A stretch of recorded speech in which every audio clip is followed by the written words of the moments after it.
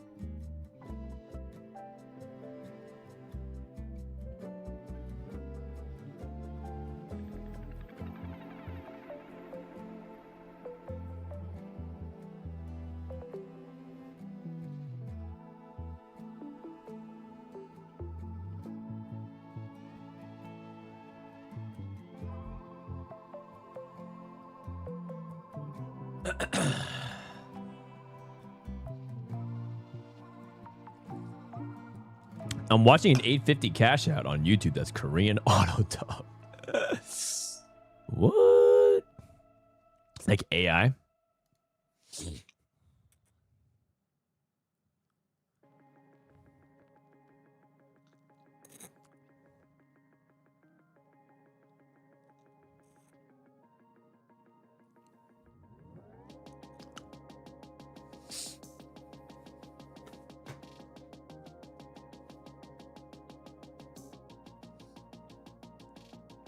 Yo, what up, Sean? What up, Warren Vale T? How you doing, man? Hello. Good morning. Good morning.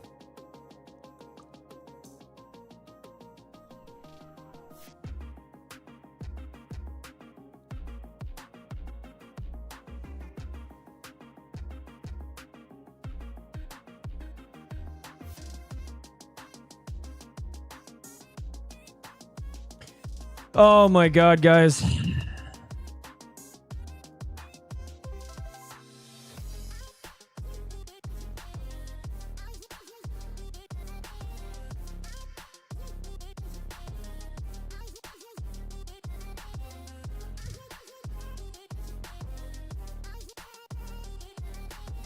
It's another day to fuck up my hotkeys. Happy Tuesday. Dumping points. Sounds good. Thank you for remembering my fight. Is it paper Riftbound or online? It's going to be online. It's going to be online. Sunset music is good. Until set 19 music. My TFT stream playlist is actually quite long now. Because I feel like TFT actually just has a lot of music now. To the point where I think I can actually like... I used to just put in everything, but I have 91 tracks on it now. Holy cow.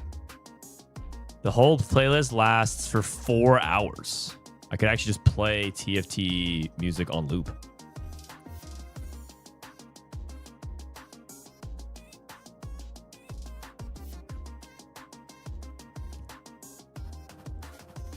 What up, Diego? Oh my God, Diego's back. What up, buddy?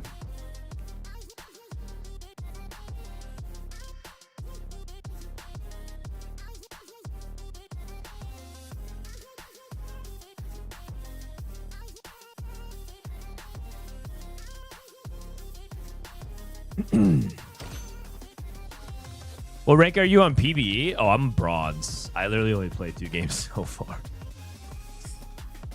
Anyways. I am bronze. I've played 2 games because yesterday my my Riftbound session had to start at 3 p.m. and PB took a long time to get online, so it was a while until we were able to get it online. Anyways, how you guys doing? Bot game? Yeah, I got a couple. I'll probably have to get my bot games out of the way before. Let me adjust my cam a little bit. Need a shot of that Red Bull fridge. I think my queue popped. I put my match history of my profile from PB up. It's not that impressive, but it just helps you. Wait, it says unranked. Okay, well, I guess I have to. I thought I had it ranked. I guess whatever. Riveting still getting bot games. I think you have to get bot games until you get to a certain rank. Because remember how TFT announced that they're going to be doing bots all the way up to a certain rank, like plat? I think until you get to a certain rank on PBE, you're going to have bots. Because I think that's part of the system test to see how like the bots interact and whatnot. So the first couple games will be like there's going to be like a couple people, but I don't think bot names are going to be like click shift PBE. The XD. I feel like the bot name would be DSLR quality. Maybe. I don't know. We'll see. I got voice in my game. Is that guy a bot? Oh, yeah. Big time.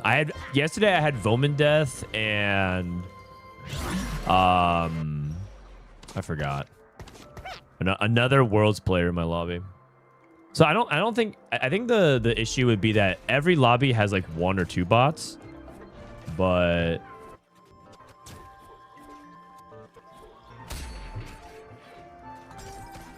I don't think every lobby has bots. Oh my god, I'm gonna accidentally roll again. I just feel it. I just feel it. Lock and unlock shop.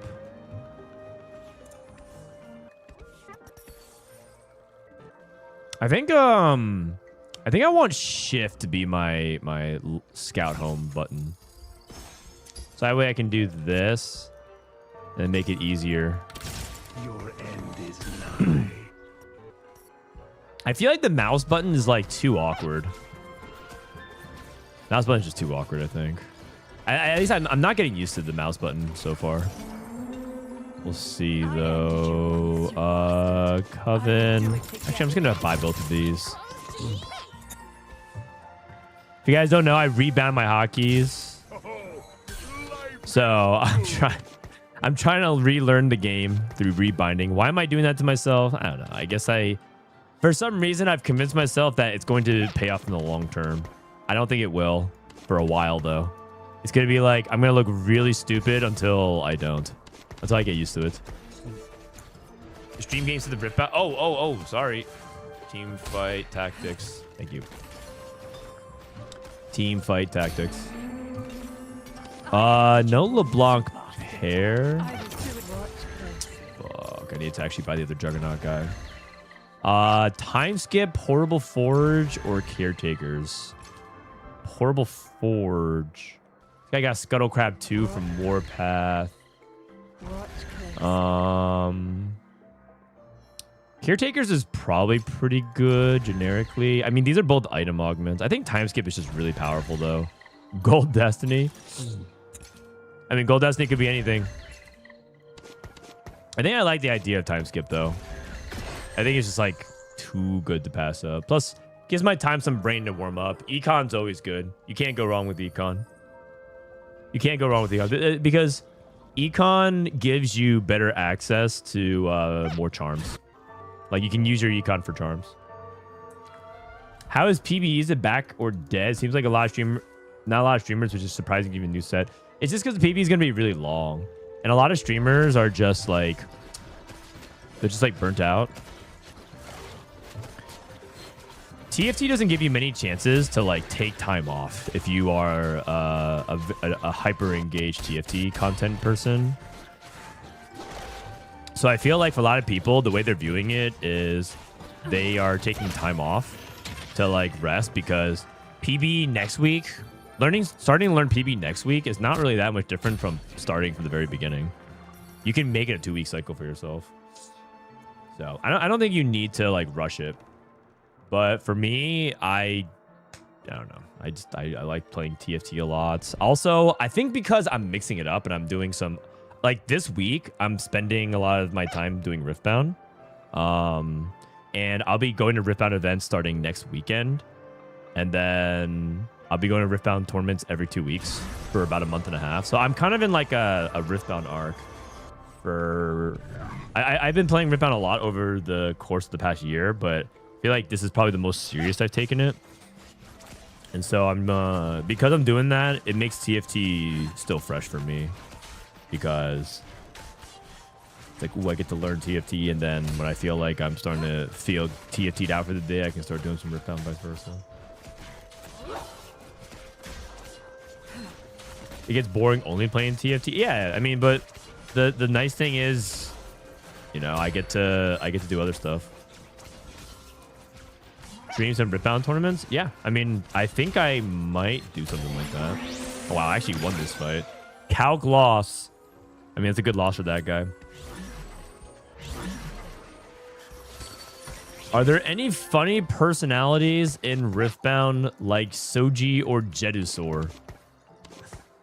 Well, it's just starting. I would say yes. There are some personalities.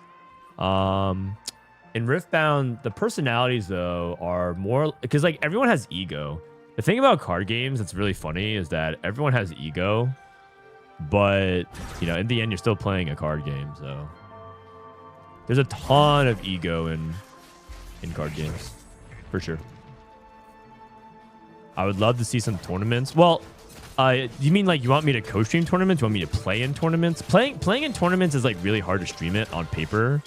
I could stream online tournaments, like me playing in it. I also could just co-stream tournaments itself as well. Alan's nice and present. Alan's great, man. I love Alan. I have nothing against Alan at all. All right, TFT Academy tier list, set 18. I have bows and swords. That makes me think of Philios, but maybe Philios is not necessary. I can also just go, yeah, I can also just go Ezreal with time skip. I see if I can fast 9. I do have the ability to play into fast 9 as well. I think tier is a really good generic pick here. If I get stuck with, I could go Kraken as well. My guess is tier is better because I have LeBlanc. So I think I'm gonna, it's just more versatile. It looks like Shojin's a really good generic slam right now. Yeah, Shojin is a very good slam. Buy this. I have Juggernaut. Can do this, level 6. 2i3 Ravager. Do I have Brawler? I don't. Oh, this is just another Juggernaut. I'll probably sell this. And I think I have to slam Shojin on Veigar, right? Because he's 2-star. Even though it's LeBlanc getting takedowns is really good, but Veigar's a 2-star here, so 2 out of 3 Spriken. I think I have to sell to make gold. I wonder if there's an opportunity to slam 2 items there, like Vow Giant Slayer. I mean, that probably is like better for the immediates, but I'm not on streak. Oh, wow. You know what? I just realized LeBlanc can actually print me. LeBlanc can actually print me LeBlanc too. Jordan's a great slam. I agree, Diego. Good luck on the games. Thank you. Booty claps for Jesus. Appreciate it, man. Oh, my. Wow. That looks like a very big hit. Okay, maybe I'm just Ari. What the heck? I guess LeBlanc can come out and I can play Blackthorns to have like more stats. I think this makes more sense, even though I want to print LeBlanc too. And is Ari better than Veigar? Probably. I mean, we'll see. If it's not, then I learned something, I guess. Holy cow, what a hit. I mean, LeBlanc is good because I'm greedy. I want to print, but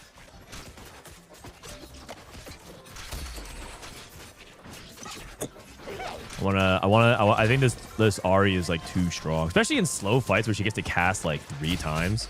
Also, am I supposed to do like the second row Ahri tech, or is that like only late game? People said that you like put Ahri in like the second or third row, and I'm wondering if that's actual tech, or is that just, you know, people getting, it's like new set, so here's some like new tech for the new set. I don't know. Kind of want cast. Okay, well, I missed on this one. Juggernaut. Oh, this is, sorry, this is not what am I doing? What am I doing? What am I doing? I just feel like Warwick is not that good.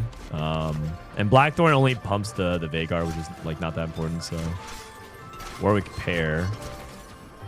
Probably sell all of these. Buys a better Juggernaut. Let's see. After 3 player combats, gain 2 gold per fight 1. Sure, that's good. Spriken and a defender. Blossom, Executioner. So I could do something like this, which seems reasonable to me. And then I have Stone Plate and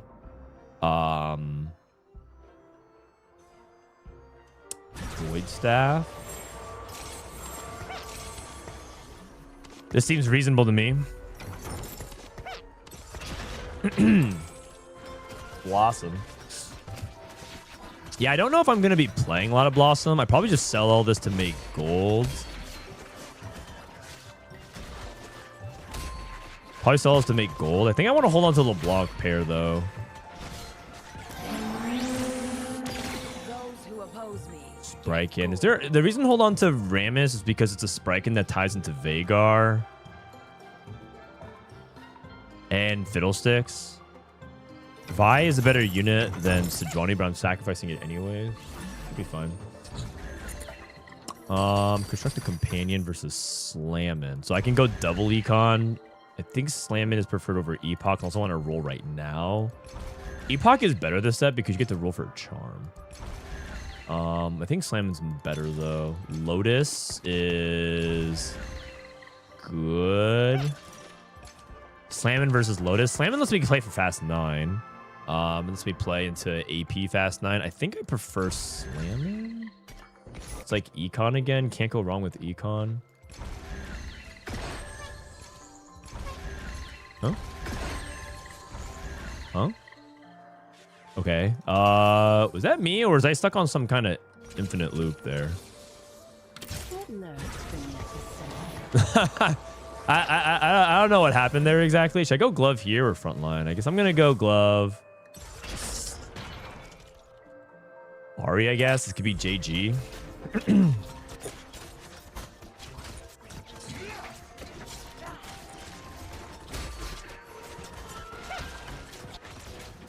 I don't think I have enough front line, actually.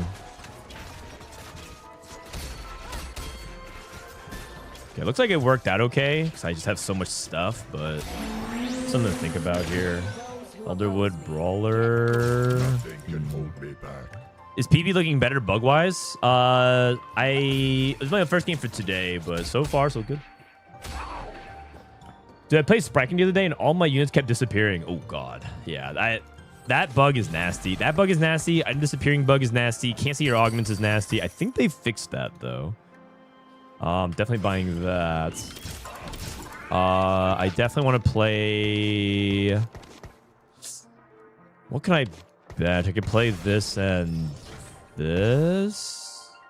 4 Spellweaver. I think that's worse. This is probably slightly worse. I think this is fine. Probably don't need Cogmaw because I already have this. Probably don't need these two. You play Fiddle. Yeah, you definitely hold on to Fiddlesticks though. I think I can ditch the Elderwood. Elderwood would be good if I had LeBlanc too.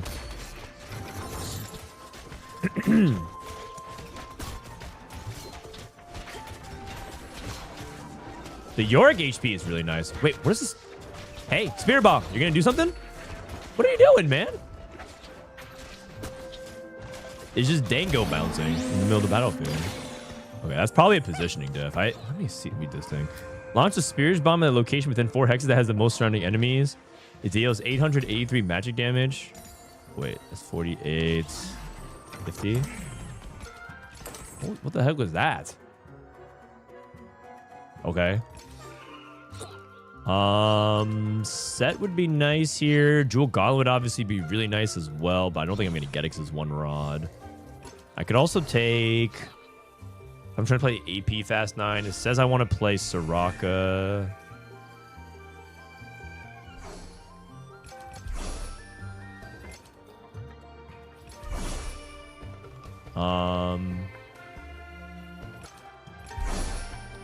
I need tank items, I guess.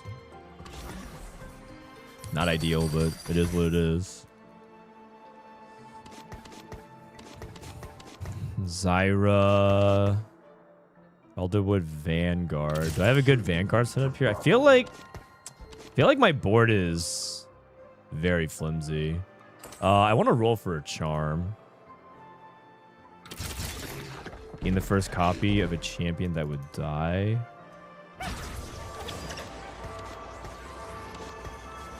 A Zyra pair would be nice. Watch closely.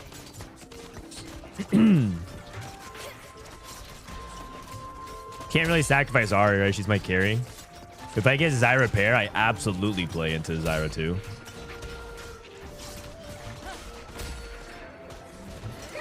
It's probably plays that I can only get away with now. I don't think I can get away with this at higher elo.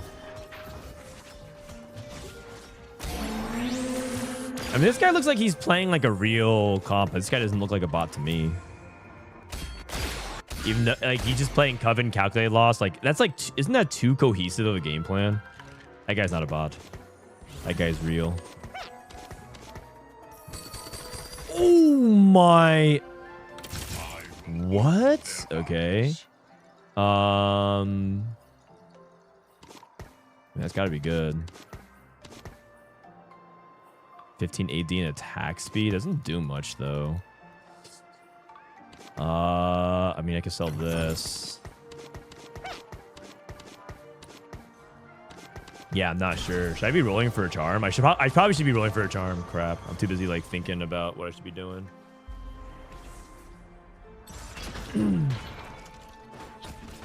Don't play Ashe. Her ult is bugged. Okay, noted.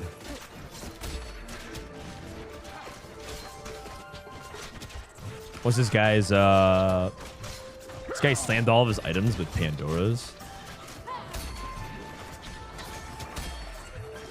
I think I lose this fight. I'm kind of lacking the items. I took double econ. Yeah, it's actually a charm diff. If I roll for a charm, unlucky. She damages her own team. Oh, that's nasty. What? That is a really, really bad bug. For probably can drop this. And then, I mean, because I don't think this Blackthorn thing matters very much. I can sell this guy. 2 out of 3 Summoner. Sell Rengar. I got Morello. JG. JG Morello. I don't think I need to play JG Morello, though. You play the next player combat. Gain an anvil, so that's good. 4. I feel like I want to play this. I feel like I want to roll a little bit. Oh, fuck. I leveled. Let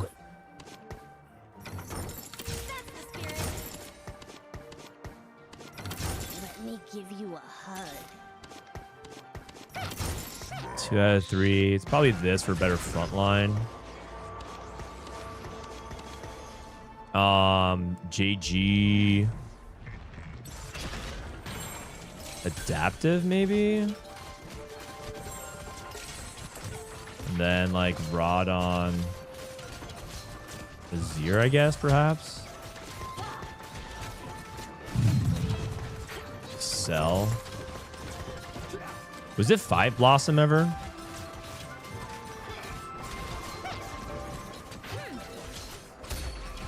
Oh!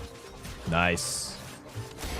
Probably sell both of these. I need to sell one more. Probably going to sell... this.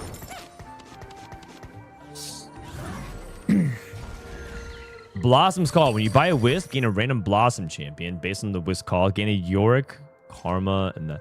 I don't know. I don't feel like I'm playing Blossom, but I do have Set. I do have Ari. The thing is that there is a Blossom player, right? So I guess I'd be playing... I guess it's fine. I guess I could just play into Blossom. Gain a random Blossom champion. This feels like weaker, though. This is like Econ. Bronze for life. Salvage bin. Big grab bag.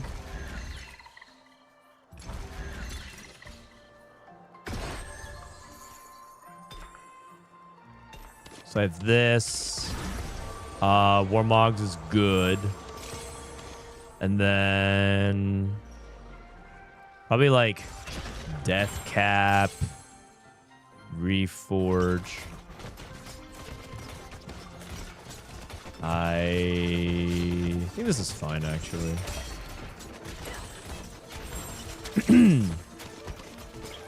Need more tank items anyways. Because I have Adaptive. Adaptive's not a true tank item, right? I think that's fine. Because, like, the idea would be that I eventually put items on Maokai, and then the Adaptive can go on Kedin / backline. PB has ranked? Yeah. PB's ranked right now. And I'm just slamming. I'm getting some EXP. Got a bunch of Econ, Taric, and Malphite. RE2. Roll. Malphite 2. Taric. The next 3 rerolls. 2, 5. 1 roll. What the? Dude, I just kept hitting. I just keep hitting. This is unbelievable. Yeah. How do I fit all this? I can't. I'm gonna sell Azir and buy Maokai. I can't fast 9 with this. Oh, my Econ's gone. My lobster is too buttery. Somebody help. Okay, I'm just gonna ditch. I'm gonna ditch Zyra here, and probably Set. My core is already good enough to push levels here. So I'm looking at the AP board that Disso wrote. I have so many of these units already. In fact, you could argue that I could probably transition towards it right now and just play Ari over Alun, and then just like play that board. Is he hitting the hotkeys? Yeah. I'm practicing my hotkeys. I'm already better today than I was yesterday. What do you think? Is buying the shot with hotkeys actually an advantage? Not right now. I'm doing it because I hope one day it does. I hope one day it does, but we'll see.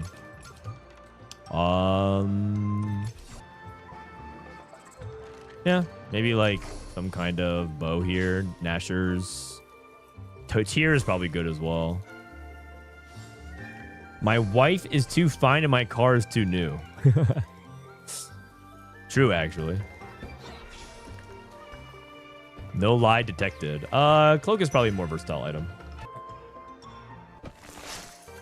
Okay, this guy is a bot. Legion of Threes, unrivaled. Wait, no, he's not. No, he's not. That's actually a real thing. Yeah, no. He actually picked 3 cohesive. Okay, never mind. Sorry. He's not a bot. Oh, man. Frodan just being toxic. Sorry. Should I roll for a charm?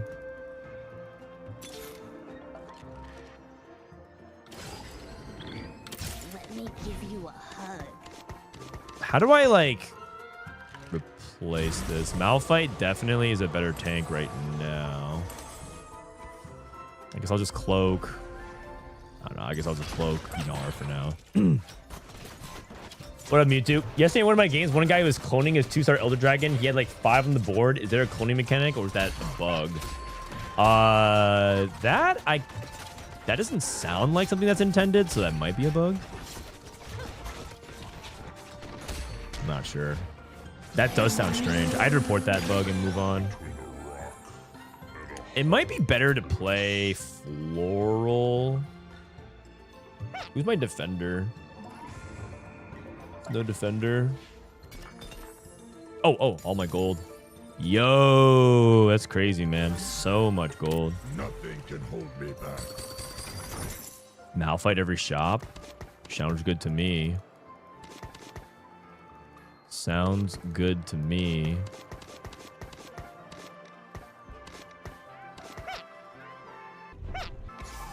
The biggest thing is that I rebounded my scout how keys and my home button, so I have to get used to that.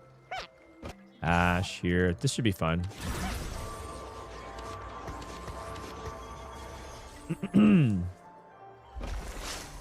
Oh, it's the green father prismatic. Oh, I can see that. I can see that. Okay, so this guy is Calc loss into fast 9. He rolled at level 9. He missed. Okay, is it me? I feel like there's no bots this game. I feel like everyone's playing like kind of a real cohesive strategy, although this guy is dead. Oh, never mind. That guy's a bot. But no, but bots don't put PB in their username. They're usually like 2 nouns or adjectives together. That guy just went 8th. He just got dizzy. That guy he was just dizzy as hell. All right. Should I level next turn? Also, bots don't scout you. So, and these guys have all scouted me. I think there's more people online now. Yeah, that makes sense. That also could be a thing too. Yesterday there was bots because people were just playing and no one was online. What's the point of bots? Queue time. Queue times and also giving players like time to learn, like freedom to make mistakes. Like if there's like a couple of bots, but not that many, then it'll feel like more approachable and you're not going to get overwhelmed and punished.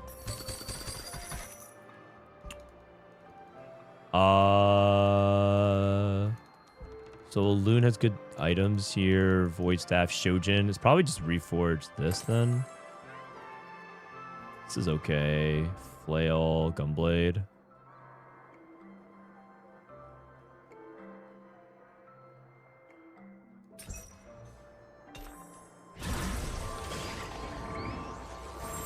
This is fine.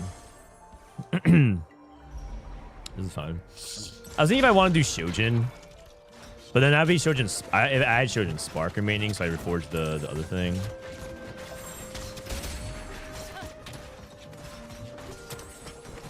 My casters have 25% reduced mana. That's good. So Loon's gonna be crit, and then this will be on Soraka / Kennen. Kennen's good with that as well with Gunblade. Malphite is giga tanky. You would be Shojin Morello. Oh, but like, do you want to build Morello when you blink towards Inferno? Like, I know it's like not bad per se, but like, is that efficient? I feel like it's worse. Okay, here we go. Roll down time. Oh my god. I'm gonna sell this, use this.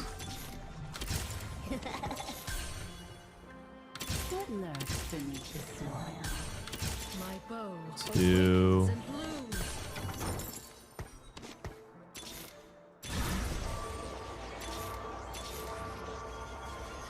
Okay, I definitely did not do this correct. Sorry. My roll down speed was not that good. Looking like a grandpa out here.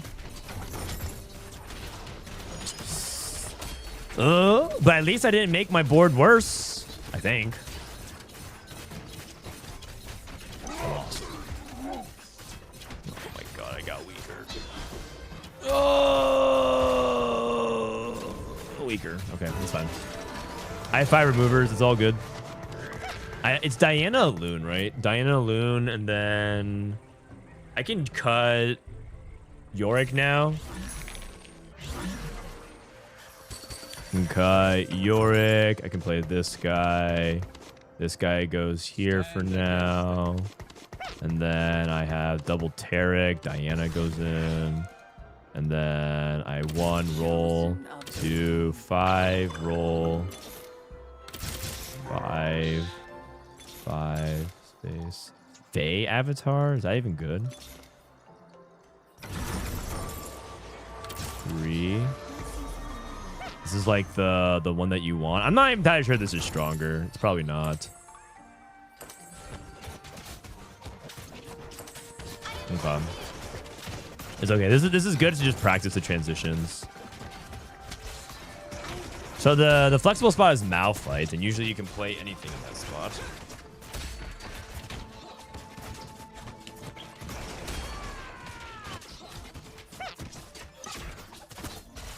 I think Alune wants the raw AP, so I think I'm gonna go raw AP on the. Actually, one nice.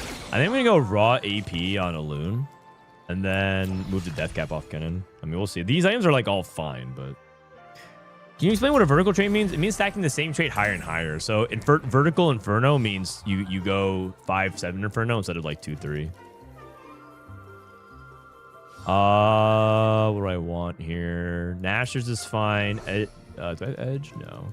Giant Slayer is fine. Blue buff is fine. I think I'll take blue buff. Also want a Draven.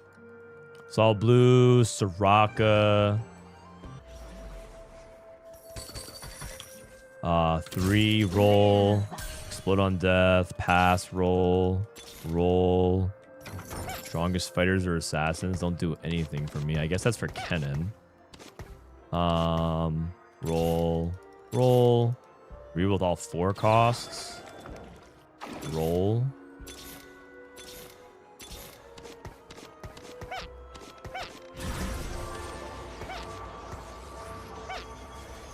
Goes on Soraka.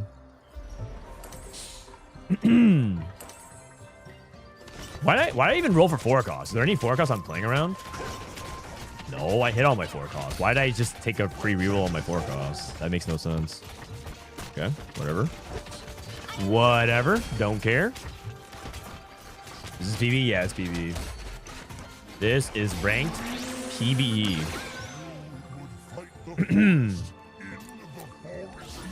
Thorn Defender, Ravager, Elderwood. I guess I can go 9, or I can go 10 rather. My spot here is like very, very good, so I'm assuming 10 is a-okay. I'm also at 70 HP, so I don't feel the need to roll for the charm. I think rolling that much last turn was probably a mistake. This feels like myself never hitting Kennen too. Well, I mean, maybe I look around, there's probably some Kennens. Not really.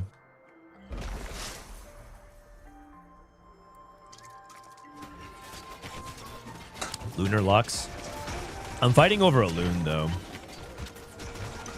That's for sure. I feel like I should put Death Cap on Soraka, but I've been winning the past couple fights, so I'm just kind of chilling. Holy... Wait, a Loon didn't... Oh, she died before the moon. Unlucky. Combat Charm Diff.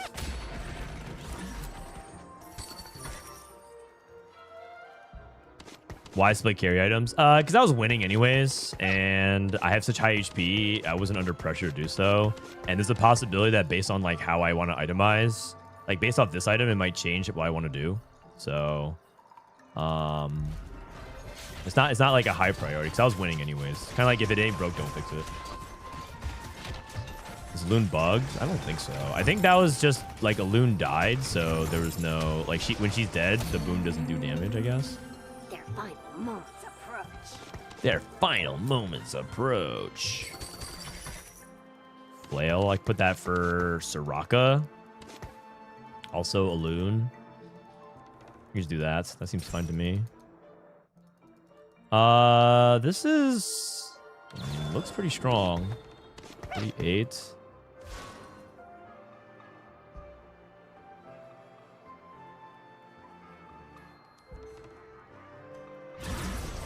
I'm gonna go Death Cap. I think she wants raw AP. I'm gonna go Flail here. This Flail Kennen.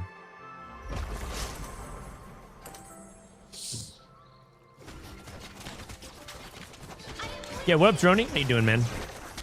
Droney, you been enjoying the Riftbound content? Reach out to Riot Umbrella. Riot Umbrella. Moon! Okay, well, I'm not going to win.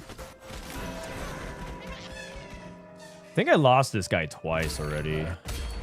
I'm not going to win without my 2-star 5 costs. Wondering if I need to roll for it. This guy's level 10 as well. I mean, he hit Lux 2. 3 Lunar. I think I'm supposed to suck it up and go to 10. Maybe 1 roll charm. Your casters have 50% max mana. I can think about... I'm supposed to pull like Green Father in, but I feel like there's only going to be a couple more fights left, so I'm not even entirely sure if that's good. Maybe Ivern is good, though. You just scale it with a bunch of the AP stats. Which means I'm probably just going to roll at 9 instead of pushing levels. I mean, I can also hold Ivern and push levels as well there. I'm hoping this KO guy can win, maybe. With Solar. Nope, he is going to die. I'm losing. I don't think I can go to 10. I think I have to roll, sadly. I think I need to hit my 2-star 5 cost before I can go to 10. This is good. Tarek 2. That's pretty good. So now I can just, like, play Ivern, I guess.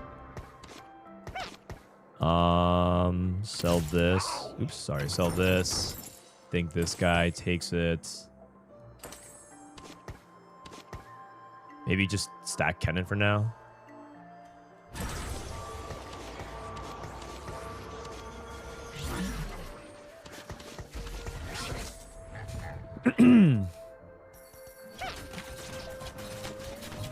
Wait, who's Tarek paired with?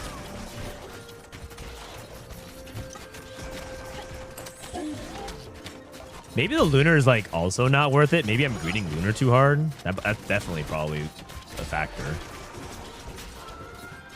A Loon 1. So I lose against both of these boards. Interesting.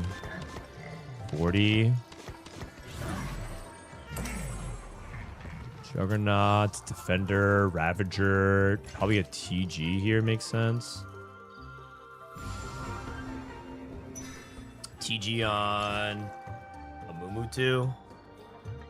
Yeah, I think I'm probably overvaluing Lunar. Isn't Ivern useless? I don't think so. Ivern's still cast. You're thinking about Ivern's passive? In a random 2-star 5 cost champion. I could level here though. And then roll. Sure. So I think I'm just gonna do that.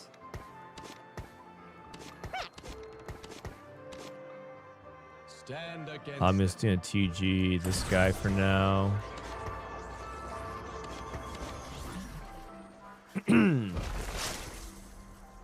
Maybe another Kennen been fine as well. Like Ivern still casts and shields team. It's not like bad for that to happen.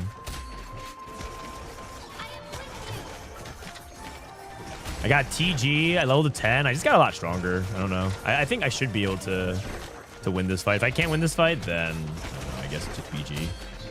Oh. I guess Lunar Lux is just her. She just does so much damage. Lux 2 just beats everything. Second place. We take those. Never mind that it shows third place. Second place is good, guys. Second place is good. Man, I just lost against everything late game. I think I need Kennen 2, a Loon 2. Going to 10 was probably not enough. I probably should just roll there. Roll, and then I pick up 2-star 5 cost. Kennen 2, a Loon 2 is like too big of a deal. Soraka just doesn't cut it. Yeah, Soraka is like not good enough for sure. Not against like reroll Kale, and that person hit a Loon 2 and a couple of other things. So I mean, Soraka's like okay late game, but not that good. Sold Ari too early. Really? You think so? I won all my fights after doing that. And then I pushed 9. Ari is not... I don't have any traits active for it. Replay is not working right now. Still set 17, so... the engine transitions is hard for us to get, like, nailed down, so we haven't figured it out. Is PBQ dead? I'm stuck in the loading for hours.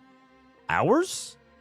That is probably something on your end. I would be very surprised if you queued for hours.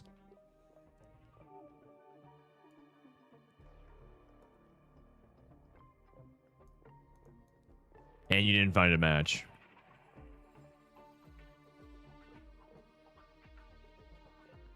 Look at this thread, by the way.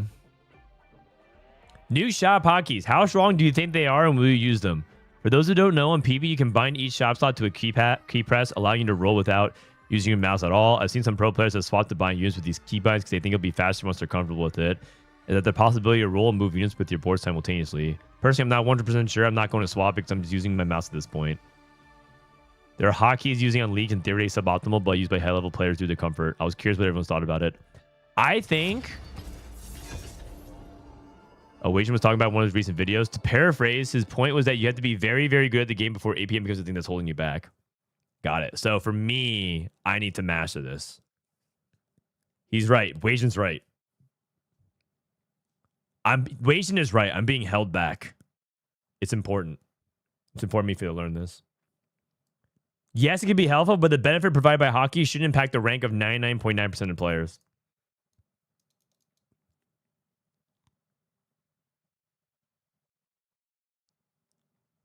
Nah, bro, I've been stuck in PvEQ for about 3 weeks now. Help stuff, bro. Help.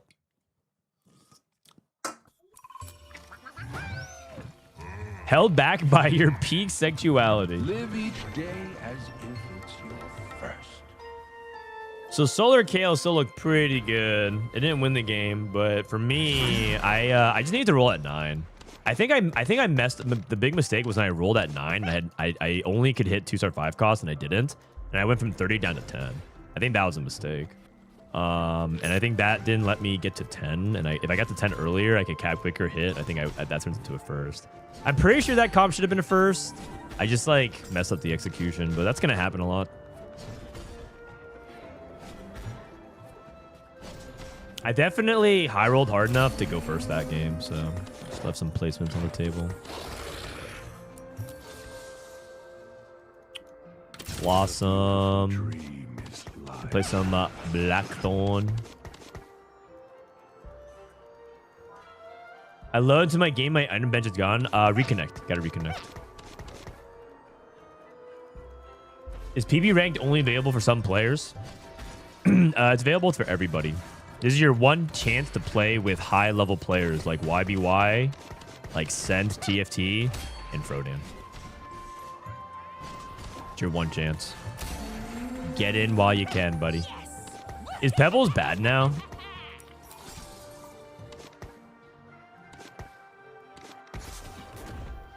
They call me Jolly. They're right.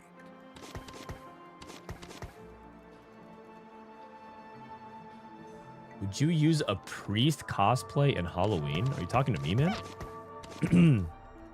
My first lobby this PB was Title and YBY. That's crazy, man. How did you do?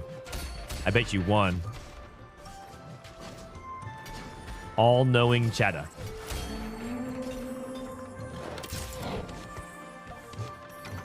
I have a Rift Beast start. Jungle Pathing. Pebbles, Cinderling, and a Scuttle Crab, and a Murk Wolf. Jungle Beasts. I don't know what to really do with Pandoras. I'm not like really in a hard forcing. I feel like I'm not really going to be doing hard forcing stuff as much right now on PB. I feel like that defeats the purpose here. Early learnings. I could try reroll Rift Beast, but they did nerf it a lot. Pebbles, Cinderling. Capital gains. Golden Finale. I mean, I'll just try it. Gain 2 gold per fight 1.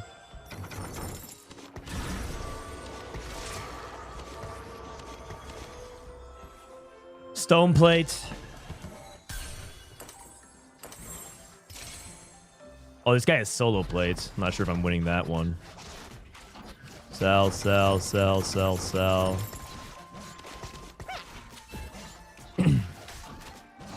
Sword on the Merc Wolf. Each time you level up, gain a new Rift Beast and 1 gold. So I guess I was supposed to level up here.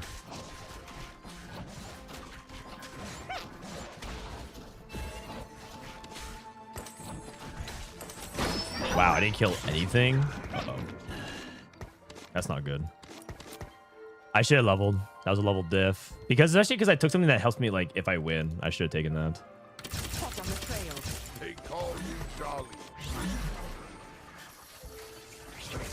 Uh-oh. Might be in trouble. Booster pack, RFC. Wow, a lot of people are quite strong. Why does this guy have... What? Why does he have 5? Oh, because he has solo plate. Oh, yeah. Solo plate's really strong early as well. Hot on the trail. I feel like I just lost that goal, so I'm not even gonna bother. Okay, should be easy to lose this to win this one. 6, 8. Sell this. Sell this. What's my next unit? My next unit is probably what? Oh, Alpha Mark's still not used. Oh, I thought I used this. My bad. I'll probably use it on the Merc Wolf. I feel like they should just default use it. Kind of like Tarek. I thought I did use it. My bad. 3 here.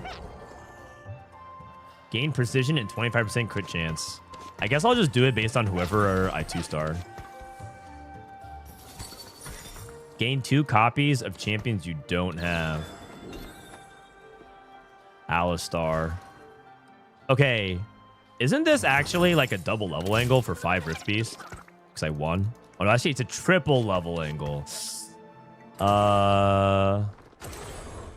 Yeah, I'm not sure about the triple level. That sounds a little crazy to me. I think I just double level next turn. Start off 1 turn late. I already earned my gold back anyways from the thing, so.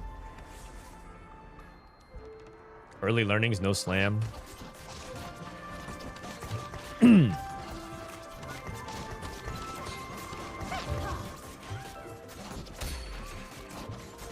Coward?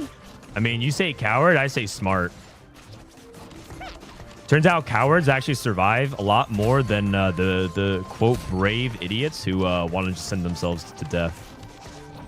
So while you will eventually suicide and die and be unable to pass on your lineage, I myself will survive and persevere. Rift Beasts. That's actually a 2-star Scuttle Crab. Maybe I should just take that. Just do that and just go Deathblade on Merc Wolf. I don't even know. But part of me thinks I can't be bad. Do people play reroll Merc Wolf? Probably not, right? I mean, Rift Beast is also okay because in the end, those are sword items for Brambleback. That also can't be bad. Brambleback plus Dragon. Oh, double level. Oh, 5 Rift Beasts. Yo, okay. Huge turns. Huge turns, huge plays. Is it just DB? It's gotta be DB, right? Gotta be DB. And I'm back. Rengar 2? Oh, I'm not back. I am so not back. Oh, God.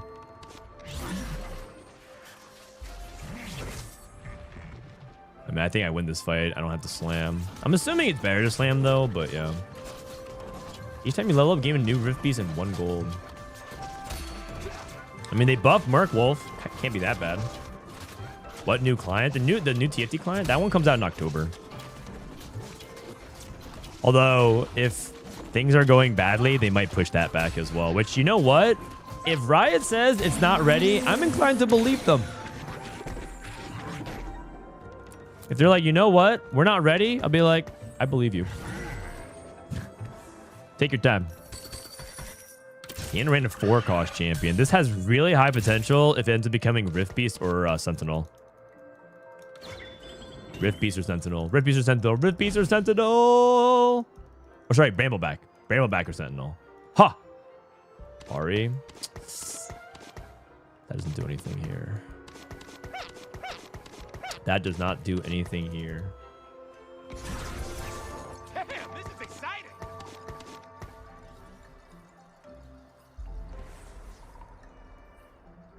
Solo leveling.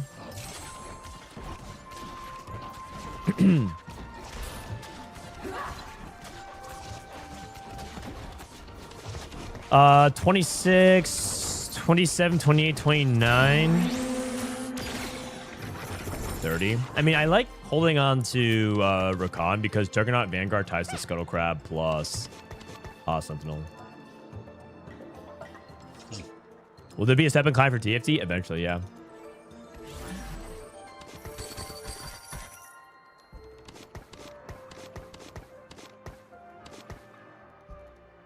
This has probably been asked multiple times of what is your hotkey setup? My hotkey setup? Oh, it's really stupid. I rebound everything. Shop is 1, 2, 3, 4, 5. Sell is E. Q is level up. I want to keep it separate. Reroll is spacebar, and ASDF, ZXCV are scouting positions. It's entirely extra and unneeded, but that's what I'm running with right now. These items are not very good. Oh! Wow. Mamma mia. That's pretty good.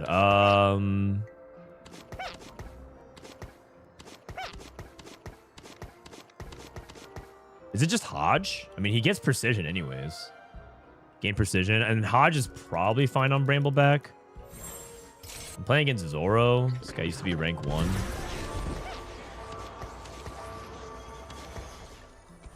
Probably just Hodge.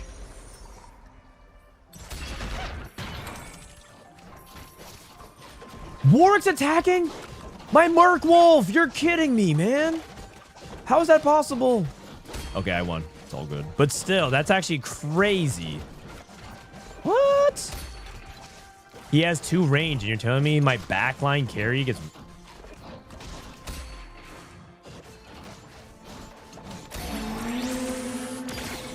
Ridiculous, man.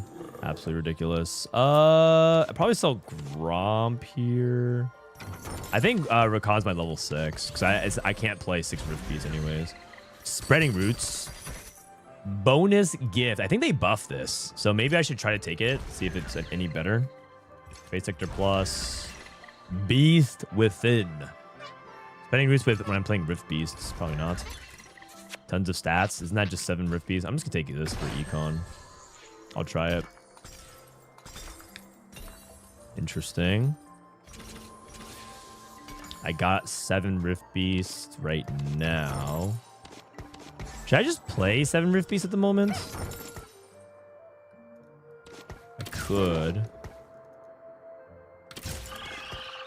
I could just play 7 Rift Beasts like right here, right now.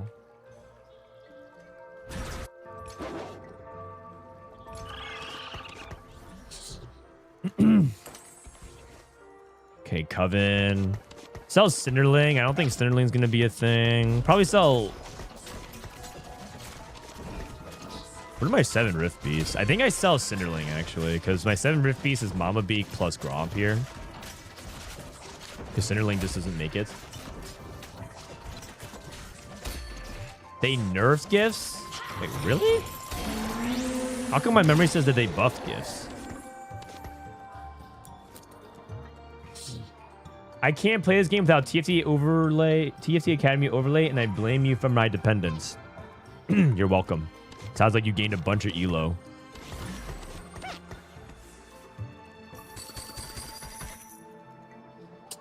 This probably means I should level because I get a free reroll for each of my kills that I got. So I do this. And I think I level for 7 Rift Beast.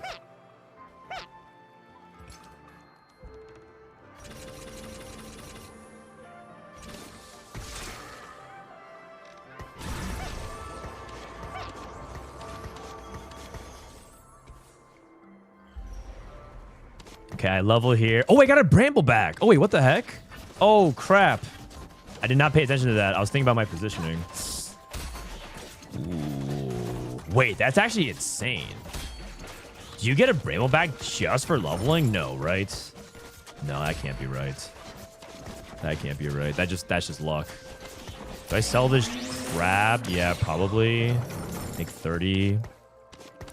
Got my Bramble back, Bramble back, Bramble back. I think I'm going to go tank item here. So Crown Guard is going to be a prio. Gromp out. Gromp out.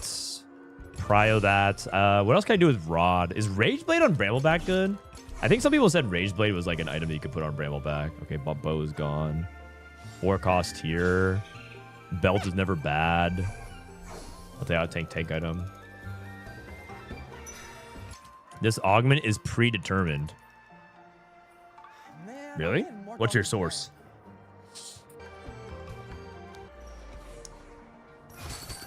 What's your source? Source? I made it up.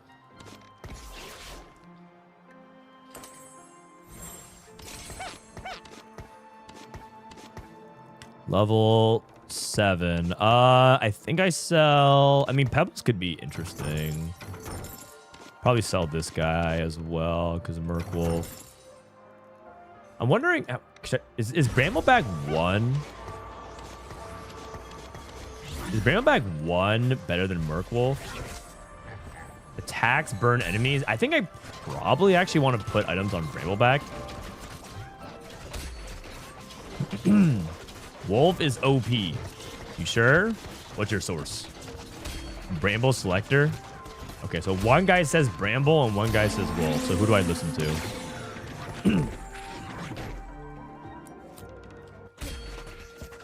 WD Xiaoxing. WD. Let me look at some stats here. Pebbles, attack damage, or speed. I think long term it goes on Brambleback though, right? Brambleback. DB. Pretty bad with Hodge, but it is what it is, you know?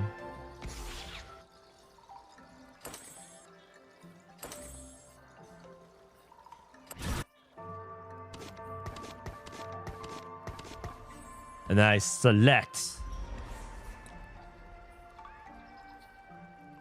I don't know if I can beat this guy, actually. This guy has so many freaking belts. Wait, he got... Legion of Three's Unrivaled? You're kidding, man. That's such a crazy combo. All right, at least I'm going to kill some of his units, though, before I lose. That'll be a good loss. Isn't that actually an illegal combo? Yes. All right, I had 1 unit loss. It's not even bad.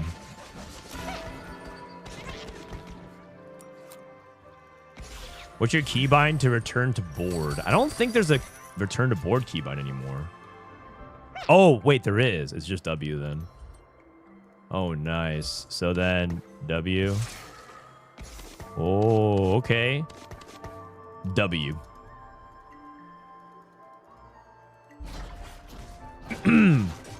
Source? Blue sky. Oh, I see. That's why I didn't see it. Blue sky is my source. I feel like people tried on Blue Sky and it just hasn't worked out. What do we have here? Visage, probably Open Glove for Quicksilver. Do I want to make Gromp too? It doesn't say that Gromp is part of this comp, so feels like I don't actually make this. I think I'll take the free Pebbles though. Free Pebbles is good. Visage seems fine, even good, and then I'll probably just reroll next turn. I'm just sacking this one round. I think this glove is better served as Quicksilver. Quicksilver. I do think Merc Wolf is kind of nice, though. That part I agree with.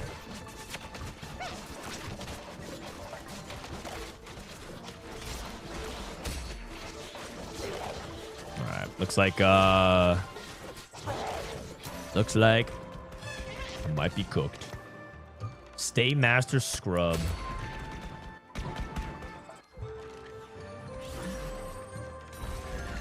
Cybernetic implants. Max build. Do I need econ or do I need the items? I think cybernetic implants is good. I can go IE. I think that's good. And you want to go more. Oh, but you get more stats anyways. Duo Q. Duo Q is like kind of good here because I kind of need more than this. Can it be a sword? I feel like Duo Q is pretty good. 2 components is good. Gives me a possibility of dragon.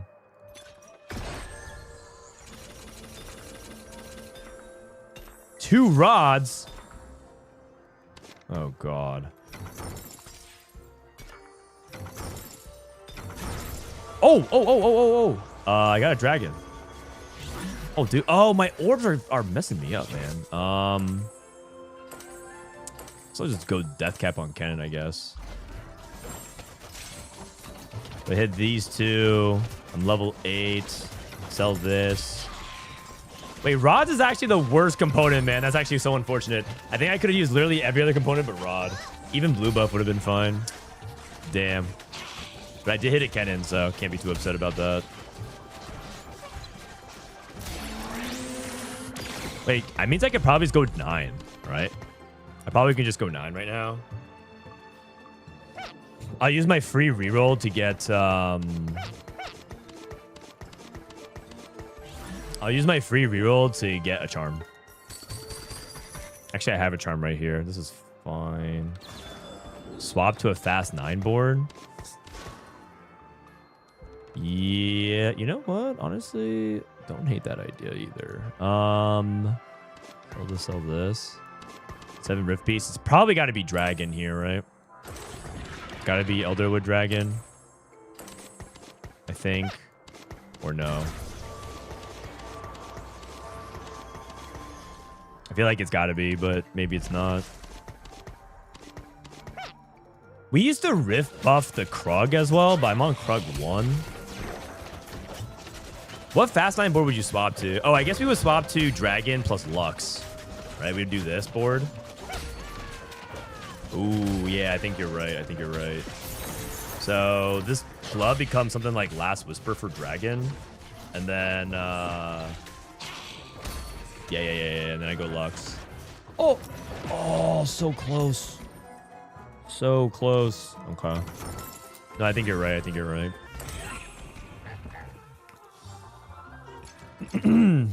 Are Rift Beast's stats percentage or flat? Both, actually. 5% is 5 flat AD, I believe. Oh, no. They changed that a while ago. Sorry, no, it's percentage. Sorry, I'm stupid. Ignore me. This Frodan guy doesn't even know what he's talking about. That's Whisper. Yeah, I have a scuffed item set up. But I do have a Moo. Krug. It does say Krug is better than this guy. And we do buff this guy with the Krug, so we'll do this for now. And then I got Last Whisper here. I could like 1 roll charm. Temporary item. Ooh, Spark on Kennen. I'll take that. I could have played Amumu though, actually. Go down to 5 Rift Beasts. Nah.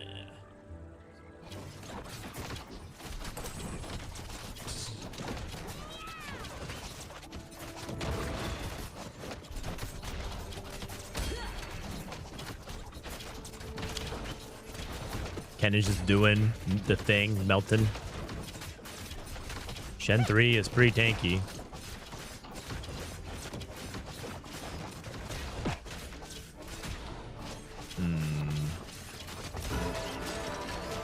Okay, sell this, sell this. Where's my dragon level 9 board? With this, it's this. I wish they give you a chance to rename it. Oh, I can. Dragon 9. Oh my god, we can rename it in game. The technology is here. Holy cow, the technology is here. What a time to be alive. And chat works now too. Oh, okay. Okay. Riot, you spoil me. Riot, you spoil me. Only took 5 sets. I mean, better late than never.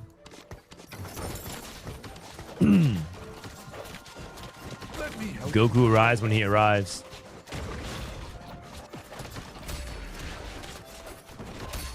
Trying to just take a good loss here. Not expecting to win at all.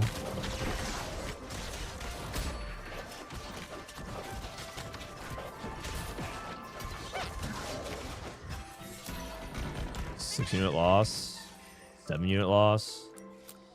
Little bit rough. Coup de grace.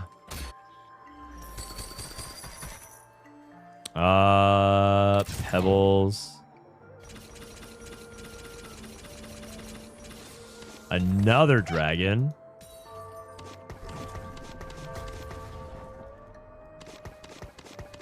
So it's a natural interval.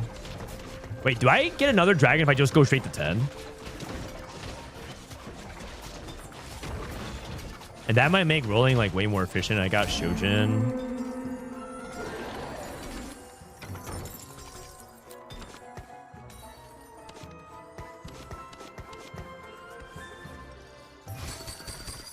Five, 3. I mean, this is probably okay to like push then, right? It's Shojin. Shojin Spark, I guess. So I'll do this. Shojin and then Spark. Just because I have Shred this way. It's probably fine. I'll put this on Rift Beast for now, I think.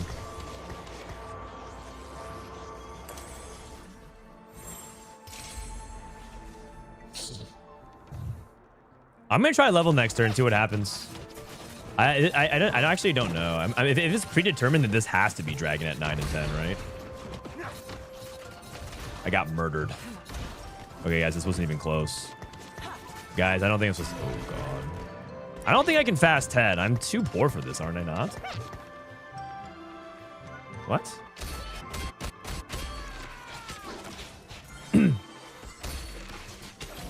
Guy's dead in 8th. Do it. YOLO. But I'm going to go 8th. And then you guys are going to be like, Frodan, you suck at the game. Dragon 2. We already think you suck. I'll take this. Okay. Hunters overrun the forest. So I have this.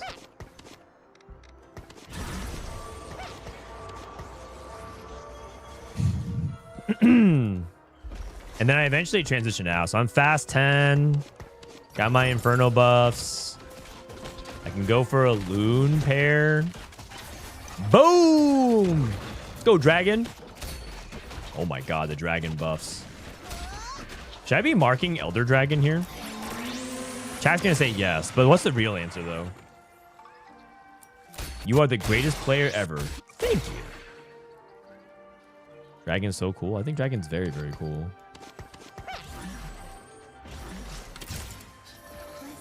Three. Sorry. 3. I got mana gain here, which is good. Yeah. Mana gain on Ivern sounds actually quite good to scale him. How much damage is Pebbles doing? 2,000? Not that much, actually.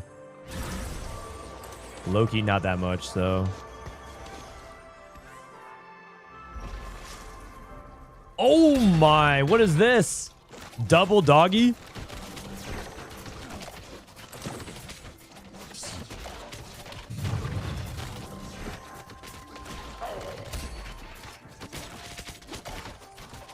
I feel like the dragon mark is like kind of important. Actually, looks like it might be enough.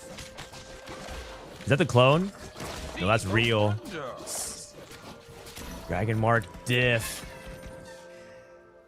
Is skipping Wisp bad? I mean, I'm too poor though. Another dragon. Tarek. Ivern pair is good. Another AP item might be good. Maybe I'll just take this then. I just need something more here. Probably sell both of these. Start playing other things. Floral emblem on Ivern. Is that good? I can see that being good. Brambleback 2. I mean, I might have to take it just simply because I'm too poor. And I don't have something else better. And I also think that I'm just going to mark this guy now. Roll. Juggernaut. I have my charm. Where's my charm? Oh, it doesn't. It already counts for my charm. Unlucky.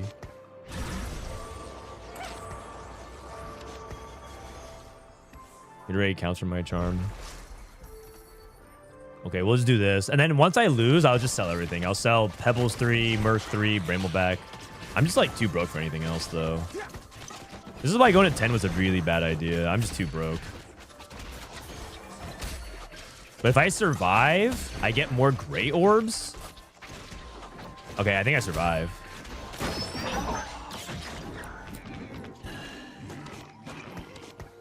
Guys, going to 10 was a really bad idea. Okay, sell, sell, sell.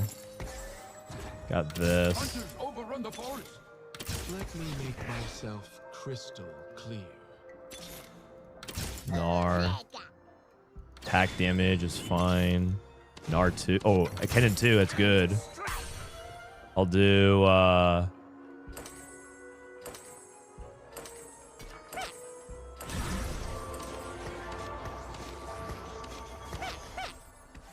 this will go all on front line. Blind them with our 4 Rift Beasts. I mean, it's fine for now. Kennen 2 should be enough. He is Kenuff. Come on, Kennen. Kennen, do it. Kennen, show up. Show up, Kennen. I'm dead. It's a 4th? It's a 4th. Not bad. Fourth is pretty good, considering that I threw the game. But from now on, I'm inversing chat. I'm inversing chat. That's okay, though. Frodan, you are so bad. I literally did what you told me to do.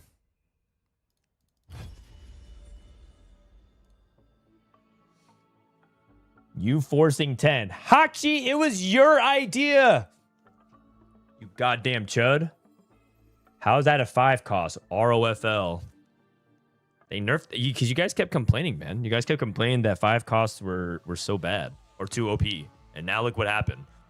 It was because of you. Once again, it's chat's fault. My favorite bronze streamer. I have a 100% top 4 rate. 3rd, 2nd, 1st, 4th, 1st. I mean, this was against a chatter. 3rd, 1st. Don't mind that 8th. I have a 100% top 4 rate in ranked. And now you're in bronze. Well, wait and see, man. I'm about to get to silver 5 or what is it? Whatever it is. Silver 4. I'm about to promote. Everyone starts somewhere, man. It's your fault to listen to chat laugh out loud. But you guys, but I don't understand. Which is it? Chat is always right or chat is bronze? Which one is it? This is bronze? I know, yeah. I'm going against bronze players like Vomandeth and Zoro. Both players who hit rank 1 in EU server. So what do you expect? Of course it's bronze. EU bronze. Did rank go live in PB? Yeah, it was yesterday. EU rank 1, no dip. Dude, someone said, see you, Frodan, bind reroll the spacebar yesterday. Sure was fun. Oh my god. Everyone just Reddit comment making fun of me for misclicking my keybinds. I'm getting better at my rerolls, though. I can see a future where you bind the reroll to a mouse side key. I actually don't think so, though. I feel like reroll for the mouse key, it's like it increases your chance of accidentally rolling by like a lot.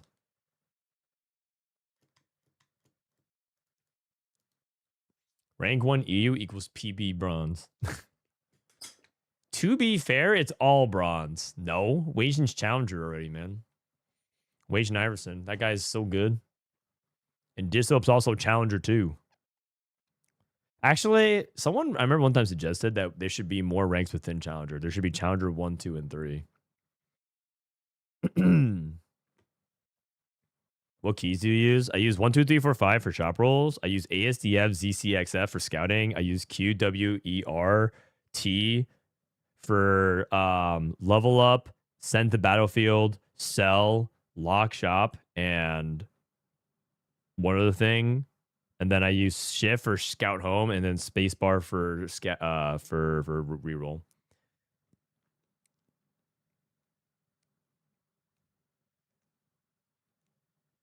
I need to figure out what I need to use for my most important thing, though. My taunt emote. Maybe 6 for taunt and 7 for chat wheel. That makes sense. With so little players in high elo, I think they will add a rank. So little players in high elo? What do you define as so little? TFT has millions of players. I actually think TFT is closer to 100 million players than 10 million players. I think that's what I was told. Actually, I'm not sure that's true. That's probably an exaggeration. There's a lot of players. There's a lot of players in TFT land. There's like 1 million ranked players EU West.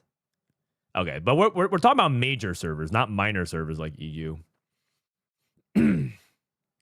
The big boys are talking, Nesbong.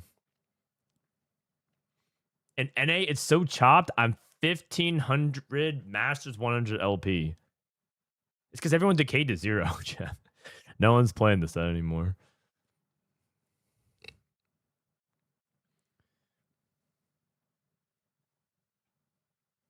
Closer to 50 million than 0. With TFT. I feel like TFT players have like this weird inferiority complex. Like they like need the game to feel like this small, niche, like sucky, chuddy, chungus game. They're so self-deprecating and like, my God, I just play the worst game of all time that no one likes and is awful. And that's completely free and worthless. It's like, what's up, man? Just it's okay to like the things that you enjoy.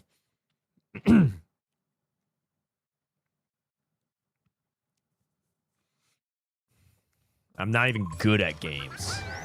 I fucking suck. And I'm just like an overachieving STEM major that like cruised by education, coming from like a middle to upper class wealthy family that naturally can multitask. Oh, what is this? Emblem ensembles? Oh, I just get a Soraka.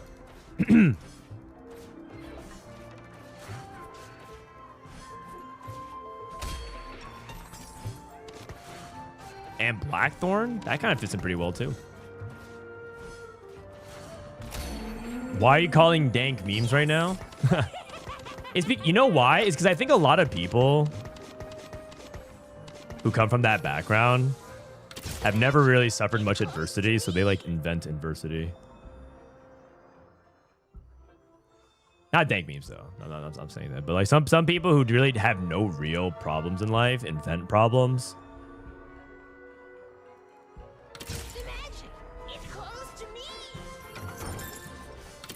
Not saying anyone in particular. Romp.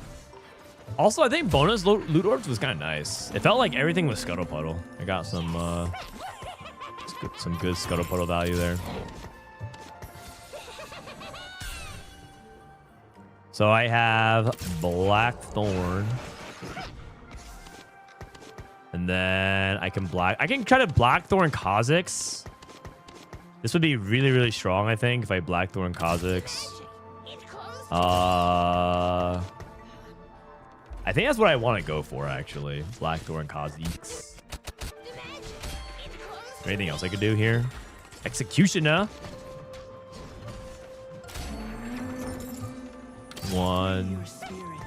I mean, thing is my items are not very good for that. I could also just play like some flex. Consuming Flora. Gain a Floral Fatalis emblem. The champion holding the emblem gains double benefits. So the weird thing about that is I already have a Floral emblem. It doesn't buff the other one though.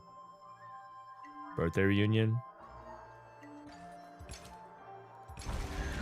It doesn't buff the other one. So it's not actually that good. Does it not? I don't think so.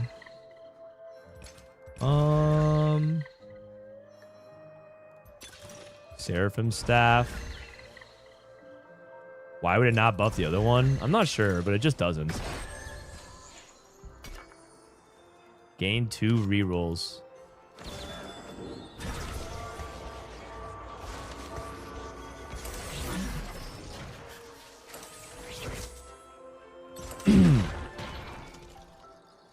Yeah, I'm not sure how it's exactly coded, but it just doesn't.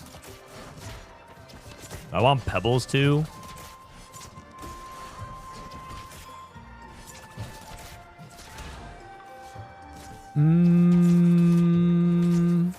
I lose this fight for sure. Hard bargain. Faye Juggernaut Defender. What? That's pretty good, isn't it? I can't even buy this because I'm too poor.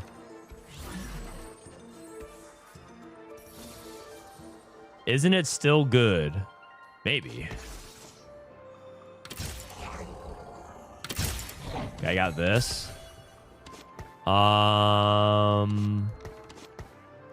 actually feel like I should be Blackthorning Yunara instead here.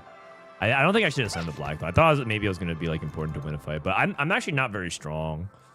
Mainly because I've already I have 1-star front line. Floral Fatalis. Are we playing Kha'Zix? Probably not, actually. Based on what I'm seeing right now. I don't think I want to contest Kha'Zix. Did they remove hero augments? I mean, they didn't remove it. They just didn't put any in the set. And if you think about it, there's certain augments in the game that's basically like hero augments. Like, isn't this kind of a hero augment?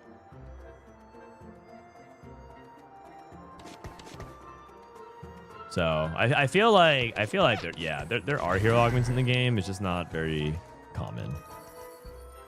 Reroll with all 1 cost. Okay. Do I want any of these units? Elderwood Brawler. Probably do this. Nothing can hold me back. I think I'm fine with this one. I don't think I want anything else. Pebbles, Executioner. 1. Good. I can downgrade this as well. I'll probably hold on to this. Elderwood Defender. So if I'm playing, this is like Soraka flex territory, right? You play Soraka, Elderwood. Isn't this Elderwood actually? I just say I'm IE and I go Elderwood. I think so.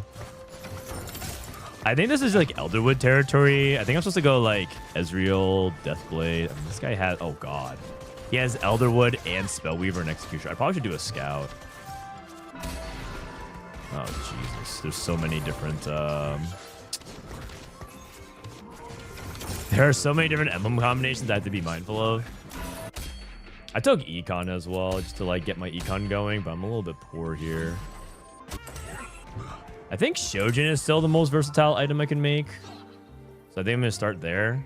I could also go Azir for the Blackthorn Executioner as well. With the bow. Bow is also versatile. Okay, that's fine.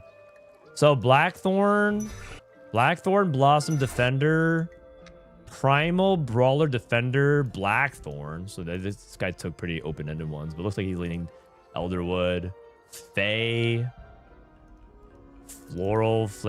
This guy got the bugged Floral Fatalis emblem. Nice. He's good. Blossom, Hunter, Primal, Unrivaled, and then solo play Elderwood.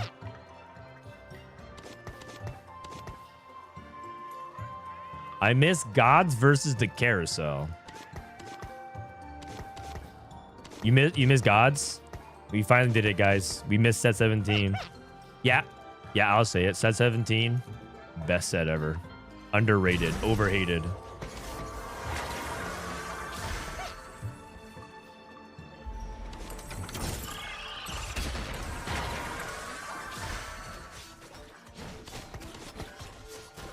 You're right, man.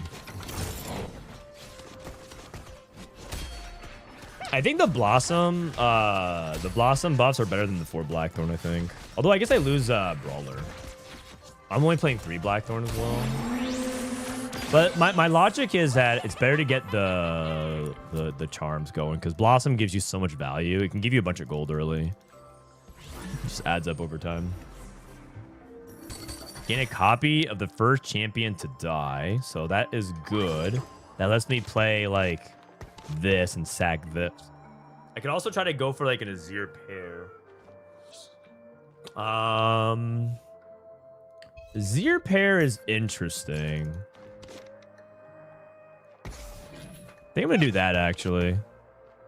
Azir pair sounds more appealing to me.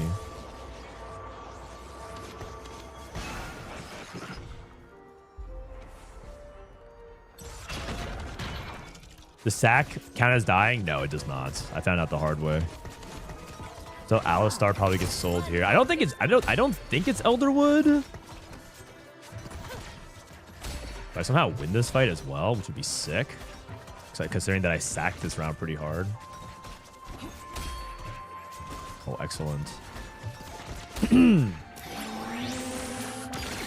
I mean, I could just play some Azir and I can go Rage Blade. I get Rod.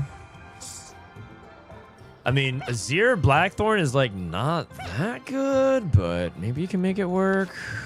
Just play some like Blackthorn Flex.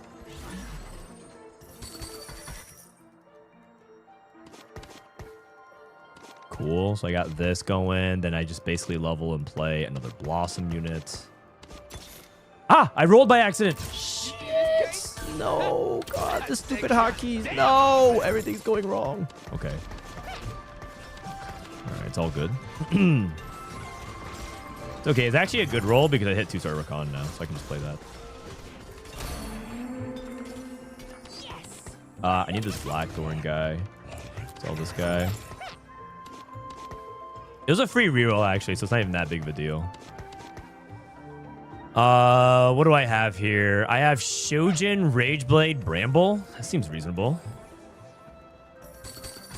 Lose 3 components built into, including ones built into items. Okay, Gamba. What did I get here? Aegis, Blighting Jewel, Lichbane. Lichbane sounds really good, I think.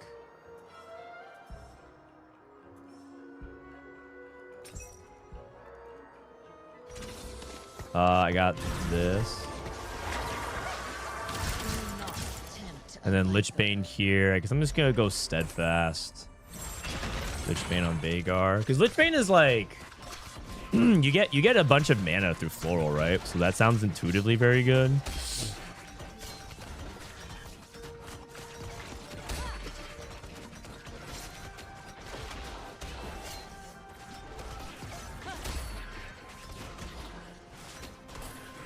Unfortunately, I think I'm just a little bit short here in damage.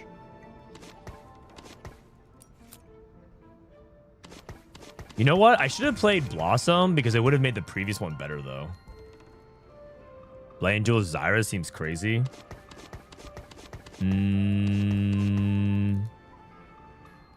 Oh, it does. It does sound pretty good. I didn't think about that. Beast Within. I don't think I'm playing Primal. Magic Roll sounds good to me. Golden Dragon. Gold Destiny Plus. Do I want to take Gamba 2 or Gamba 3? Gamba 2 or Gamba 3? Take Gold Destiny. What is it? Bronze for life. First 8 times you shop, lowest champion becomes 2-star. Okay. Azir 2. What the heck? The first 8 times you roll. That was a free shop though. Yunara 2. Leona 2. Eh? What's going on here, man? Elderwood, Ezreal.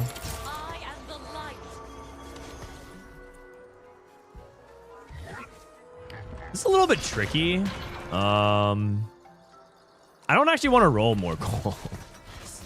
It was a free charm, so I figured I'd just take a free charm and just like, why not just do the free charm, you know? Bronze for life. Oh wait, there's a Nidalee gate board that can play bronze for life, right? They need Vi. Yeah. Disso posted this one. Oh, it works so well. I already have my. Oh, I have my. Oh, that's so good. That's so good. That's so good. I'll hold the. Magic coming at you. Dissoap, you genius. New team. Where's my new team? New team. Where's Nidalee? New team. Is it new team 15? Where is it? Oh, here. New team 5. Strange.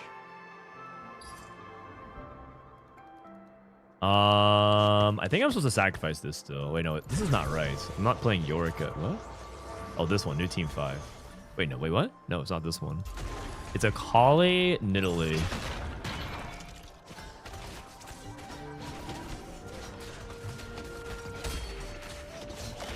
Where is it? Did I paste it here? BFL Nidalee. Confirm. Where is it? Oh, there it is. There it is. Okay, cool. All right, and then instead of this, I just play Azir. So, the thing is, I'm going to be losing floral value.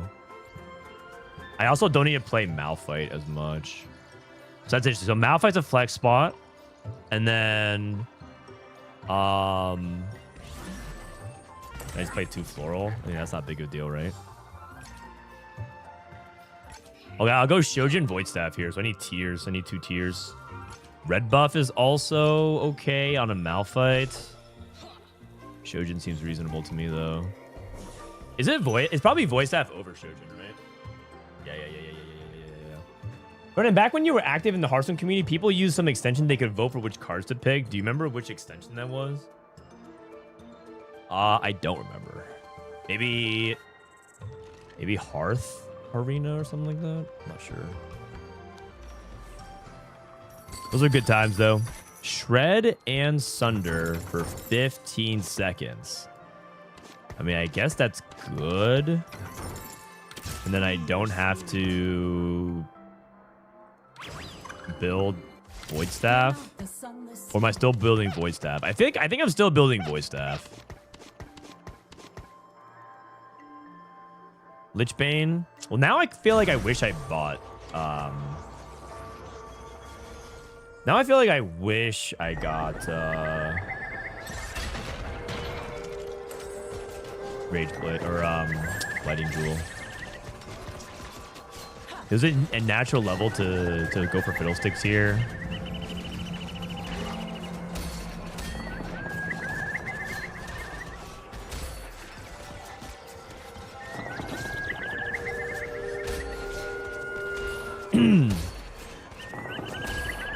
Good thing I slammed it because I lost my shred after 15 seconds.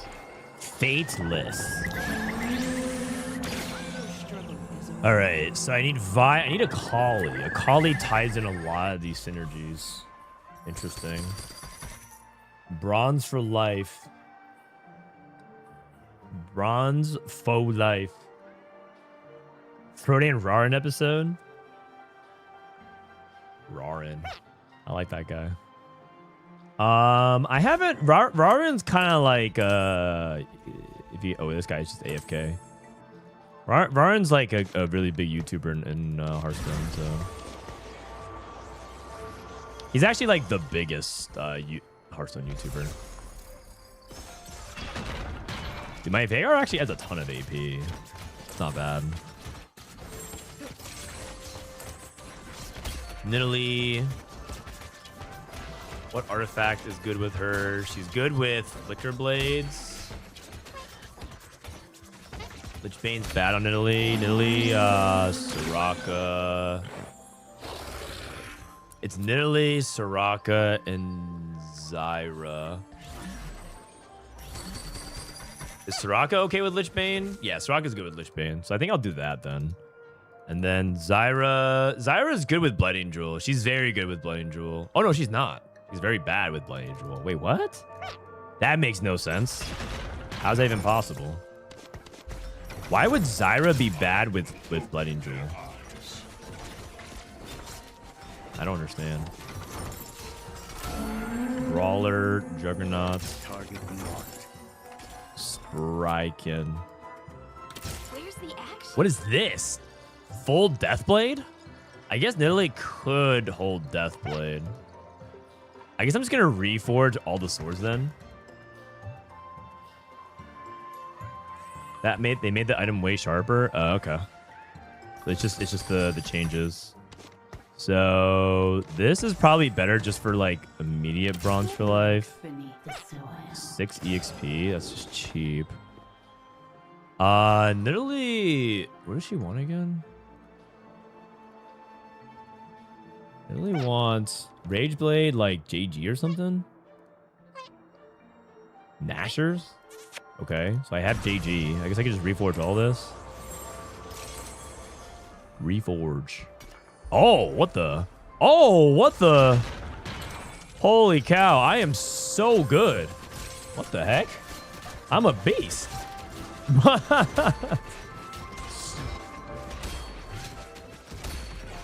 How many bots? I think I've been getting 1 per game, but everyone, even the first game I played, I feel like it wasn't.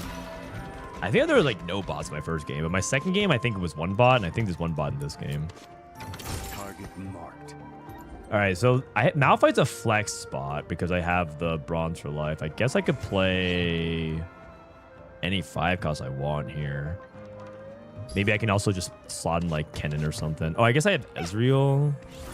Because I'm playing multiple executioners. Nesting Anvil. Retribution. I don't know if I want Earth. I don't know what to do with it yet. I'm kind of cooked on that one. Retribution. Not when I'm playing executioners. Maybe Lux? For bronze for life? Is that good? Could I go Blackthorn Lux? Go 6 Blackthorn instead? I don't know. Lux Blackthorn, 6 Blackthorn, and then do this. And then just Shojin Lux. Is that right? Can I like chill here and not Nothing can push? hold me back. And then I have like Shojin, Lichbane, Executioner. I guess Floral can go like frontline or something. I have no tank items. The I don't even know what Blackthorn Lux does. Stun for 1 second. Oh, that probably means that I want to put more mana items over.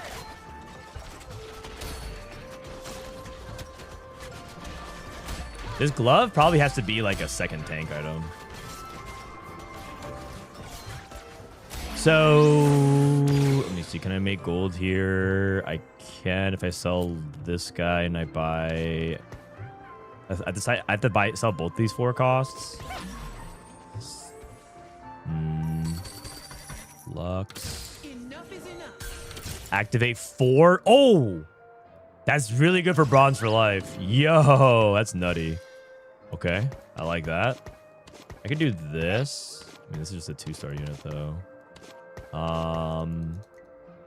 Also, I'm wondering if it's even bad to sacrifice an AP unit because I'm trying to give AP to my team now. And mana is also good for, like... Oh, the sacrifice doesn't die. Oh! Oh, wait. I forgot that the sacrifice doesn't die and it gains extra stats. I need to put units in there. Oh, I'm so stupid. Now I'm just buffing my karma for no reason. Oh, right.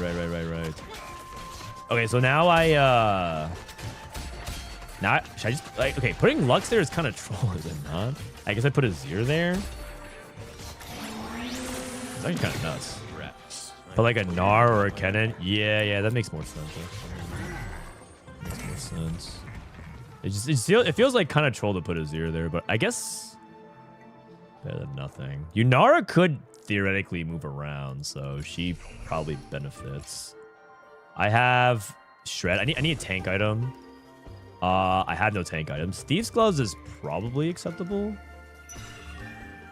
because you play a lot of 5 costs or 4 costs that could just like be itemized. Yeah, probably. And I guess I just TG frontline.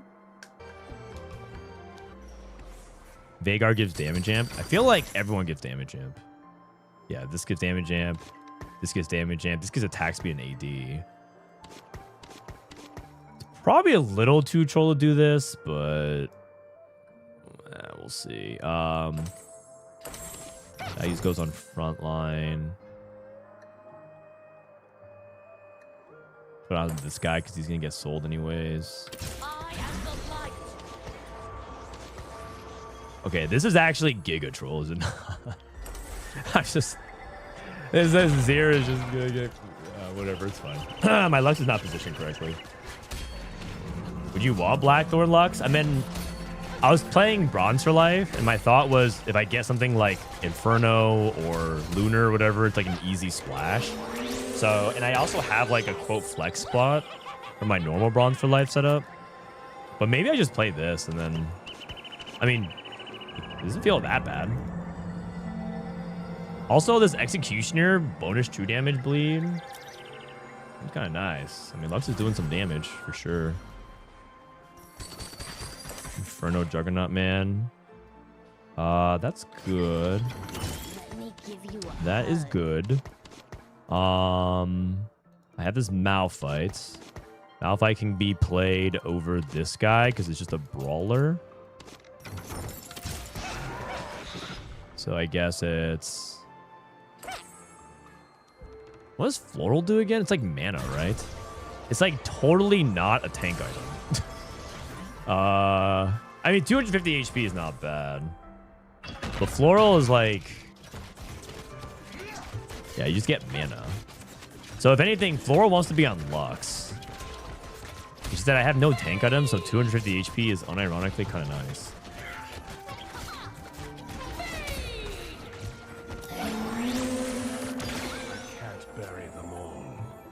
Yeah, I'm not sure. Maybe I hold set. Because I don't think I want to play Rakan. Mumu goes in. Oh, that's a lot of gold. The Mumu goes in over set. I don't think I'm playing Primal.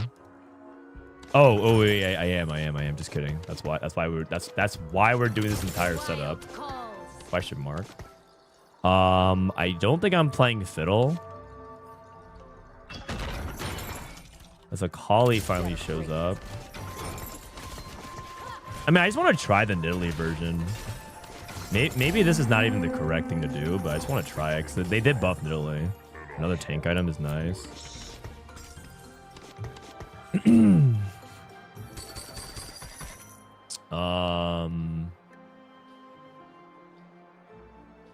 Tank items. Does it really matter? Invoker, Ravager, Vanguard, I guess.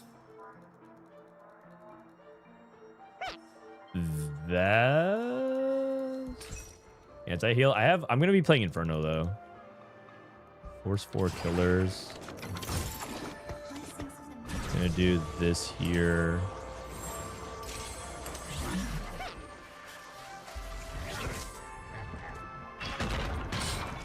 Oh god, it's Rengar. So next turn I level. So blossoms are all out. All the blossoms are out.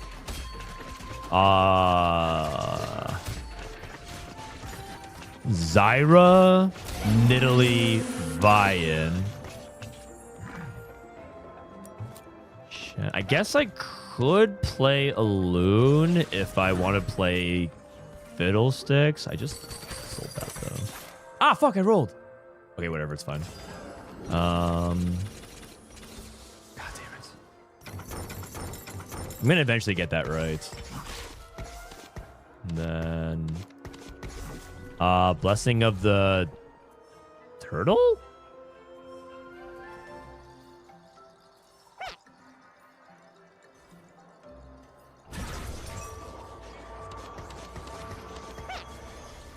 I'll go Blackthorn on Nidalee for now.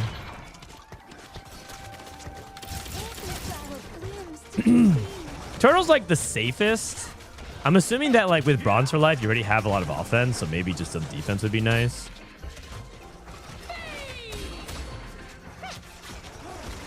Ravager, Spellweaver.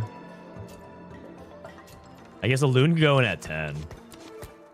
I need a roll though. I need a roll.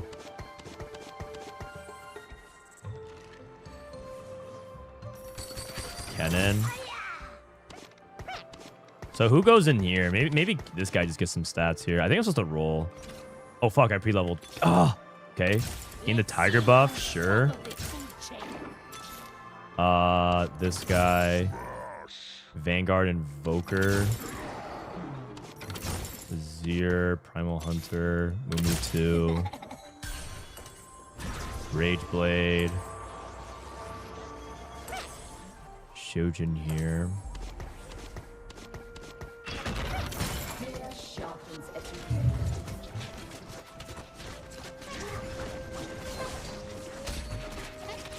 Okay, so Floral eventually goes on.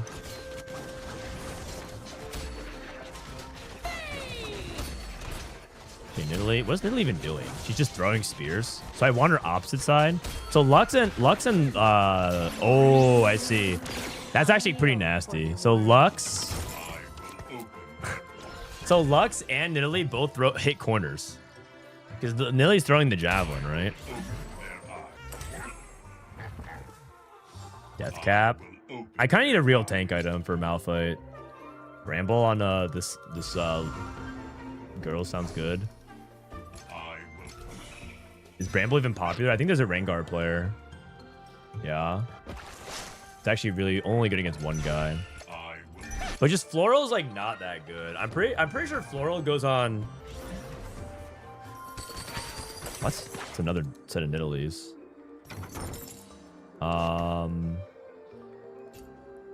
Poker, Ravager. The wild calls. I think I need to roll until Malphite 2. One your highest damage champion. Oh, 2 Luxes. Crazy. Floral. I mean, I guess I'm just gonna Floral her for just more mana. I'm thinking about it. I kind of want Lux to have real power though. Executioner sounds kind of nice on her. Kind of nice. I'm gonna keep units on the left here and sell units on the right.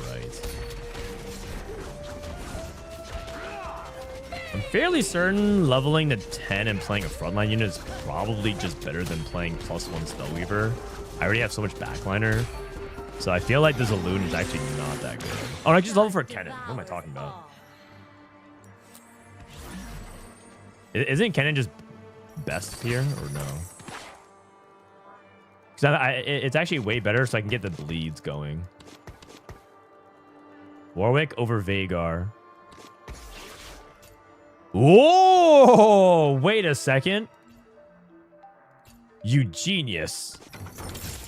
Holy cow. That's actually perfect synergies. My god. W chat. W chat. Oh, I didn't even see that. I didn't even see that possibility. That's an insane spot. This Rengar is gonna be on my back line. Oh no, no, no, no, no, no. Okay, at least Kha'Zix ran away. Also, I think Void Staff on Lily doesn't sound correct either. Now that I think about it, because she does single target. So it's probably like... Oh, it's probably like Void Staff Lux or Zyra. And then Lichbane. Lichbane still gives a lot of AP stats, right? It's probably Lichbane 4. Yeah. So it's probably Lichbane 4 Nidalee. Okay. Lichbane on Nidalee. Yeah. But is she like casting? I feel like it doesn't work that well on her though, because it looks like she's kind of an attack speed carry. Oh fuck! I rolled the. Sorry. I'm losing it. I keep rolling by accident. God damn it. Fill your shop with wisps. Radiant Eyes, your first itemized tank spot. I feel like my tank line is bad. I feel like the Shroud one is good though. I'm gonna go. This seems reasonable here. And roll. Oh. Time to strike. Shadows are my friends now. I'm gonna go.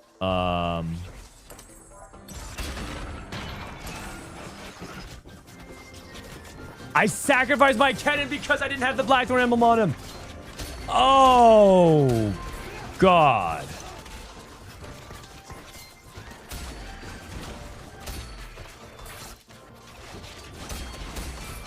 I won anyways. Gonna sell it here. I'm at level 10. Doesn't really matter anymore. Green Father. Yo, I'm back. And I have this as well. Excellent. And then TG can go on Kennen. And now I'm fully back. Okay, I built a pretty sick board. This is cool. I lose a little bit of Bronze Slice energy, but 3 Inferno. I mean, playing the Kennen is good. Yeah, playing the Kennen is just good, so. What? Okay, I'm on the same side as Rengar, like a Chungus. Sorry.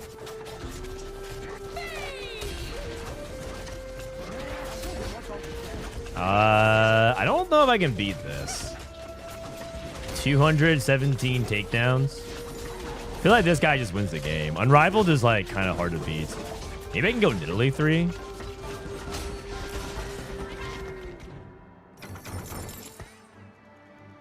The unit doesn't need to be Blackthorn. Yeah, I thought I don't need that unit to be Blackthorn, but am I wrong? The way it reads says it doesn't have to be. A loon. I mean, I could have loon here if I wanted as well. Enemies attacking your highest health. I'm pretty broke. I'm just gonna take it.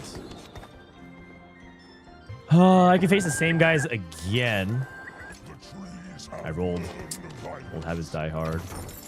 I could do this if I want to get more bronze for life value, but that's fake.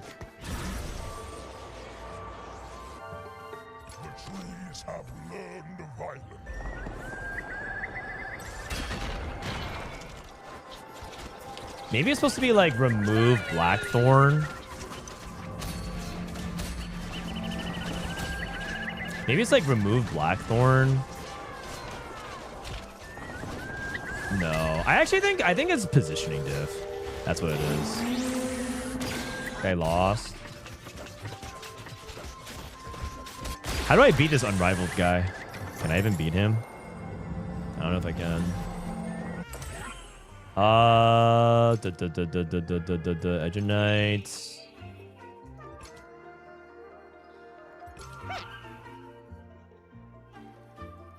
Not entirely sure. I need to think about how I can win long term. So it's probably like Edge of Knight on Kennen, then move the TG over. Full clump. Okay. So if I full clump... Actually, that TG was like insane for Kennen, but that actually might be worth it. Shit. Whatever. I'm just gonna do it like this. Blessings of the moon. Full clump.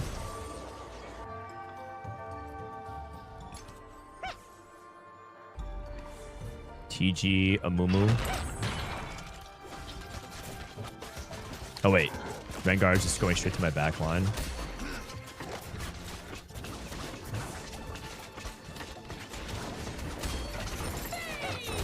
Oh? Wait a second. Chat was right again.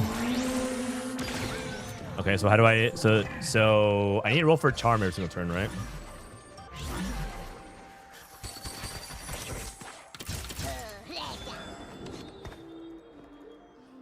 I'm not gonna lose. Sorry, yeah, I play like I play like an idiot here. I'm not gonna lose this turn no matter what. As in, like, I think no matter what happens, I'm not gonna die. So. What lurks beneath?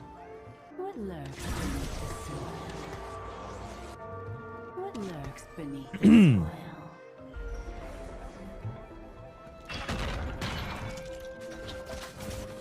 I have to get 8-0'd for that to happen. Oh, what the? Is the Kha'Zix got to my backline and assassinate anyways? Okay, but I killed the Rengar. So now it's just Diana. Oh, and then he attacks and... Oh, okay. This guy thought he won the game. He was AFK, and then all of a sudden...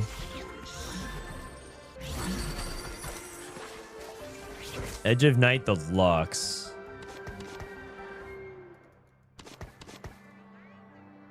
I don't think I need to change anything. I feel like I'm winning fights. So like, do I need to do anything here? Isn't this good enough or no?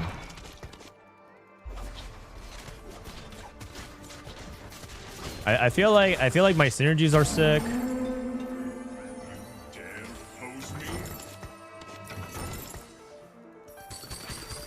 Own your highest damage champion. Give you a hug. I think I want something tanky. Tanks reflect damage to adjacent enemies. Well, that's good. What lurks beneath the soil? Wait, that's useless. Top of this food chain.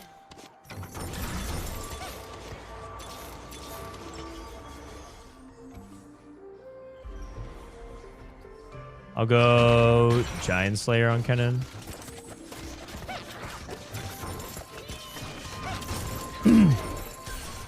Malphite 2 joins the fray. He leveled to 10. He is stronger. He is stronger. Oh! Oh!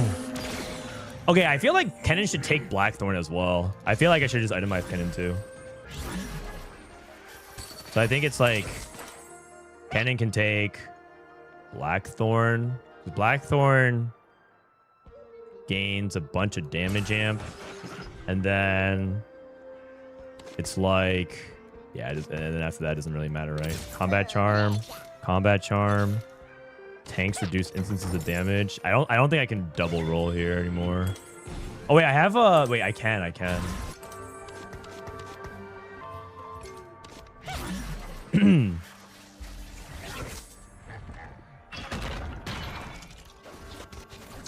can because I can sell my Malphite.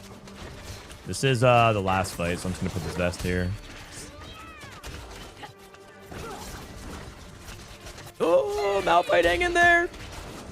Oh, Kennen's killing everything. Oh, GG. Wait, GG? Yeah, he can't see the chat.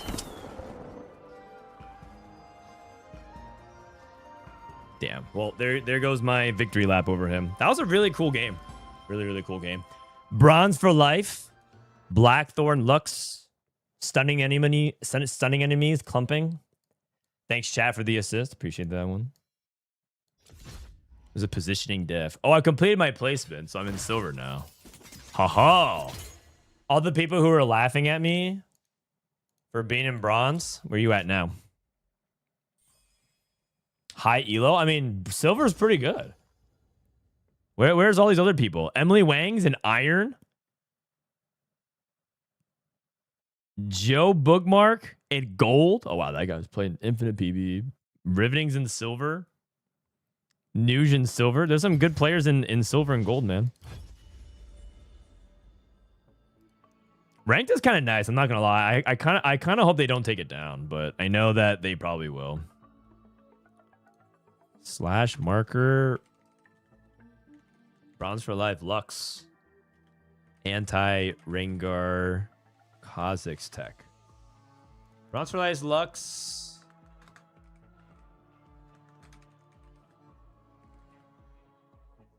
I mean, I think that was a fun game. Why would they take it down? I think it's because they don't want people to...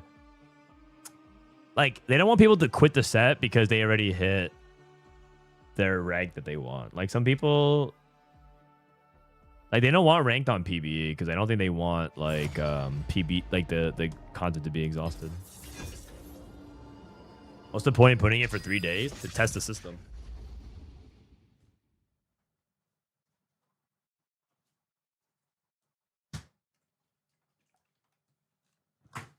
They want to test if rank matchmaking breaks, if it interacts poorly with anything. They're just doing it to test the system, really, for the most part.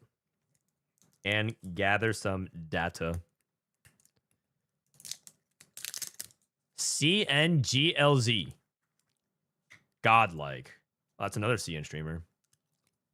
Shendu.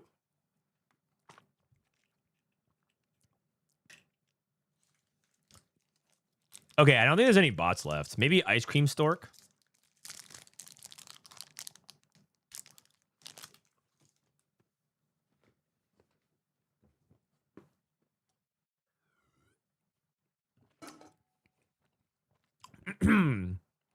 There's a bot problem.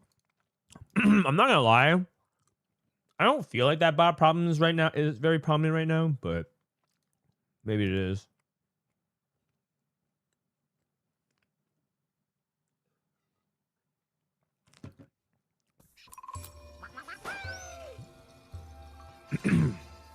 What do you mean by bot problem?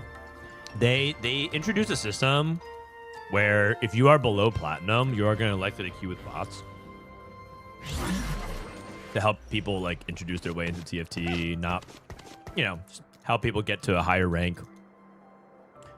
Rank in TFT is inflated because they want people.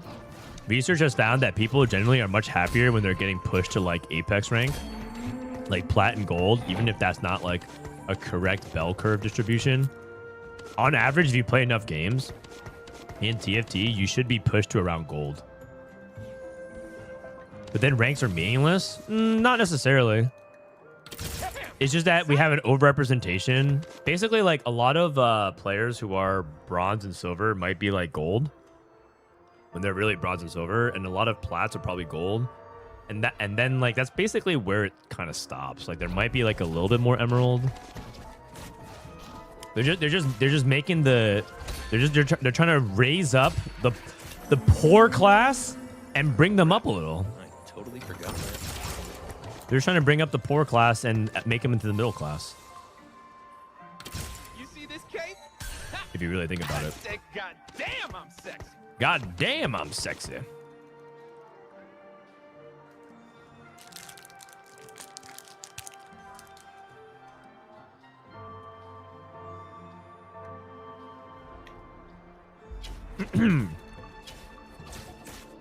You can't demote in TFT, so you automatically get pushed into matches as long as you play enough. That is not true.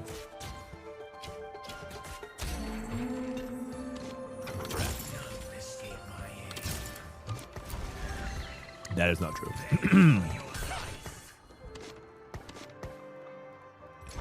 Birthday reunion, caretaker's favorite small furry friend. Furry friend. Can I play Teemo reroll? Kabuko, Teemo, and Veigar. Oh, wait. Is this good? No, I don't think that's that good. No. a biggin. I feel like birthday reunion makes the most sense here. Run them down. Oh, flip a coin, and what'd I get? I think I got tails. Sag. And then what do I have here? Hodge? Maybe Visage? It's a 0-1 with double.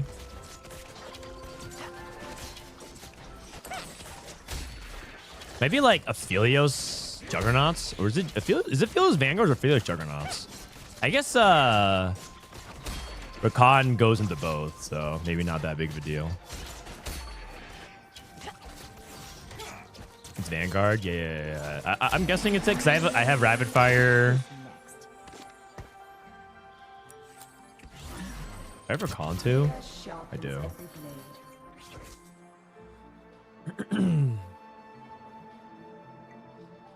Yeah, this is fine. I think I'm gonna go Solar. Is Rapid Fire more important than Inferno? Oh my god, Akali did... Okay, Akali did a lot of damage. I feel like Inferno's better early. Because fights are drawn out, I'm assuming the burn matters more.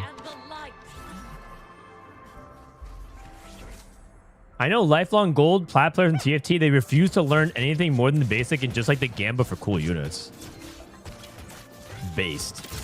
Also, I feel like those people love TFT and enjoy their gaming sessions more than like Diamond and Masters players who like agonize over the state of balance and you know, make TFT like their main game. Those people, honestly, they figured it out. Oh god, this is a rapid fire div. Varus, hurry up, man! Varus, hurry up, dude! Oh, thank god. Holy cow. He actually hurried up. He listened. W listening. Akali too. A random 2 cost you own permanently transforms into a 3 cost. So I'm incentivized to sell all my other 2 cost. Okay, here we go. Here we go. This upgrades to a 3 cost. 3 cost tank. Oh, Fiddle. I have a defender. Spellweaver is probably better here. Watch close. LeBlanc. That's pretty powerful to start things off. Rakan doesn't even tie into anything anymore here, so I guess I just sell it. Like, leveling to play him doesn't even do anything next turn. Oh, God. This Kha'Zix.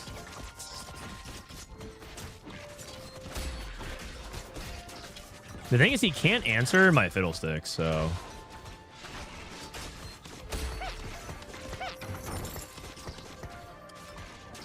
Do I want these Blackthorns, or do I want something else?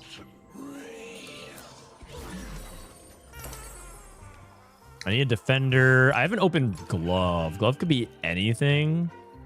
I guess I'm just going to take whatever I can get. JG, AP. Looks like a lot of AP play. Oh my god, it's like almost all entirely AP. Might be good just to take an AD line.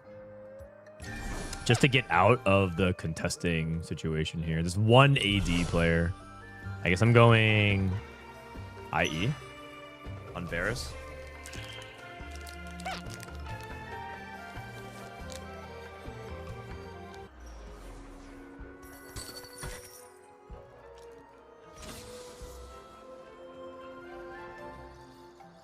No defender for Fiddlesticks.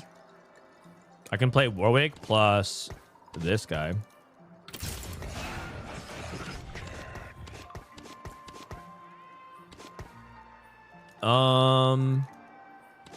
That's probably okay, I guess.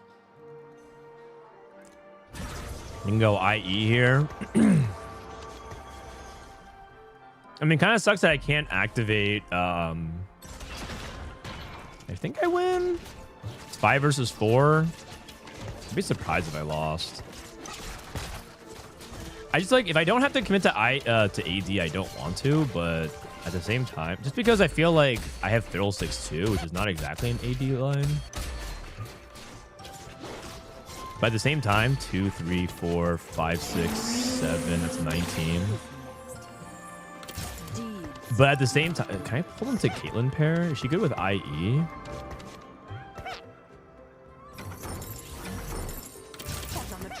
Not sure. Oh, lose 3 components. Oh, that's scary. Oh, that's really scary. I'm gonna do it though.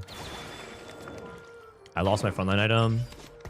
Flicker Blades. Okay, I'm back in. I think Flicker Blades is pretty good here, right? And then Adapter, Rapid Fire. I'm gonna try to activate Fiddlesticks. I have no tank iron for him though. Flicker Blade.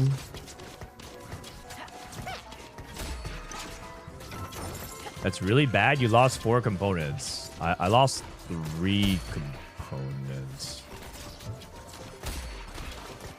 I thought. Unless you mean 3 components. In that case, yes, I did lose 3 components. I'm gonna just sell Caitlyn here. Yeah, if you mean that by I lost 3 components, then yeah, I lost 3 components, but it's okay, it's fine. Deeds, not words.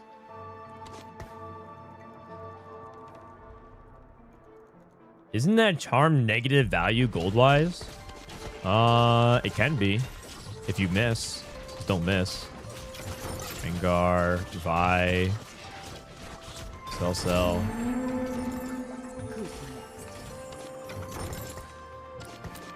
Warmogs and Gunblade.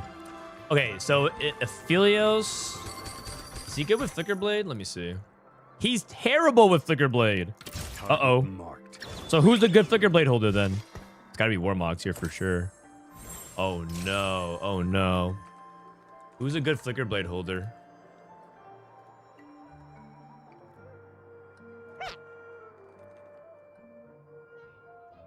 Kale. Draven, Zaya, Tristana, Azir.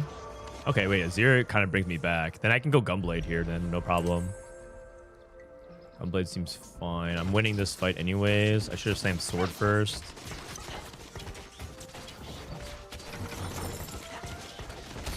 Oh wait, actually, I should have probably played... Oh wait, what the hell? This guy's level 4, right? I know, I win for sure. It says Master Yi is good too. Oh, Nidalee is good with it? Hold up. Nidalee is good with Flicker Blade. Can I just play Flicker Blade Nidalee again? Or like play towards Nidalee again? Cybernetic implants. It's just whoever it is, it's just not Aphelios.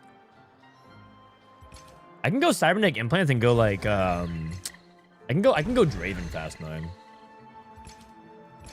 Also, I'm playing this anyways. Birthday Union, Verticality, Solo Plate is like really good here, I think, because I have Flicker Blade.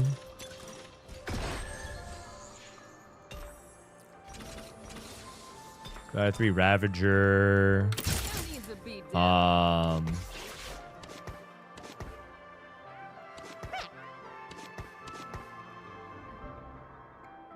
Don't have Spellweaver on this guy.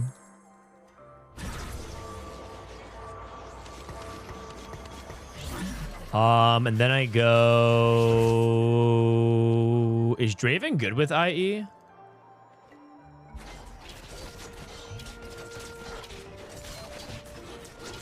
I'm assuming IE is fine here. Let me see. Draven. IE. I mean, Gunblade was also a reasonable slam as well. I just like feel like I didn't know what to do with... Oh, fuck. I rolled by accident. Shit. God damn it. Huh? Wait a second. Gotta bring it. First 6 time you roll this shop. I guess hit an Ash on 6. Okay. But is that even good? Probably.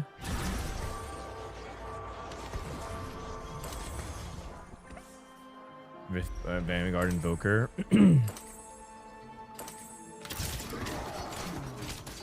Ash on 0% is very good. When I say is it even good is because I don't have any Blossom, any Hunter, but I mean Ash on 3/3 at level 6 has to be kind of good, right? And there's also an Ash Fast 9 that you can play too. But I don't think Ash is very good with Flicker Blade. Maybe it's like Draven. Maybe it's like Draven Ash. You can play it like that. Probably sell both of these for now.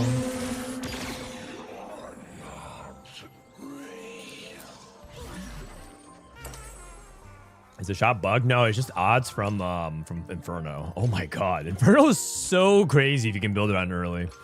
Inferno might be like might be kind of overpowered. That is unbelievable. What can I do with this? I can make a Blossom Emblem with the spat. Wait. Is it Blossom Emblem? Or I mean, what else am I gonna do with this rod? I don't know what else I'm gonna do with the rod. Oh, they took it. Diana, I guess. Holy cow. What a start. So I have Ravager here. If I level Vanguard here, Warwick can get sold. This can get sold as well. Adapter, Invoker. This is to make sure that I have Shred. So I can sell. Sell.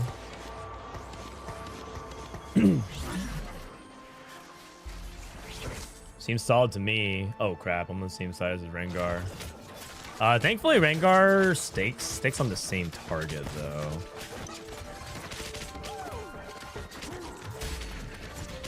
Okay, cool. Is Ginsu's bad? I don't think you want to play Ginsu's Ash. No, I think Ash really wants something else. I'm trying to look at the different Fast 9s that we have. So we have Blossom Fast 9, we have Dragon, which could be playing Ash, but I think I can just try playing this variation. And then going in a different direction. Let's see. Scouting my matchups. This is Blackthorn. This is Executioner. A lot of AP.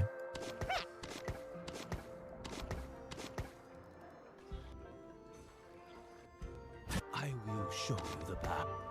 What a beautiful dream is. I mean, this seems fine to me for now. And then I can sell both of these on the right. I think I'm supposed to hold on to this guy for the possibility of playing the Blossom.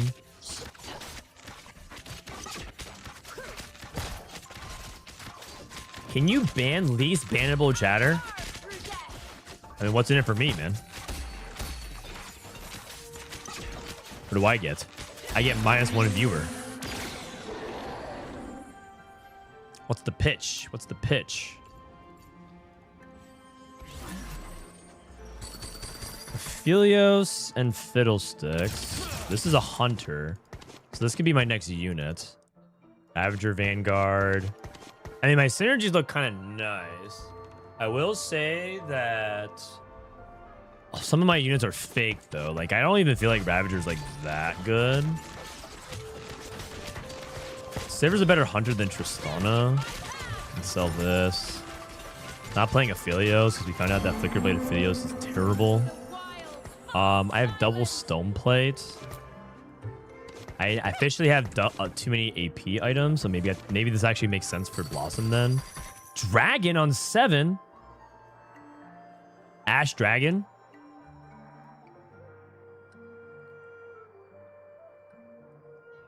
mean, double stone plate sounds fine here. The thing is how do I fit this dragon in?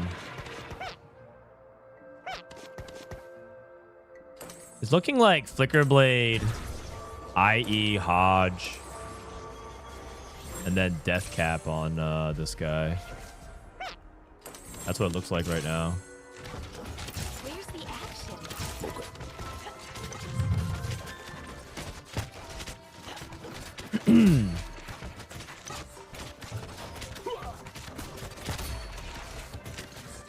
Maybe it's a Dragon Fast 9 then. How do I fit it in though? That's the thing. I think I level for Tristana. Oh, I don't know. Is there no Ross mechanic for having multiple traits open? Not this set. Forge. Do I need more items? I need birthday reunion, solo plates, clockwork. Clockwork looks well with Flicker Blades, but it's not really like my core strategy here. I don't think I need CB. I kind of like the idea of Portable Forge. Oh, max build. Gain 10 free shop rerolls. How good is that here? They nerfed it so much. I'll take another item. That sounds more fun.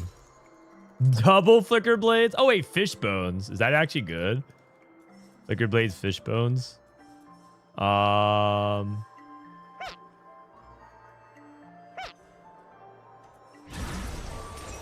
It just sounds funny. I'm just gonna try it. It's an old combo. It used to be kind of insane. Probably not as much anymore, but it just sounds sick. Oh, I should have leveled here. Whoops. Or fun bill. Yeah. It used to be. Wait, I can take this out.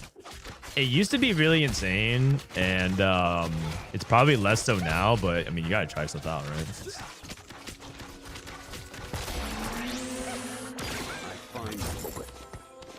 I should be leveling here. Also, I think I need this Lilia. Every flower blooms to be seen. Anti-synergy with Hunter. Oh, but I'm not gonna be staying on Ashe. Aren't I playing Draven? I think I'm playing Draven. Here comes the boom. Oh, a random item? Random emblem? No, I can't do that. That's just isn't that bad. Complete item manual sounds kind of nice, actually. What is this? Moon streaking. Even Shroud is quite good, I think. Void Staff. So I can go 3 Hunter.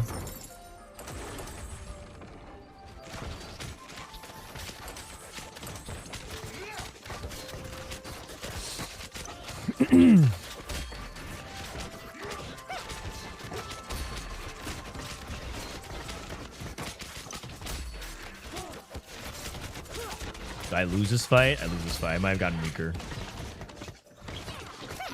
I mean, the death cap doesn't do anything. Okay, honestly, maybe the even try was not necessary. You see, Wigwag went 4th with Kha'Zix 4. That's actually insane. I did not see that. That sounds really funny. I'll do this. Another dragon.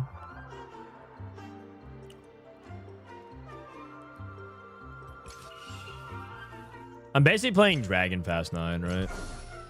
With Draven, not Lux. I'll take any of the 5 costs, really. So many 5 costs in the field.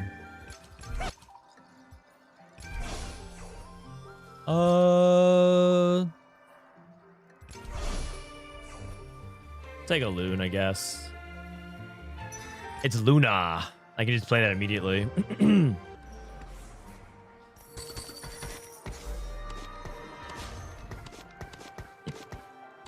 It seems fine to me. Sell this Sivir. I mean, my synergy bar looks cool. That much is true. I can do this. Dragons. This is like if I want to play Defender and Fae, but I feel like the Inferno is more important. Sivir 2 could be nice. I don't want to think about that.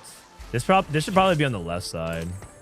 Because even Shroud, it's important for this even Shroud to stay alive. Will you rank this new set 18? It's kind of early, but I would say that this set might be the best set of all time. Or the worst set of all time. Or somewhere in between.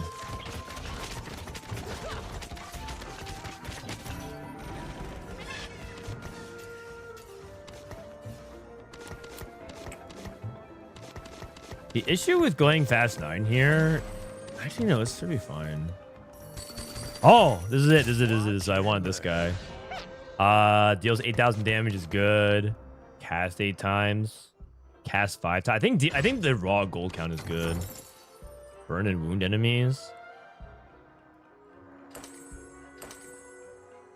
I.e. I could do this. I could do Rift Beast if I'm willing to cut something.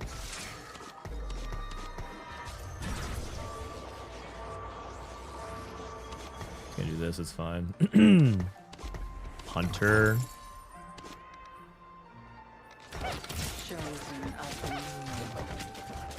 It's go to 9 and I take Tristana out and I play Rift Dragon. And then Rift Dragon takes IE Hodge and then Draven takes Kraken. And that's my board. Holy, Draven's just killing the back line. Holy cow, he was actually just assassinating backline. Oh my god. Oh man, I almost won. That was insane. That was insane. Holy cow. Draven has built-in fish bones. Yeah, but the thing is, that means that there's no downside, right? How much damage did he do? 13,000. I think I could do that. That means there's not much downside, right? The downside of fish bones is that he attacks randomly, but basically this just gain 2 range and does what he already does.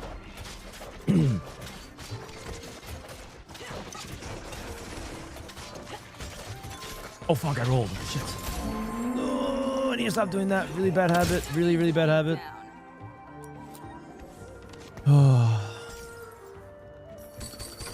Every 3 allies. An ill wind blows. Lunar Lux? What the? Okay. And then I guess I could do this and I guess this. Sure. Oh fuck, I leveled again. Sorry, Kraken. I am trolling so hard. IE here. Sterax. Oh my god, this new hockey thing is just... Why am I doing this to myself, man? Use the Rift Piece mark. Okay, thank you. Gnar. Sell this Vi. Sell this guy.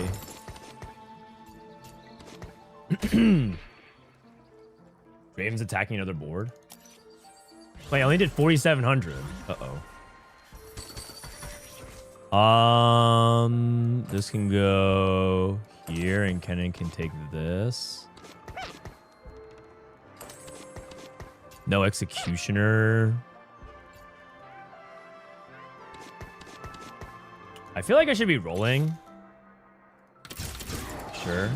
It's like roll for charm, take it slow.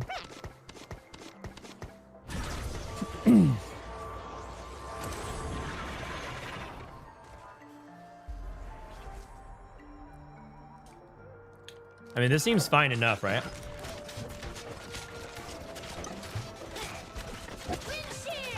I need to find better tank line than Fiddlesticks and Shem, but that's like, we're still stage 5 early. Wait, shouldn't I be putting Deathcap on Lux? What am I doing? I'm so Kennen build, man. I just see Kennen, I itemize him for no reason. Is there a Rift Beast Lux? I don't think so.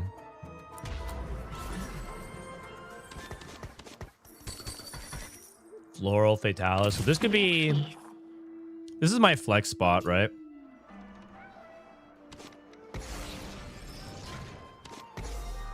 The board just looks stronger with Lux on it.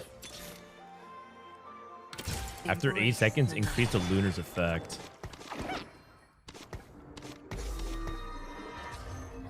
Is that better? I guess Spellweaver. I have no anti-heal this way. Draven's also not actually dealing enough damage because fights aren't lasting long enough. I might be jailed out of Bounty Seeker. I might have trolled here. I might have just like taken stuff. Oh my god. I don't think Draven's actually gonna be able to do 10k in a fight. We'll see.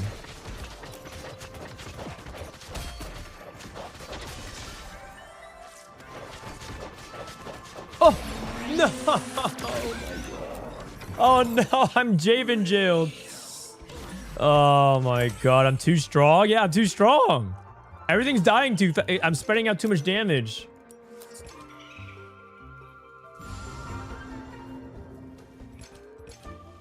Thinking about Crown Guard on this guy. It's 2-star. I don't think I need more AD items. It's all like AD, IE, stuff like that.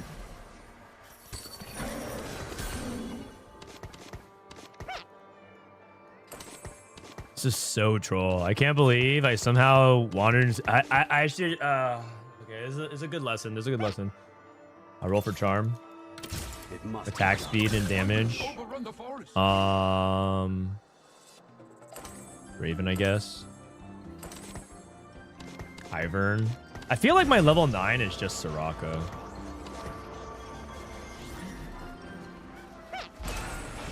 I feel like my level 9 is just Soraka. I'm floating because I guess Executioner and Laurel. And I think this is just my board. Remove. I'll be fine. I'll be fine. This is the fight. This is the fight. This is the fight. This is the fight. The object is to bend, not break. XD.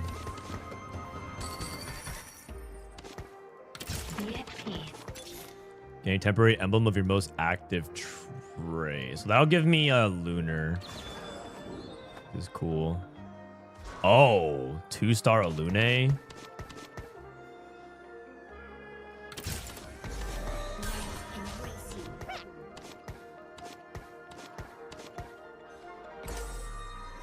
Five Lunar? Holy cow.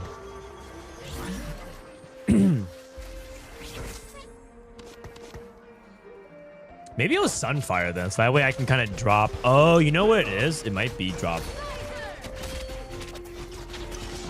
cannon then.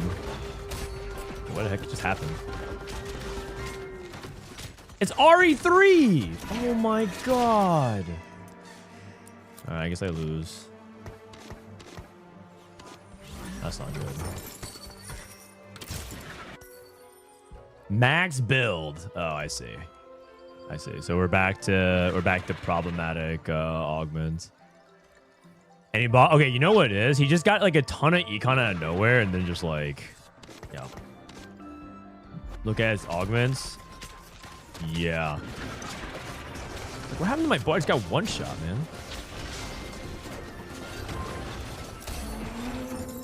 I mean, this is just a classic. Max build comes back, 3-star 4 cost. Shocking. Color me shocked. I can go another solo play here, which is kind of interesting. Probably just JG. I mean, it doesn't really. Should I just FF? I feel like I should just FF.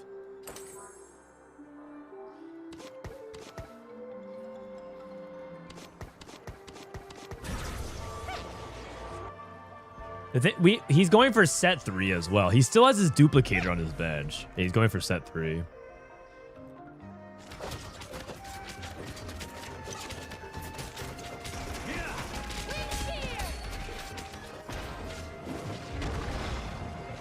Okay. I mean, is there any out that I have? My out is sell board for a 3-star 5 cost. Double 3-star. He got the duplicate. Your highest HP unit grows. Your fighters gain +1 range. Draven. Ash 2. Guys, this is really going nowhere. This is really going nowhere. Blessings of the moon. Unless, I mean,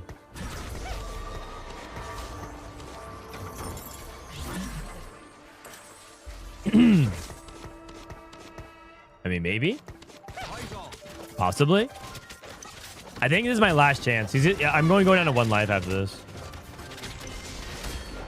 Also, my Draven never cashed out, guys. Okay, my lesson learned. I'm never going 10,000 one fight with Draven when you go fast 9. When you have too many threats, it just never works. Lesson learned, man. I'm never doing this shit again.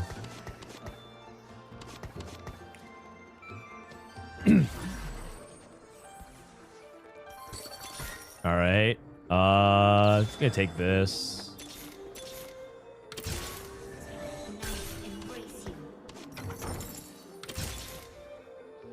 Can I survive? I don't think so.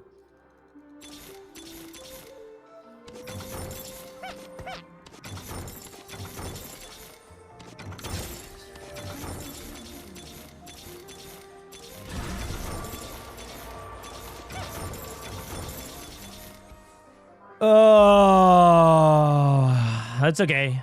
It was close. 7. A 7 is kind of close.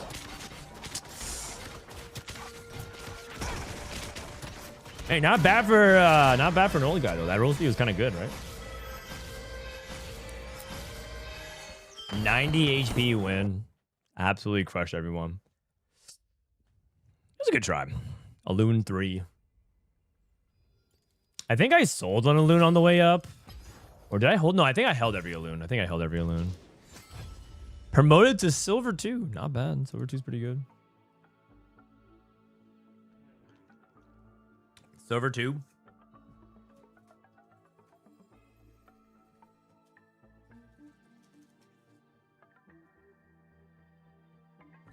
Ugh.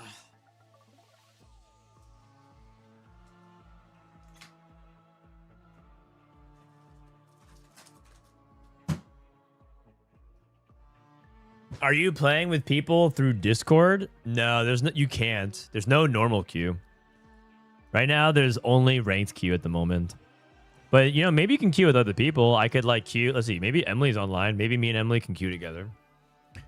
But then I have to sit here and watch Emily as she outplaces me and I go 8th. And I just sit here watching her laugh and...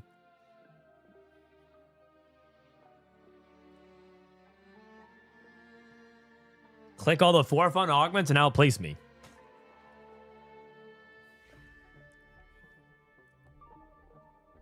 Silver is nice. Keep going and you'll reach new peaks. You should have taken max build. Well, apparently I shouldn't have because that guy hit it without even using his duplicator. So taking max build was unnecessary. But yeah, actually, max build it probably is in general good content because I could always go for these or fuck out. You're right. What did I take instead of max build? I think I took Horrible Forge. Yeah, actually, let me look at that real quick. Draven with Flicker Blades. And then... how bad is, like, a second Flicker Blades on Draven? It's not that good. 1 game count. How about from previous... it's not that good. What about fish bones on Draven? Oh, it is good. Okay, so I mean, Draven with Flickerblade fish bones actually does sound good. Man, I actually had Trubish Draven. That's actually crazy. Flickerblade Kraken plus fish bones sounds like Trubis. It sounds like Trubish Draven. Damn. Forge is the most rational choice. Forge is like halfway. It's like kind of Gamba, but also safer. I also think artifact combos are really cool. Like when you can combine artifacts to be really insane. I need to find out who's the best Horizon focus user. Who's the best Horizon focus user? Because I get offered that augment sometimes or that item sometimes, and I don't know. Sentinel. The Data Explorer just keeps breaking here. Is Tools better about this? Let's see. PBE, Horizon Focus, no data.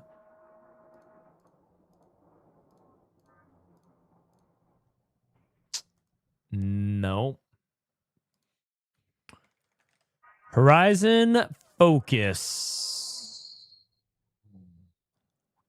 Says that it's good on Sentinel. That's about it. Silvermere Horizon Scuttle. Yeah, that was the one. That was what Kamala described, but is it actually good? Show item holder. I need the previous patch. Doesn't get better than this. Yeah, he just keeps crashing. Some stats you just can't see. Horizon Amumu. Flicker. It was a Yi game with Birthday Reunion. That doesn't sound right to me. I had Birthday Reunion, Flicker Blade. Ooh, Cassiopeia and Fiddlesticks. I could play that. I belong to Leona, Hecarim, and Gnar. I am a woman self-possessed. I can see Scuttle Crab being good with that. Coven. This is a Coven game. Every blade. Cassiopeia Fiddlesticks. I'm pretty sure Cass Fiddle is like not a real comp. I think we have it in C tier. I don't think anyone else really considers this to be good. It's probably. It looks like most people consider this to be a double trouble comp. Kha'Zix, Potential Man.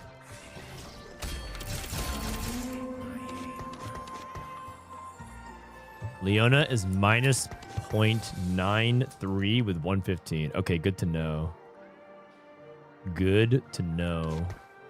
2 out of 3 Coven.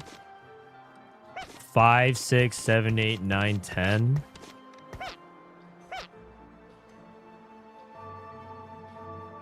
Do I want to make gold? Or do I want... I mean, if I'm holding Coven, but I'm holding Fiddlesticks...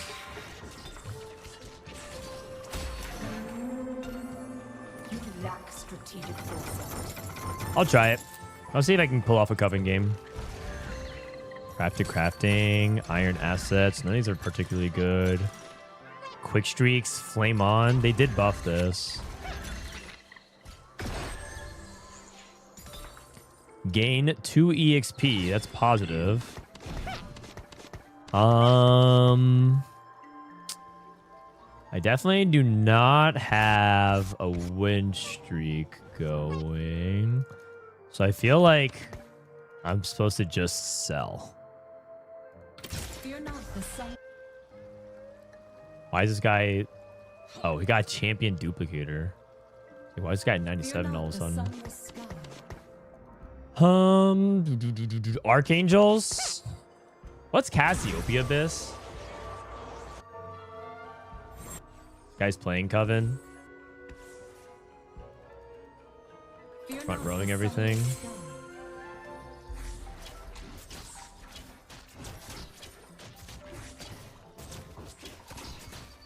I think if I don't start off with Coven early, then it's probably like something where I have to. Wait, do I win this fight? He has 2 items slammed. Oh my god! Okay, I guess I'm committing to the win streak. What? Okay.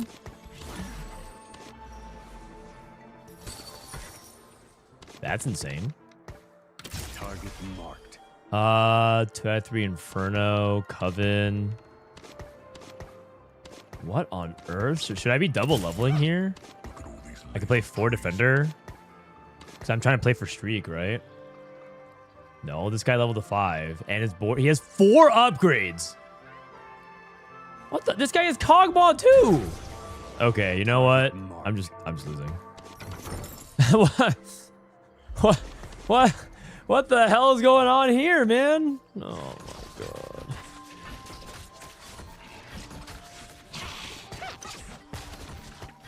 Sell, sell, sell. I probably should have, I probably should have played Camille instead of, Elderwood guy here. And make gold.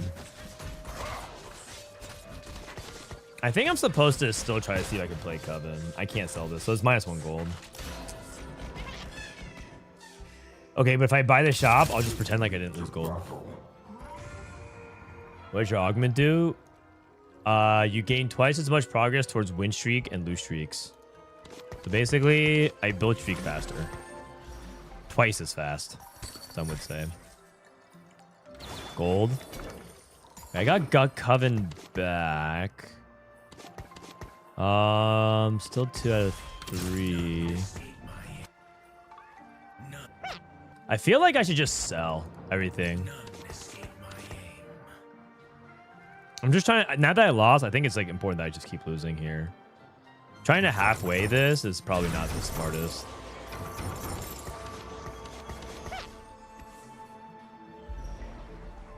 Coven got griefed. Although it doesn't really matter if he gets grief with Coven, right? Because it's not like you stopped them from anything, but yeah, at least he loses econ.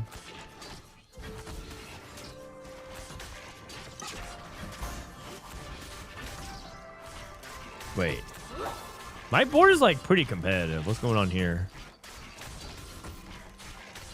No, I think I lose. I think I lose. Yeah, I definitely lose for sure. I'm down to get 1 more kill though. That sounds pretty nice. 87. Huh? Somehow I'm still second pick by like a lot. Unpan or Spat. I can make Invoker or Spellweaver. Lunar or Blossom.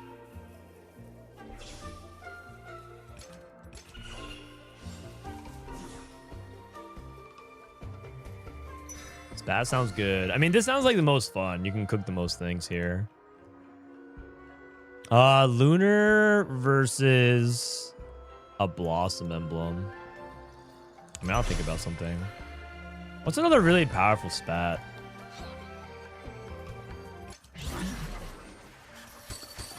Full Blossom line? I could, yeah. I could cash out to full Blossom. That is true. It does tie in easy with Spellweaver. I mean, oh, you know what it should have been? It could have been cash out into Morgana Invoker, I think. I could have done that. If I took the pan instead of the spat. Hot on the trail. I think I should take the pan. Pan is more versatile. Hot on the trail. Hot on the trail. Oh wait, there's actually another Coven player. Quick streaks. Oh, he has the same thing as me. Quick streaks.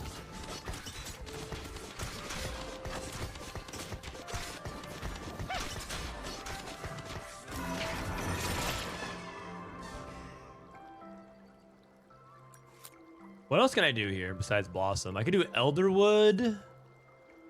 I could do, like, Elderwood's pretty good too, right? What's Elderwood? Is that belt? Vest. Gain 2 copies of a champion you don't have. I feel like I want to sell Fiddle here at the very end. This guy, yeah, this guy's playing Pandora's Bench. This guy's gonna win anyways. I think I sell Fiddle.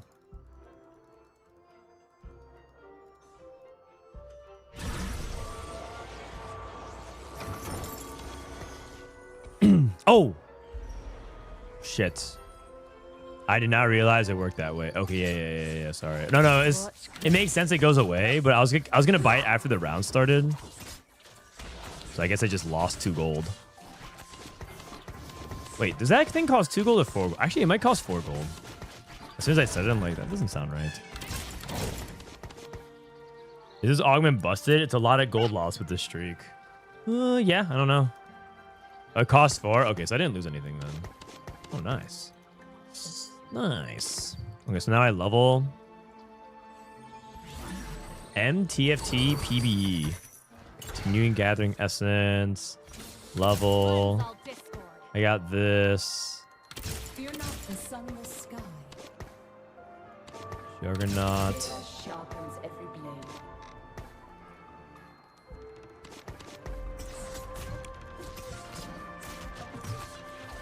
Okay, so I got this. Probably sell all these Rift Beasts. Wait a second. Do I beat this Nautilus? Okay, I do. For a second, it looked like Nautilus was gonna cook me. Forgot why I'm here.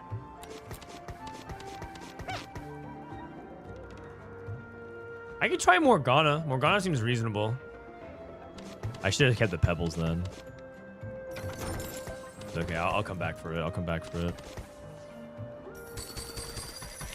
Temporary equipable health potion. Sacking. He's rerolling. He leveled to 5. This guy's 2-star as well. He's level 4 though.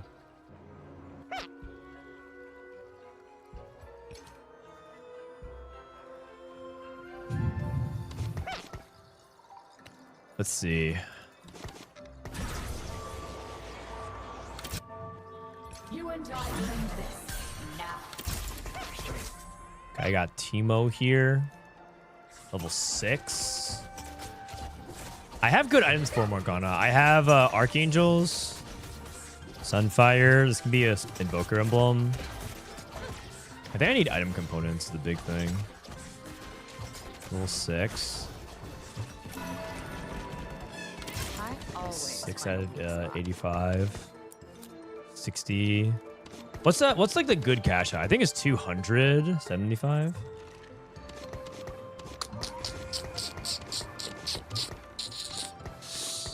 Yeah, I think that's probably fine here.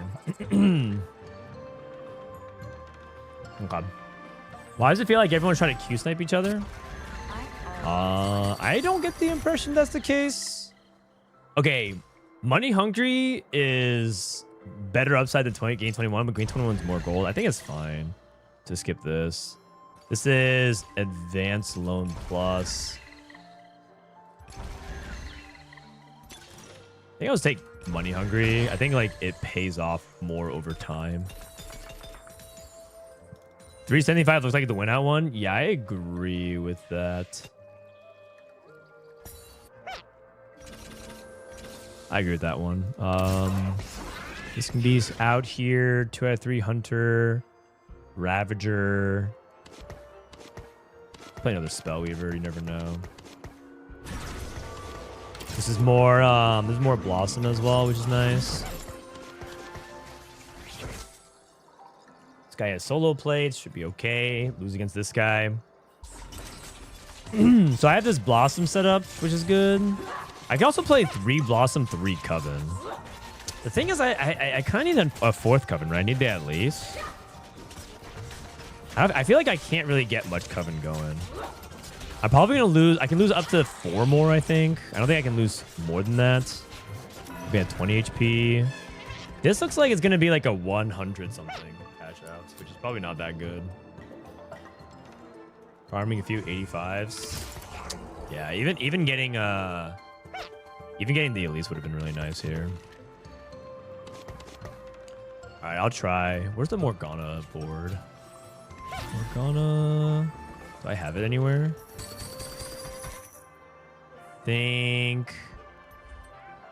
think it was this.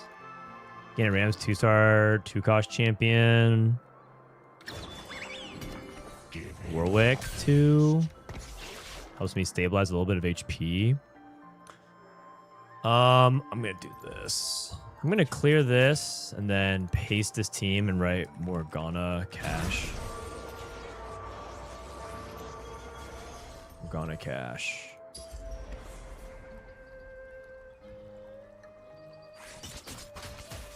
$132. This guy has Elise 2. Shen. Pretty sure it's not Elderwood.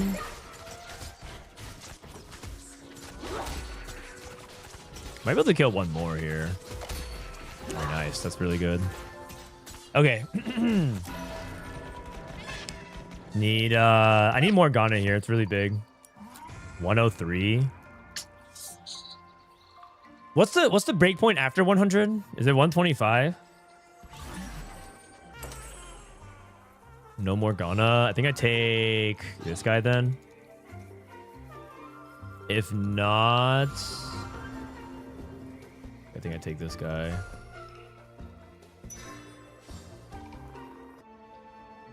Because this guy's also Blossom ready, right? 140 and 200. I think I might have to roll a little bit on 7.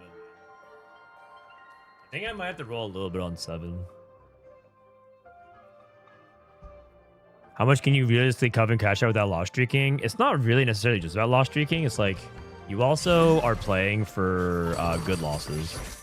I think 140 at least. I think I'm supposed to like roll here a couple times.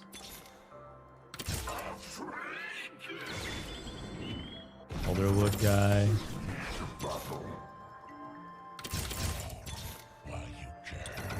I'm like technically hitting stuff.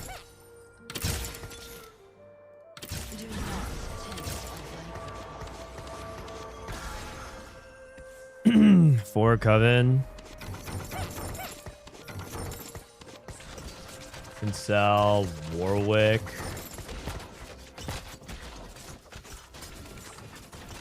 Cass gets sold, right? Because she's not part of this. Fiddlesticks gets sold as well. 130. It's probably just the 140. Unless I really want to risk it. And I want to go 200. 200 is like pretty okay. It gives me a few components. 35. I have to lose 2 if that's the case. I think it's just 140. It's probably just 140.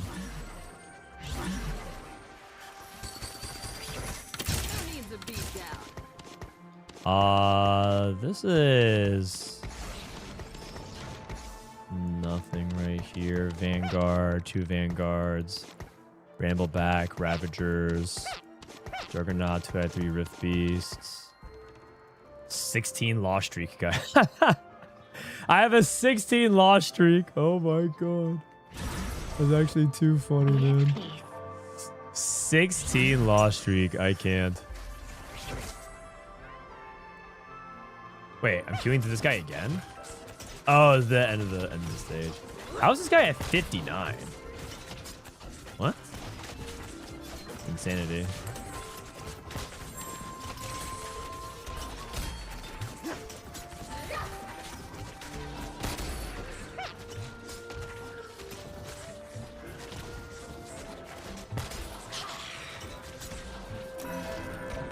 $163. Okay, so now it's 200. Actually, oh, if I find more Ghana, I can lose 1 more. I'm gonna go 200. Die with grace. I lost my Archangels! Okay, I'm just safe. I'm just safe. The item bug happened to me. Wow. Yep. Okay, well. GG's then. I guess I'm just dead. Yeah, that's extremely painful.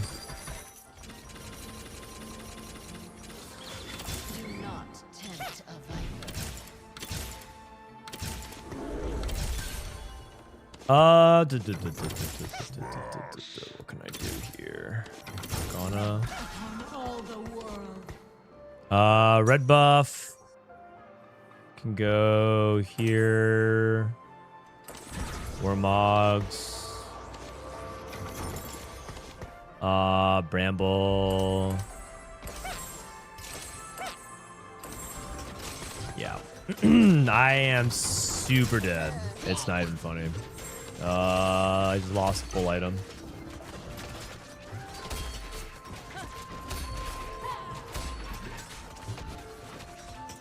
Okay, it's actually okay fight to win this fight though. Beast, Defender. I mean, maybe I can actually find a way to come back in this game. Who knows? If I hit hard enough. 177. If I win all of stage 4, possible. Sword. Oh, Wand Overflow. I think I need that. Call the Chaos. Call the Chaos could be really good. No, I think I need items. I'm just lacking items. No items is certain death, right?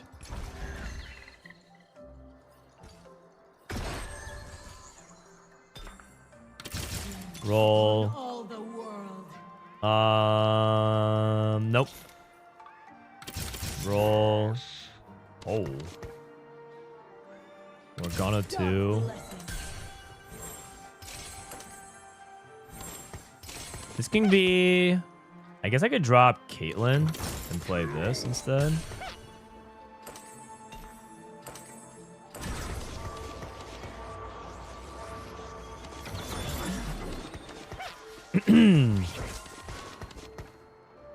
For Coven, because I only need to, like, I get the same amount of kills. It's just about losses. I'm only going for 200 anyways.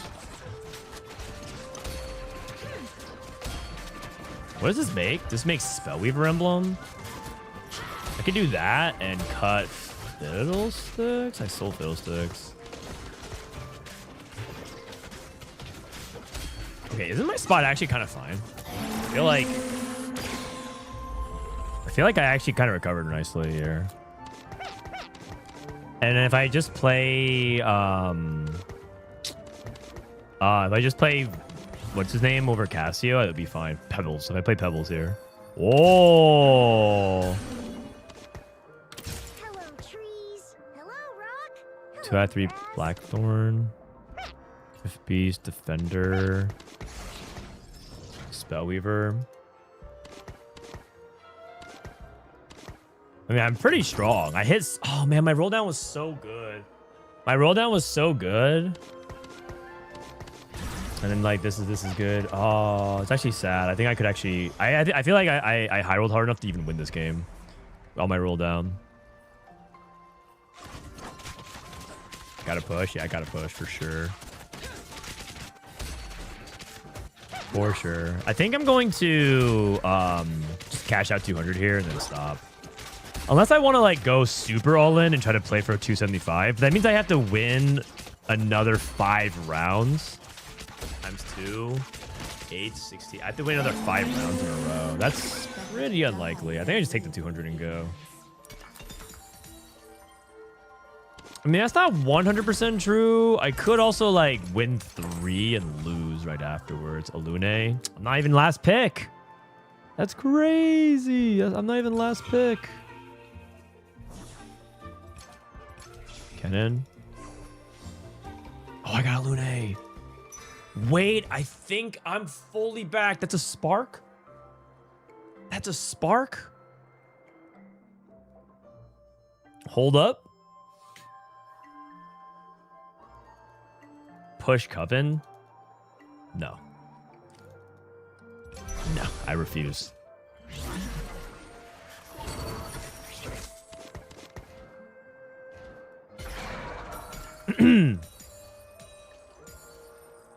I have a full item.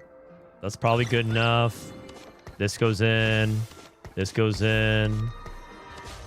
And then I have this now. 3 Ravager. This can come out. Let's do this for now. Spark. For sure. And then... Stairs Gauge. Ramble Guy.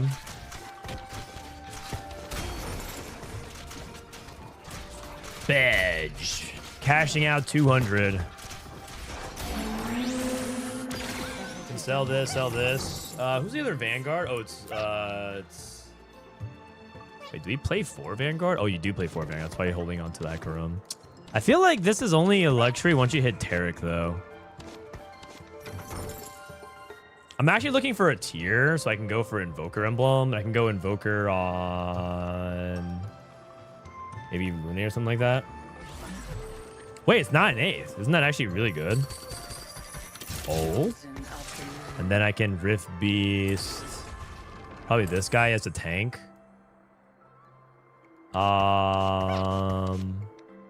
Yeah, that makes the most sense, I think. Considering that I'm playing Invokers.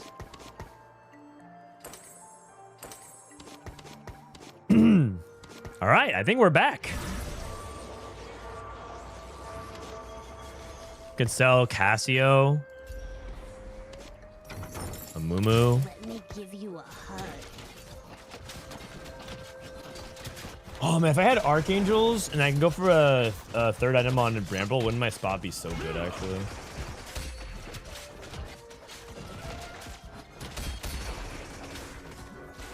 Damn.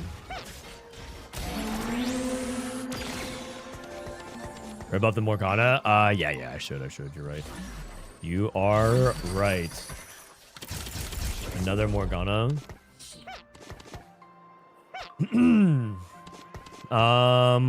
So then what do I make off of this? I have a random Blackthorn Malphite. That's just my extra tank. I also have this.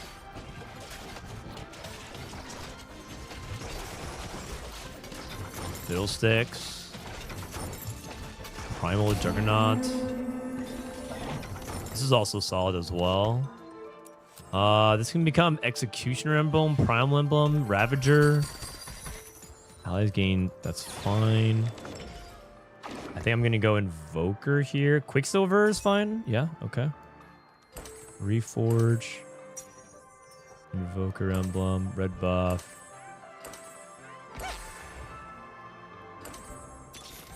Ah! I rolled by accident.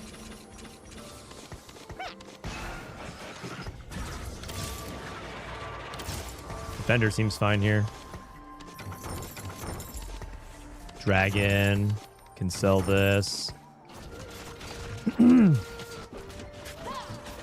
I actually made a pretty good recovery. And all the hate watchers sit in silence.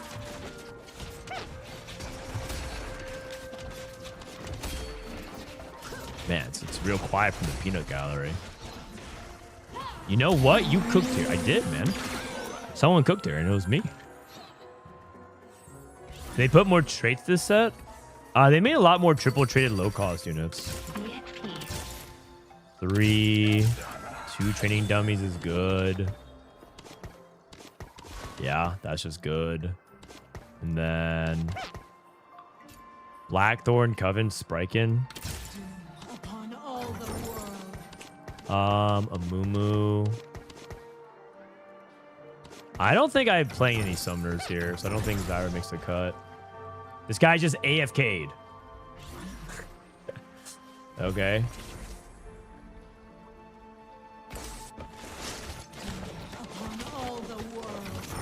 I leveled by accident again. I keep doing that. My scouting keys are so not intuitive right now.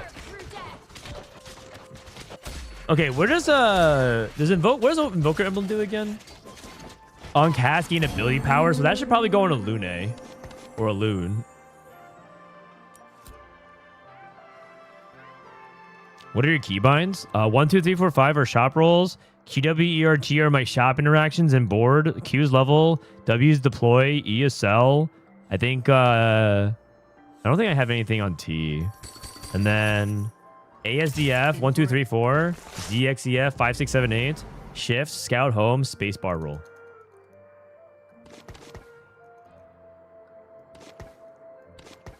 What's this? What's this orb?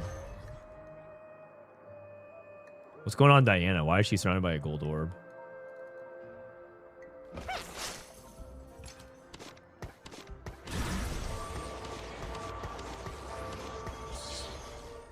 What defender can I play here instead of the Spriking guy? I can go Faye. Yeah, that seems fine.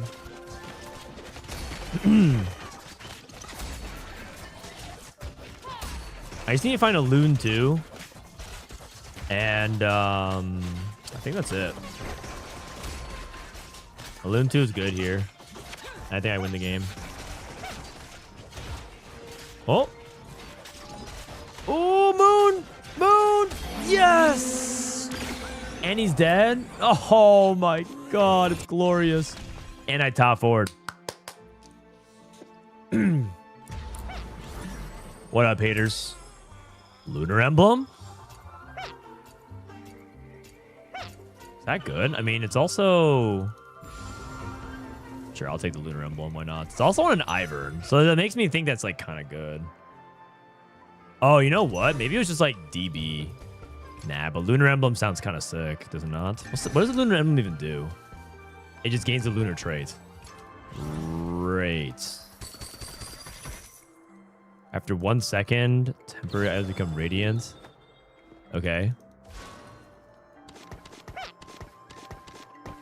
I guess I'll just put Lunar on... It maybe Invoker on Ivern. Yeah, you know what? I'm just going to do it all in here. All in. All in. Invoker Lunar Ivern actually sounds kind of sick. Now that I'm thinking about it.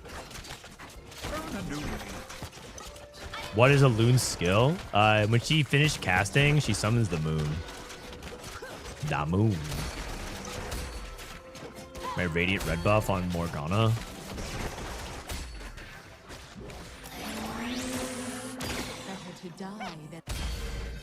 Morgana's pretty strong. It does look like... Wow, 10,000. A Loon pair. 1, 2, 3, 4, 5. Roll for the thing. Oh! Fill your shots with the wisps. Okay.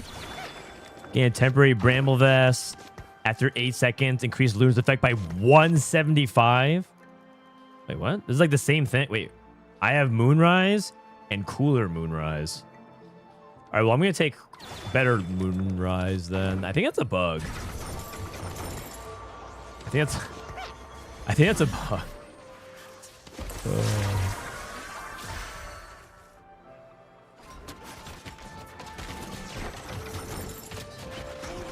Why do you have blue fire? Me? Oh, I don't know. Maybe that's like the new on fire. Oh no, my units are dead. It's close. Oh no, I need to get Invoker Emblem on her over Ivern. Moon! Unlucky. Move Ivern items to a Loon. I only can move Invoker. She is a Lunar. That's the thing.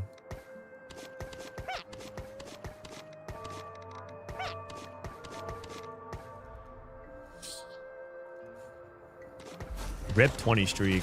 Was I on a 20 streak? That's actually crazy. I'm leveling at 10 here.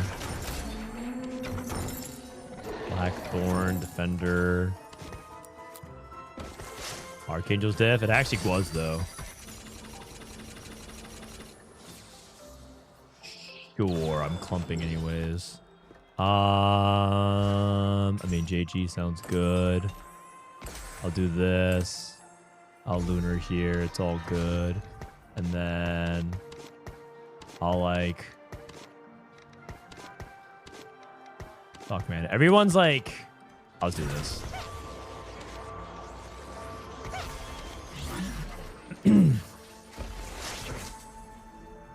I should have done this. Oops. It's fine.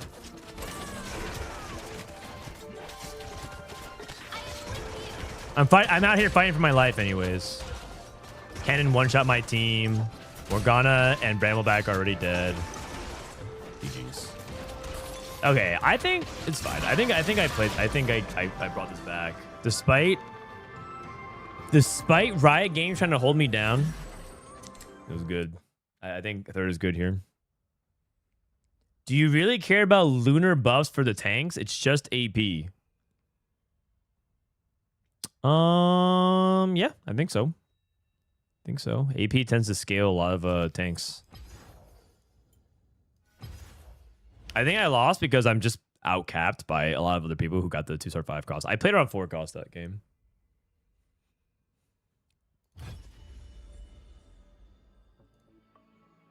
AP tanks tanks can tend to scale off of AP. Not necessarily Malphite, but other like the more AP they have, the more they can do stuff. So you can play PB ranked, yep, for a few days, and then you can go back to playing normals. They've publicly stated that too. What are we talking about? The reason they're transitioning clients so they're not tied to League of Legends because has stricter update schedules and practices to constraints of the game overall. I mean, they're investing in TFT as a full game. The reason why they're doing all this engine transition and stuff like that is because they want to make TFT long term a better game, and they're trying to outcap themselves.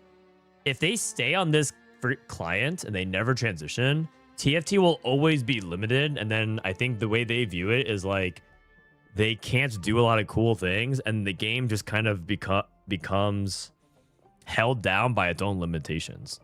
Like last set, for example, they wanted to implement way more gods than they did, but they couldn't because of the platform. Like the memory just ran out. So like if they put one more god in, it would like slow down the game performance. But this set, I don't know if you guys have seen it, but they have apparently 10 times the amount of charms that they did in set 12. So 10 times the amount of charms gives them way more content that they can play with. It gives them theoretically a much bigger playground. So it's an investment for the future of TFT. It's for everybody. Like, yeah, Riot can stand to make more money long term, but also like the players have a better time. It's just a good investment. It's painful in the immediate though. There's a lot of bad things happening right now, but that's okay. It's just growing pains. That's why I can't get like too mad about it. I'm getting more dog again. Spicy, thank you for 10 months. I'm glad you're doing Riftbound101, and I'm glad I got to see you in Vancouver. Hope to see you again. Thank you, man. Thank you, Horn Frogs. Thank you, Chowda. We probably play. Yeah, we're gonna be doing a little bit more Riftbound for a few more days, and then my Riftbound week will be over, and then I'll focus back on PBE / prepping for Riftbound tournament. After this week, I'm probably gonna start playing games of Riftbound on stream, either unranked or against other streamers. I'll ask Robin if he wants to play, because Robin, every time Robin goes to a Riftbound tournament, he gets really motivated to like learn, but then he goes back home and loses motivation. You know how that happens? And it happens everywhere, really. Like, you go to a tournament, you get inspired to get good. And you go home and you lose motivation. Motivated to learn just goes back to Proving Ground Z. It's true, man. I can't bury It's them true. all. Is Unreal Engine better for overlay makers? Oh, I don't know anything about that. I hope it is good. Okay, also I should rename these. What was this? This was, I don't know what this is. I'm just gonna delete this one. New Team 5, delete. This is Blossom. I have Rift Beasts. I have some good Rift Beasts going on here. Pebbles. Rift Beast as an opener. I haven't played a lot of Kale. I should be open. This is ranked, right? We gotta try some stuff. What is this? Is Hunters? I think I was just cooking here. Delete this one. This one is Warwick.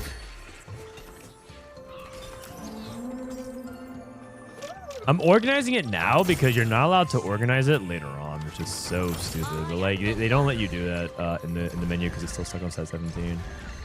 Silver Spoon, Quick Streaks, and Tower. Well, Quick Streaks felt really good last game.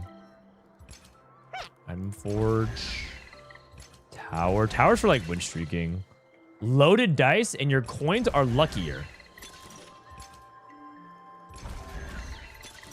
Quick Streaks is probably OP, but this is like lucky dice. 6 gold. Woo! Cast Random Wisp. Gain a random 2-star 1 cost. Oh, okay. I have Shojin. Shojin, Death Cap. It's looking like a Blossom game. Huh? Okay. Shojin, Death Cap. I guess I can go full damage.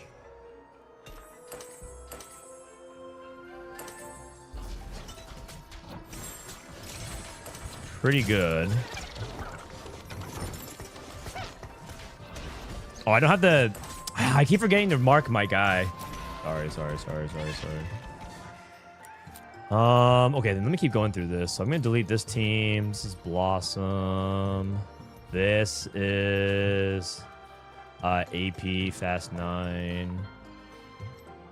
It's more like... Yeah, it's AP Fast 9. And then this is... wait, that's like another Fast 9. That's why you have to organize this. This is Spellweavers, I think. Buff this guy. This Karma 3. Do I have Blossom yet? I don't. Watch closely. And then Spellweaver. Sorry that I'm taking time to organize this. I think it's important. This is Aphelios. And then this is Vagar. This is... I don't even know what this is. Sell this. Sell... I don't think I'm re-rolling Pebbles. How long is the downtime? I don't think anyone really knows at the moment. Gain a random 4 cost champion. Here we go. It's luckier, right? Ari? Set?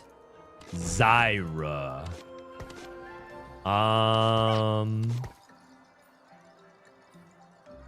Is Zyra good early? I guess this is a good chance to try it out. 2 out of 3 Blossom.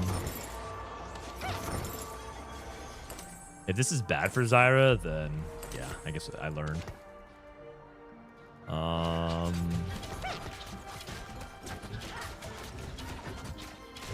It's actually kind of insane. Yeah, I need a summoner, but I have a summoner through Yorick, so I want to play around that. Then I need to find Azir. Ooh. Not bad. I think I want Shen. Target marked. All right, let me finish doing this stuff. This is Rengar. And then this is... Wow, I think I had like 3 of the same kind of... This is why it's important to organize it, because I think I had 3 variations of Spellweavers in my team planner. It was just so hard to organize everything. Spatula? What does the spatula want to be? Blossom Emblem, maybe? Target marked. I'll just take the spat. You never know. Oh, it's Elderwood if I make it right now. This. I'm just going to delete these as well. Delete. Rengar, Aphelios, new team 4. And then this is Draven. And then this is just Vanguard. Oh, that was Elise when I was trying to reroll Elise at one time. I was like playing Double Trouble Elise. Okay, cool. Let's level here. Spellweaver. No Blossom.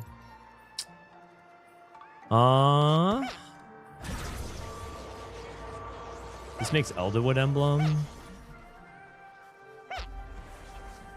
Man, I think this is fine. Oh my god, it's a Gromp too. I should have taken the crab and made Crown Guard. Oh well. ED is what it is.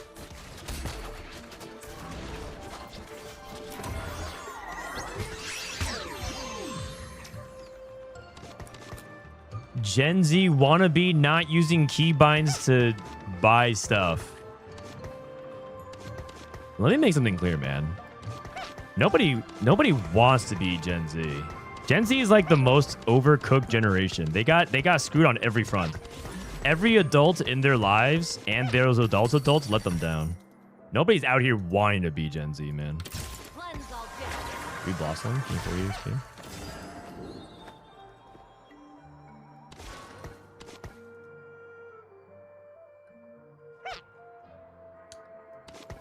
Second of all, I'm trying to get used to it. Takes time. They're the most hate on gen. They definitely are. They definitely are.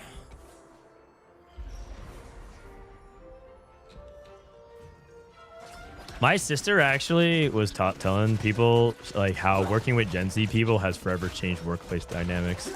Because like they just, she says that randomly they just quit in the middle of projects. Or not like projects, but like they're in the middle of doing something and they're just like, no, I can't handle this right now. I'm getting overwhelmed. I'm overstimulated. I'm going to take 30. And she's like, we're not done yet. And they just like, and then they already left the call.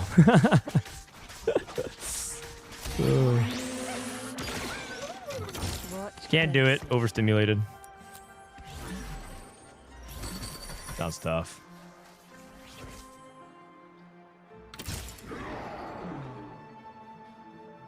I don't when she's like ranting about it, I'm like I don't know what to say. Like I can relate. I'm overstimulated sometimes too.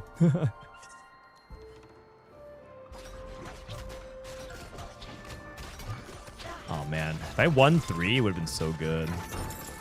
You see this cake? On to sell. God damn, I'm sexy. To sell this. Must be made of this. Sell this.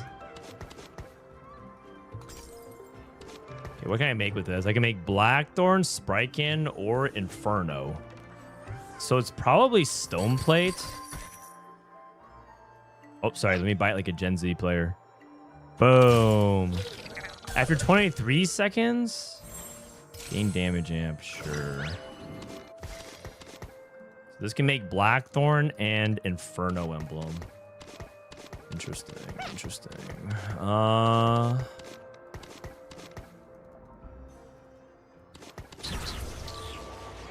not sure, actually. Gen Z not putting up with the BS capitalistic status quo in workplace is something that could be admired. True.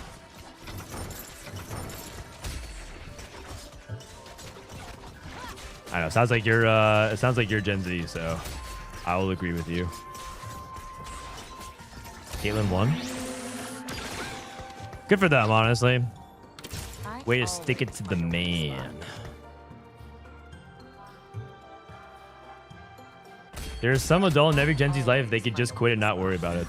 If only it was that simple. Earth? Oh wait, Earth. That's a good way to convert the spatula. That's a good way to convert the spatula. Wait, how many? Wait, let me see real quick. How many Blossom units are there? 1, 2, 3, 4, 5, 6, 7, 8, 9, 10. Oh wait, no, I think that makes sense there. Okay, so it's probably this then. I'm getting more dogged again. So I have this Spellweaver, Executioner, Elderwood. Nothing can hold me back. Oh wait, sorry. Oh, this is the Elderwood. Oh, I misunderstood. So I'm just better off playing more frontline then here. Okay, sorry, I misunderstood. This Zaya is actually the Elderwood that I was playing. I kind of want to go Nashers, but I kind of also want Belts plus Void Staff. Like, I could slam Nashers, but then I have no tank items, and I also have no future prospects for Shred. Damn, this is exciting. You count Lux as 2 traits? All right, let me count again. 1. Oh. 1, 2. A 1, 2, 3. 3, 4. A 4, 5, 6. Temporary equipable rating item. I want that. Yeah, I'll probably do that for frontline item. Oh, gain mana. That's pretty good.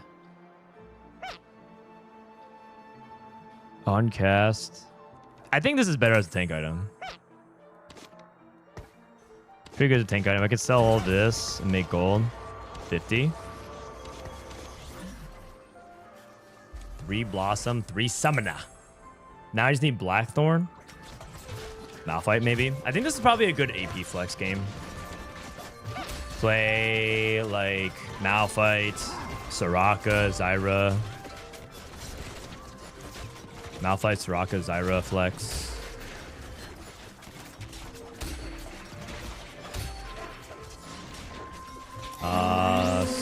Sell and sell. I'm not trying to make emblems anymore. Honestly, I could just sell this and buy this as well. Blackthorn plus Spellweaver. Where can I play this mode? This mode? This mode you can play on PBE. Oh, another spat. I'm not gonna get it though. I'm not gonna get it. The magic, it calls to me. Imagine. The magic, it calls. The magic, Imagine. the magic. I need. Sorry, I'm not trying to do this on purpose. I'm gonna take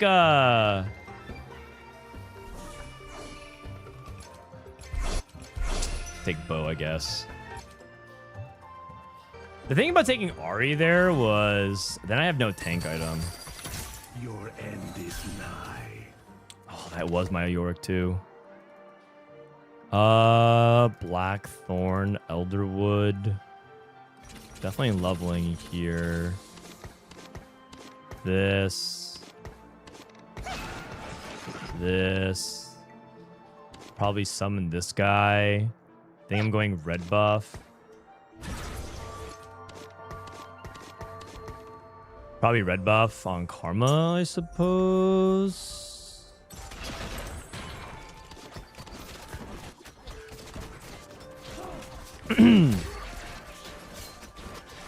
Just forced to, so I need to keep my shred going, or my witch streak going. You ended with no tank item anyways. Well, that's pretty rare.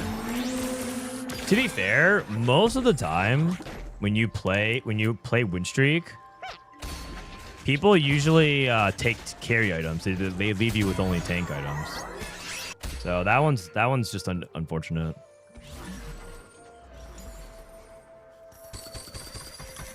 This guy, tanks reflect damage. I'll take that.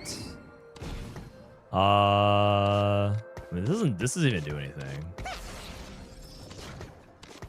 3 Spellweaver. I'm getting more dogged again. Yorick at least summons a ghoul, so there's that.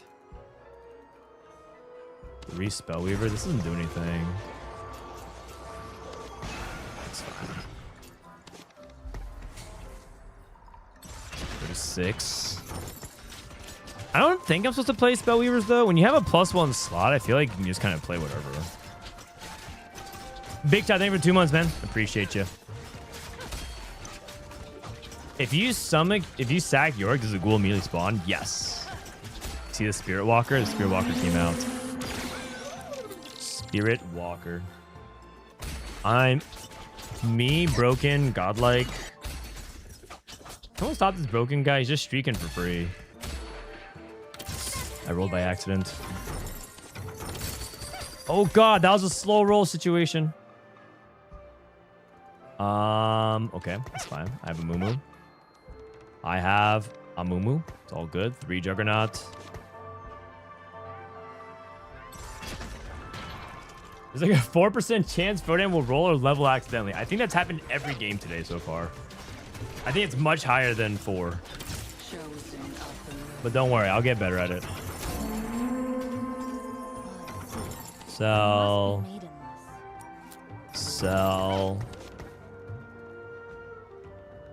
I have Spark. Okay, Spark's good. I can reforge Rod. Team gets 5 mana regen. That's good. Is this a natural interval? It does not. I think I'm gonna reforge Rod then. Ooh, okay, perfect. Perfect. I mean, that's pretty good, right? I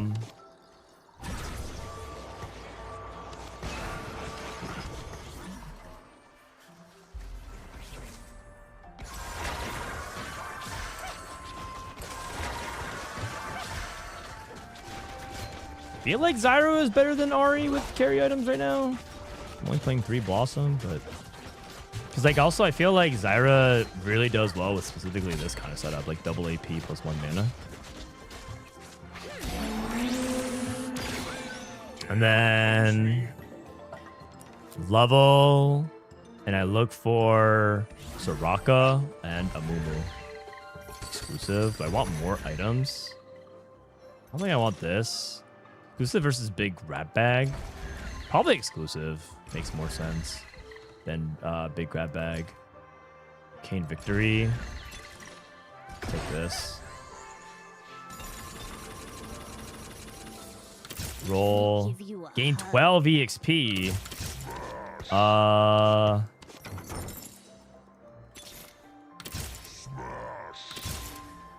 Team heals. That seems reasonable to me. I will open their eyes. Do this. We can do this for now. No Diana. Ash.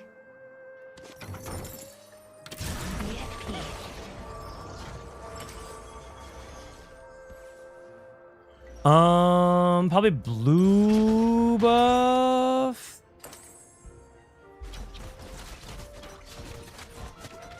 Three Executioner, 3 Summoner, 3 Blossom, 3 Juggernaut. I think this comes out for Ash. I mean, Executioner is nice, though. It's helping me bleed a bunch of stuff.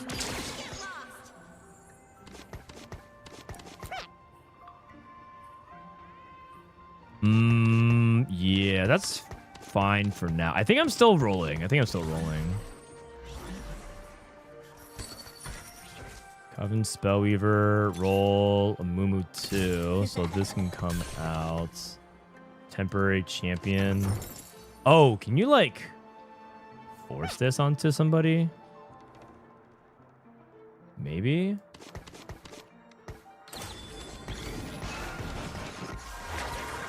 I don't know if that was actually a good idea, but that was cute, I guess. Yeah, that was probably a bad idea. Whatever, it's fine. Okay. It was a cool idea. It was cool that that could happen though. Yes, extra move. Yeah. It's fine. It's fine.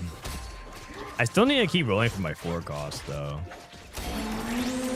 Ari, Karma, playing some Blossom Flex. I have an open Defender, open Inferno. I don't care about my Defender though. Well, I don't care about my Inferno because I have red buff already. Another Pan. I'll take it if they let me get it because I have Earth, so that just increases more value. Sure. Maybe another Executioner emblem.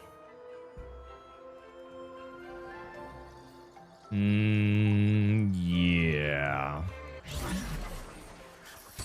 RE2. Roll for Charm. Allies with precision gain. Ooh. Okay, so it's probably full carry now for her. Shojin. Blue. She really cares about how often she's casting. This goes here.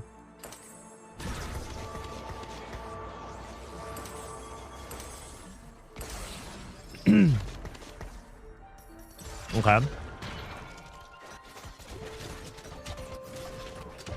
So Ari's gonna do like massive crit damage here. Bam! When do you like put Ari in the second row? Like some people are talking about that tech. I don't know about that tech at all. Is JG better than Rabadon? Well, she gets like base stats from other stuff. And I also I have my charm that says allies with precision get 40% critical strike damage. I think it seems fine. Any items you have are broken and moved apart. I can go for like Void Staff. I think Void Staff is more powerful. I'll go JG here. Actually, I can go Shojin.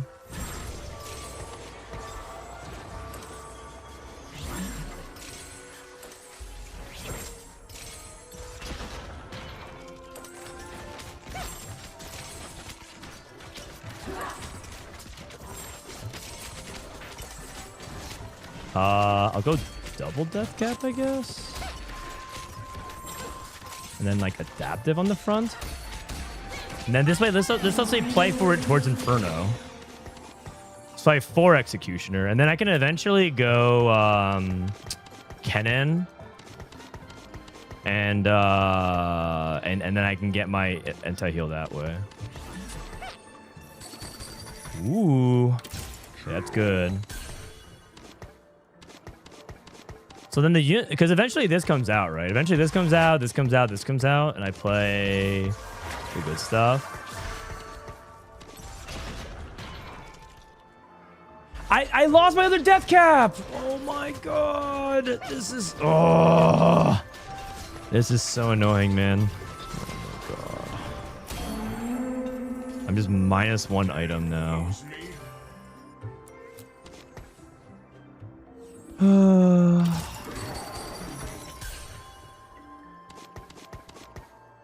Guess I'm making red buff anyways. Declaw.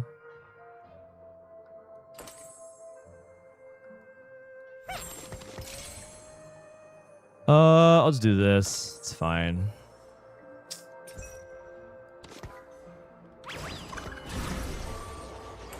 It's because I'm slamming it in the middle of fights. People are asking what's going on. It's because I'm slamming in the middle of fights. When you slam an item in the middle of fights, there's like a 50% chance it just disappears on you.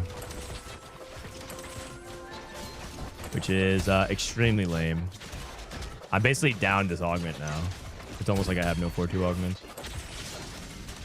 Your tank item disappeared? Which one was my tank item? Did I lose 2 full items?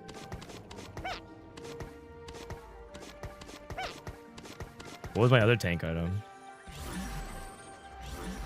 Ionic Spark? No, I remade Ionic Spark. We will unearth what has been lost. I remade Ionic Spark.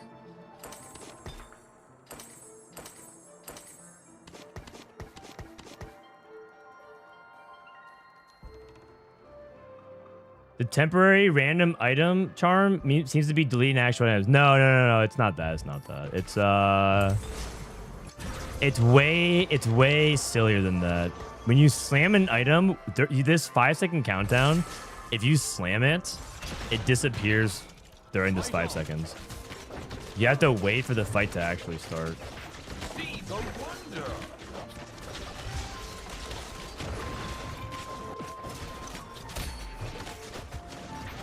Is it a Mumu way tankier?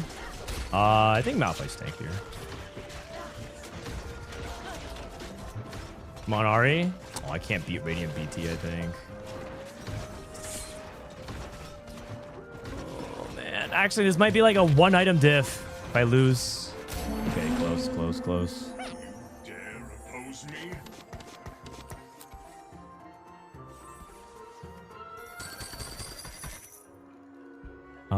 Your champs explode on death. I mean, these all sound reasonable. 83 HP. I'm not gonna be able to cap as high because I just have like things deleted. I feel like today the games I just can't cap as high because I just keep having shit deleted all the time. It's actually like very, very frustrating. I've talked about it before, but I actually forgive Riot a lot of times for like balance problems.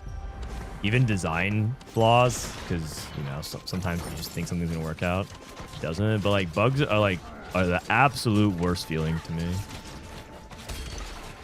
I've talked about it like pretty adamantly. I think like that's why I'm extremely convinced that people who like Set 7 just don't remember, because Set 7 has so many bugs and the game just didn't work sometimes. Or even worse, it would be like things that would just literally end the game. There's like this bug with Astral that you could roll for 5 costs in stage 3 and get a 3-star 5 cost on stage 3, which is not an exaggeration. You actually could get like 3-star Acel.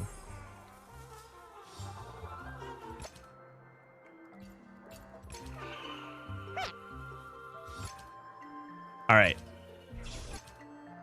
All good. It is what it is. I'm gonna get, I mean, Rageblade here is not that important. Coven, another Void Staff. Void Staff number 2 is honestly not that bad. Hodge is okay for Kennen. I'll eventually get that. Level. Old Growth Juggernaut. That's fine. That actually works well with Summoner. Roll. Gnar.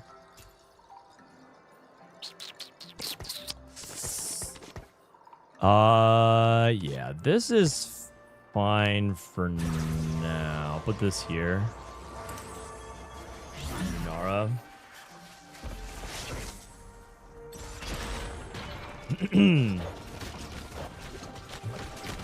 For anyone with invisible champs, just go scout other boards. When you go back to your own board, it'll be visible.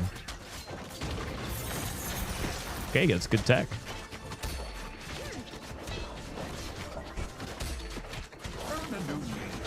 Draven 1. I'm not gonna be able to win unless I get to my 5 costs. Gnar pair. I wonder if I should have like greeted more and waited, because I was at 80 something HP. I know it's early in the set, but Azir cannot carry even with Exodia items. Yeah, I think Azir's a mid game carry. I don't think he's actually like a good late game carry right now. Yeah, I think I just like chill here. I think I went to 9 too fast. I went to 9 as if I had 20 HP. I should be waiting at least 2 turns. So now I lost like 20 gold to roll at least. So my bad. Azir's ass. He's not that good as a primary carry. Yeah. Agreed there.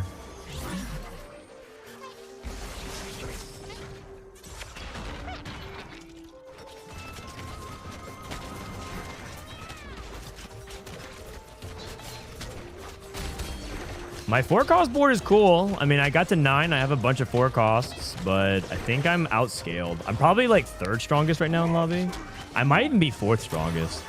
I'm just giving free wins to everybody here. This guy loses. That's nice. Okay, so it's at least a 3rd. I think I'm the 3rd strongest. So if this is going to continue, I'm pretty sure I just lose, and I'm just dead. I could sell. Play something better. I'm losing anyways, so it doesn't really matter. I'm losing anyway, so it doesn't really matter if I sell here.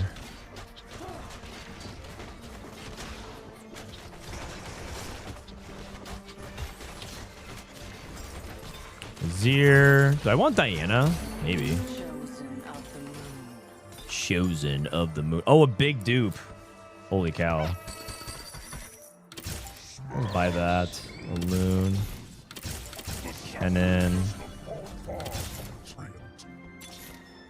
Fiddlesticks to Diana. Green Father. I don't think it's Diana here.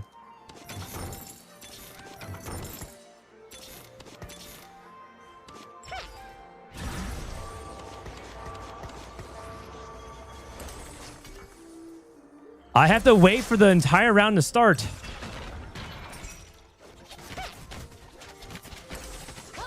Gonna go Shojin, Death Cap, Void Staff here, blue buff. I'm just trying not to have things die because I slammed it too early. Dupe WTF. Bro, I have 54 HP, man. WTF right back at you, man. Figure shot with wisps.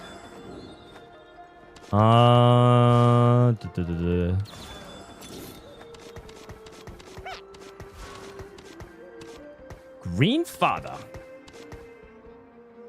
Do I have to dupe a loon here in this spot? Oh my god, this is actually a really bad situation.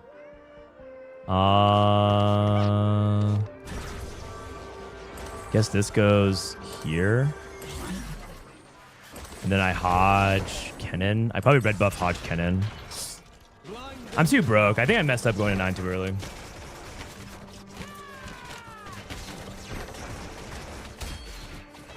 WTF. I don't understand Ivern. Ivern basically just scales your board by giving you more hexes. Astro Toggle was peak DJ. No, yeah, oh my god, that was so bad, man. That was so bad. Hopefully we never have to go through that again. I'm just donkey rolling. I mean, I'm top 2. 8 AD and AP. Okay, nice. 2 remover. I'll do this. Soraka.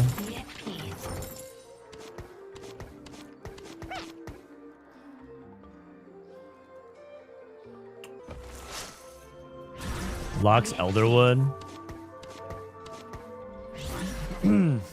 What was Astro Toggle? Basically, Astro Toggling was like you could put in a trait, and like imagine you could place Rift Beasts in, and then roll and get more Rift Beasts. You know, like the shops. That was like one of the traits in the set. It was like Astral, and you could use it to toggle when it wasn't supposed to be active, and gain more. Like basically finish all your Astrals and then force a 5 cost to appear. Sick makes a brawler emblem. That's an Ivern pair. Tarek is fine here.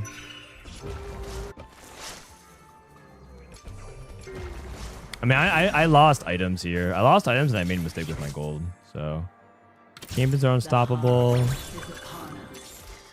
I'll dupe Lune, 4 Executioner, and then I'll go Visage here. And it is what it is. GG's. It is what it is. GG's. Losing against bots. Hey, I know Broken 99 is not... I mean, he plays from on the EU server, but he's not a bot, man. He's not a bot. He's a semi-professional League of Legends tier 2 player. Show some respect. Show some respect. He's closer to K3 Soju than you are to him.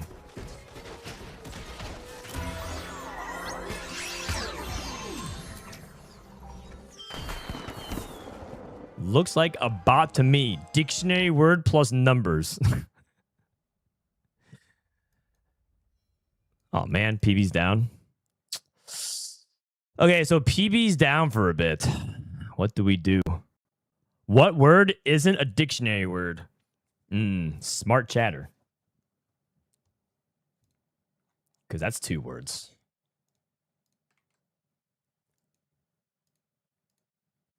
Update League of Legends PB. Did they post PB notes? The true XY. Smaller bounds patch day as we let the weekend patch settle. Should be more info and updates. All right, I'm gonna go to the bathroom and then we'll read some of the stuff. Okay, BRB. BRB.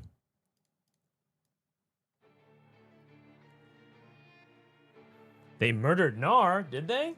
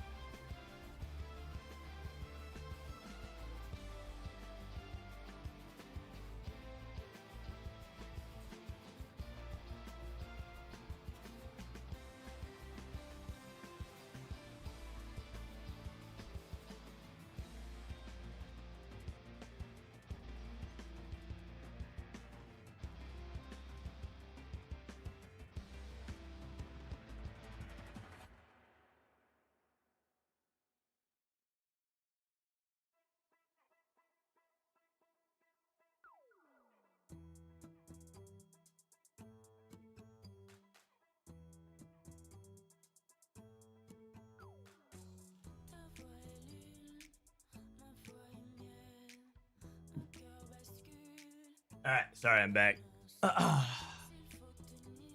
Okay. What did I miss? This isn't a Greg stream. What, is Greg here? All right, so what are we nerfing? We're nerfing Krug again.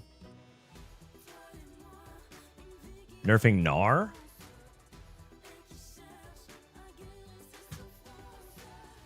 Leap damage. Oh my god, wait, what? They shot Gnar.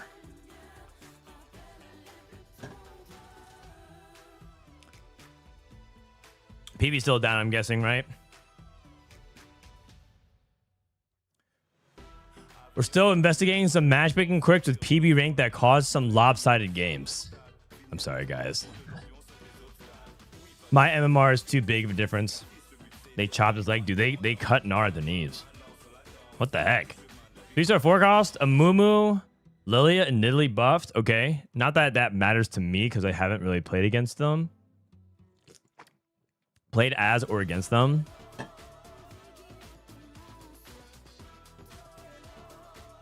Absolute insane forecast tank buffs. This is 3 stars though.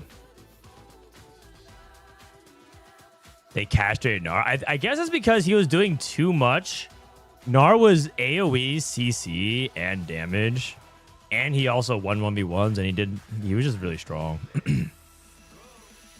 All right, they're nerfing Blossom's gold per charm from 5 to 4. And then 500 essence cash out with 4 random emblems removed. Huh. That was actually a cash out you could get. Let me see. Info tables. Coven cash outs.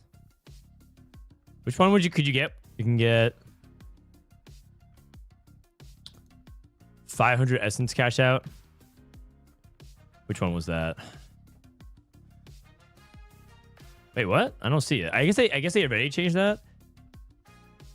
There's a 16.7 chance to get all of this. You can get 3 item anvils and 2 item components. Is that what it is? Or you just get 5 items. 2 Radiant Lucky item chests. 2 Radiant Lucky item chests and 2 artifacts. Oh my. 500 sounds like it should be game winning. Coven 18. Ability payload grant 2-star Lux. Ability payload, huh? Winning with Coven feels like you're going for Morg 3 every game. It's kind of dull. Yeah, they'll probably make that better. They'll probably improve it eventually. A 650 essence cash out. Golden removers. 3 5 costs. 30 gold and 3 items. And a tactician's crown. That feels worse than 2 rating items to me. What the? 3 rating, like 3 rating lucky items sounds really good. Maybe I'm undervaluing the power of gold here. And then 40 gold, 3 items, and 3 dupes. Holy. Okay, that's the 3-star forecast there. 806 dupes. 100 gold. Oh, it's basically a 3-star 5 cost. You get 6 dupes, and you get a 3-star 5 cost. 100 gold. Oh, this is actually better. For more tubers, because if you get 3 tactician's capes, you get to reforge it to get infinite gold. Wait, you did the 650 yesterday on stream. How did he play? Did he play win streak early and lose later? These Coven cash outs need work. They feel a little undercooked.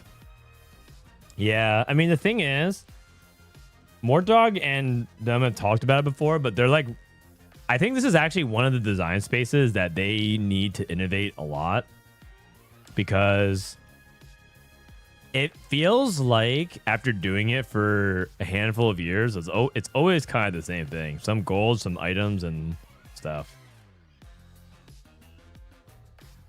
But this is pretty fun, though. The fact that you can get 3 Tactician's Caves, so you can reforge one of them to be a shield and the other to be the crown, and then you get the Easter egg.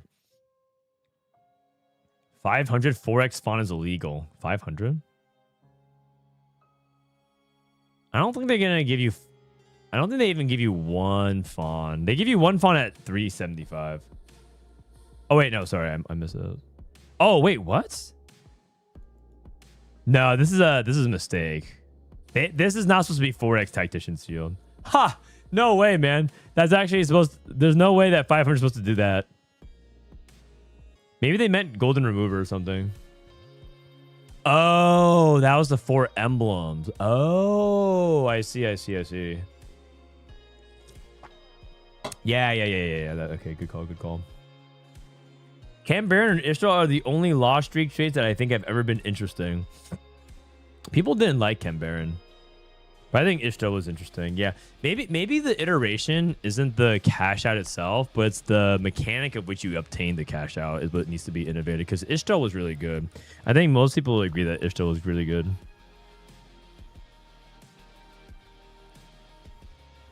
All right, I'm gonna go ahead and oh, hold on a second.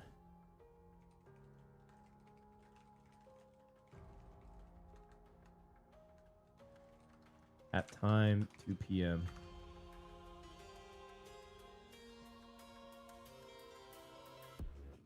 Fortune was really fun. Yeah, Fortune was actually pretty fun. Hello, we're investigating a bug where PC streams and crashing when you have OBS running. Any chance you have game logs? Oh, I don't think I saved them, but I'll keep it next time it happens. Riot's asking me about PBE. What happens when my stream crashes? Actually, it happens to T-Lies a lot, right? I wish they brought back Sugarcraft. Yeah, Sugarcraft was goated. I like that one too. Wisps. Nature's Wrath re-enabled. Better tailoring for when it's offered. It goes from 6 gold to 1 delay for 10 seconds and upgrade delay. So what's Nature's Wrath?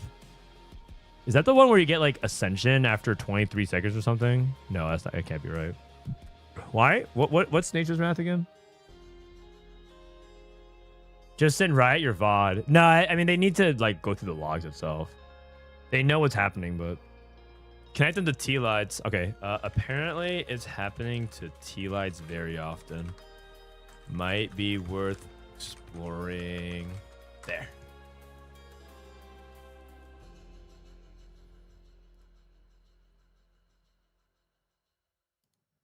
All right. I appreciate your stream. Thanks, Greg. Special Floor Fatalism can no longer be granted by sources other than the augments. Ari Orb no longer gets stuck bouncing in place sometimes. Ha! That happened to me earlier where the Ari was just bouncing up and down. I was like, what's going on here? What is going on here? Encounters. Emblem Ensemble. Proper augment exclusions added. Reroll subscription. Proper augment exclusion added. Which one do you have to exclude from reroll? Probably Prismatic Ticket. Augments, consuming flora now grants 3 gold. No consuming flora ++. Trait ladder now excluded with coronation. Slightly magic rolls 6 cash out. Is no longer a spatula. It's just a random emblem. Is that a nerf? I guess so. Yeah, you can't force something. Dawn Core. Oh my god. 7 to 4%. Kappa Juice. They're removing Kappa Juice. Titanic Hydra nerfed. Wits End nerfed. Is that it? That is so much worse. I mean, yeah, that definitely can be worse, but I got news, by the way, that the overlay for TFT Academy hopefully should be ready in transition by end of the weekend. High 800 Coven cash out. I got 2-star Draven and Raid Knight and item remover. 2-star Draven. Wow. 5 prismatic orbs. Here we go. That's it? That's an entire 800 cash out? That's so funny. That like nothing happened, man. And then he just dies.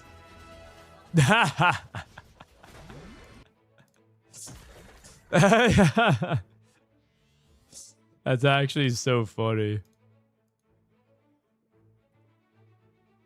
What was he supposed to get for his 800? I guess it bugged and gave him like this one instead. No, it's worse than 500.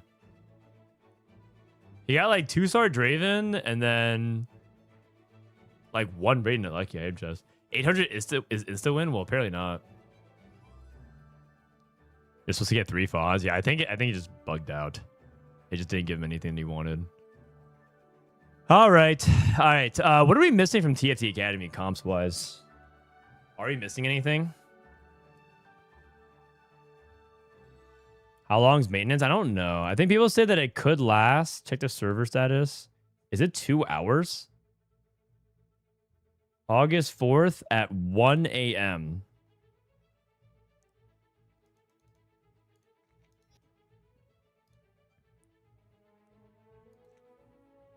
I've only got an hour left to play. I know. I actually need to reschedule maybe some of my Riftbound stuff. And I should probably do it during maintenance. Because if it's 2 hours, but I know that they need to actually take their time patching. It's estimated the game will be unavailable for approximately 2 hours. Oh, man. It was probably supposed to be get the gold dues, but they weren't in the package. Yeah, that probably was it. That's probably it. When the PvE client crashes my PC, it literally corrupts all my Battle.net applications to the point to reinstall everything. What? You have to reinstall absolutely everything? Also, Battle.net? Yeah, Battle.net is, Isn't Battle.net for Blizzard? That's weird. Maybe they're trying to infiltrate your WoW account. Is PB up? No, PB's not up. We could play some live TFT. Or we can watch some people's VODs. What are some other people doing? I mean, there's a lot of things we could do. I could play other games. See, what's Emily up to? Set 18 ranked PBE. She's finishing up a game right now.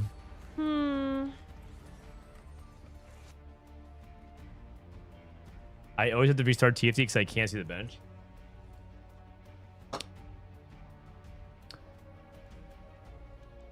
VOD review, Wajan Iverson. Is Wajan offline? Yeah, I don't think he's on right now. She's playing Elderwood Draven. Chonk's Treacher. We could do Chonk's Treacher as well. Chonk's Treacher for set 17. What are you planning on playing for Vendetta? That's the whole point of the series. Have you been watching my series at all? I've been having pro players on my stream teaching me new legends. I had Alan ZQ on. I had Rossum on yesterday. Today I have Collin on. Play Guild Run. I've never played Guild Run. So I'm like a complete noob, which might frustrate a lot of people. I can't wait for Akali Day. Akali Day is today. Today is going to be Akali. It's super easy. All right, is it time to Guild Run? First time Guild Run. All right, guys. Well, we can do some first time Guild Run. Do I have Guild Run on my PC? I have Guild Wars. What's Akali Day? In Riftbound, you get to play Dex. Well, I don't actually have Guild Run on my PC. Surely I have it already on my Steam. Guild Run. Download the demo. Okay. I guess I'll install it here. Build your guild. Turn a simple team into an unstoppable force and crush waves of monster in this PvE auto-battler roguelike. No two runs feel the same as you bend heroes beyond their class roles and discover countless combinations. All right, it's downloading. It'll take a few minutes. Is this like the TFT roguelike? Yeah, apparently it's like a PvE roguelike game. Imagine if TFT actually did Ocean's Ascent, but made it a full game. But... And Asa plays it all the time. Oh, they even have 3 items. Oh, snap. That looks kind of sick, actually. We can lose to Dragon. We have Akali. I need this to be co-op. Ooh, co-op does sound pretty fun. All right, this will take a handful of minutes. I didn't realize it'd be such a big file. Would Riot do something like this? Maybe. I mean, they're trying with PvE mode, right? On League of Legends PvE. Losing the Krugs is okay. Yeah, it's true. Everyone loses the Krugs. It happens. It happens. There's no shame in losing their Krugs, guys. Do you like or play Slay the Spire 2? Yeah, I play Slay the Spire 2. Or sorry, I play the Slay the Spire. I have not played Slay the Spire 2. I played so much Slay the Spire 1. And people told me that I should just wait until they get balance right and Slay the Spire 2. Oh, Emily's dead. So I feel like I'm not in a rush.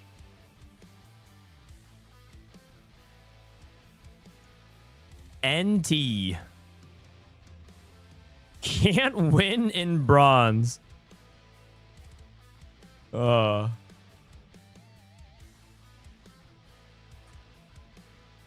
see my latest poll in Discord for what? For Riftbound? Let me see. You pulled a signature Zed? What the heck? Unbelievable. Oh wait, I can actually open some Riftbound boxes while we wait. I forgot. I definitely have some things we can do.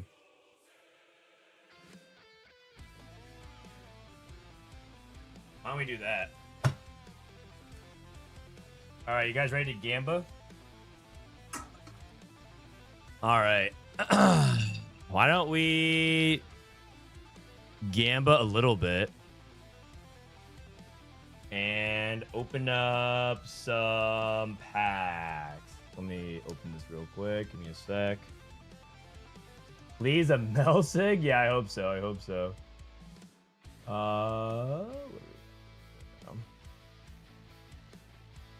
Okay.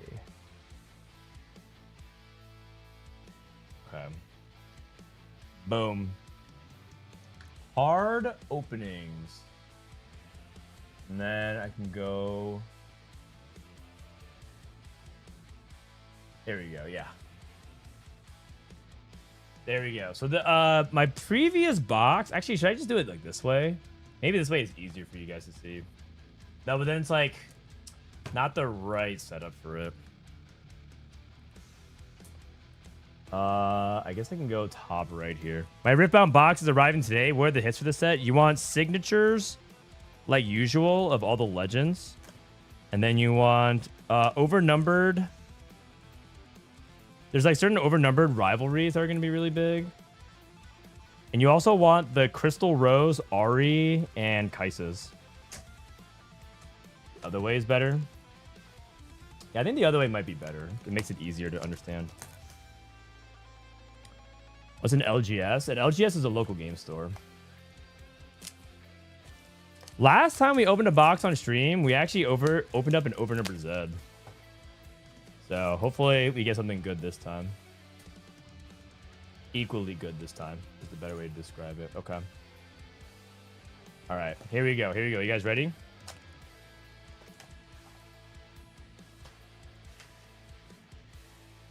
All right, this should probably carry us over all the way through anyways. Child-proof packaging. You would think so. Uh-oh. Sorry, I was trying to adjust the cam. Are we back? Oh. Sorry about that. All right, let me readjust the focus. All right, let's gamble.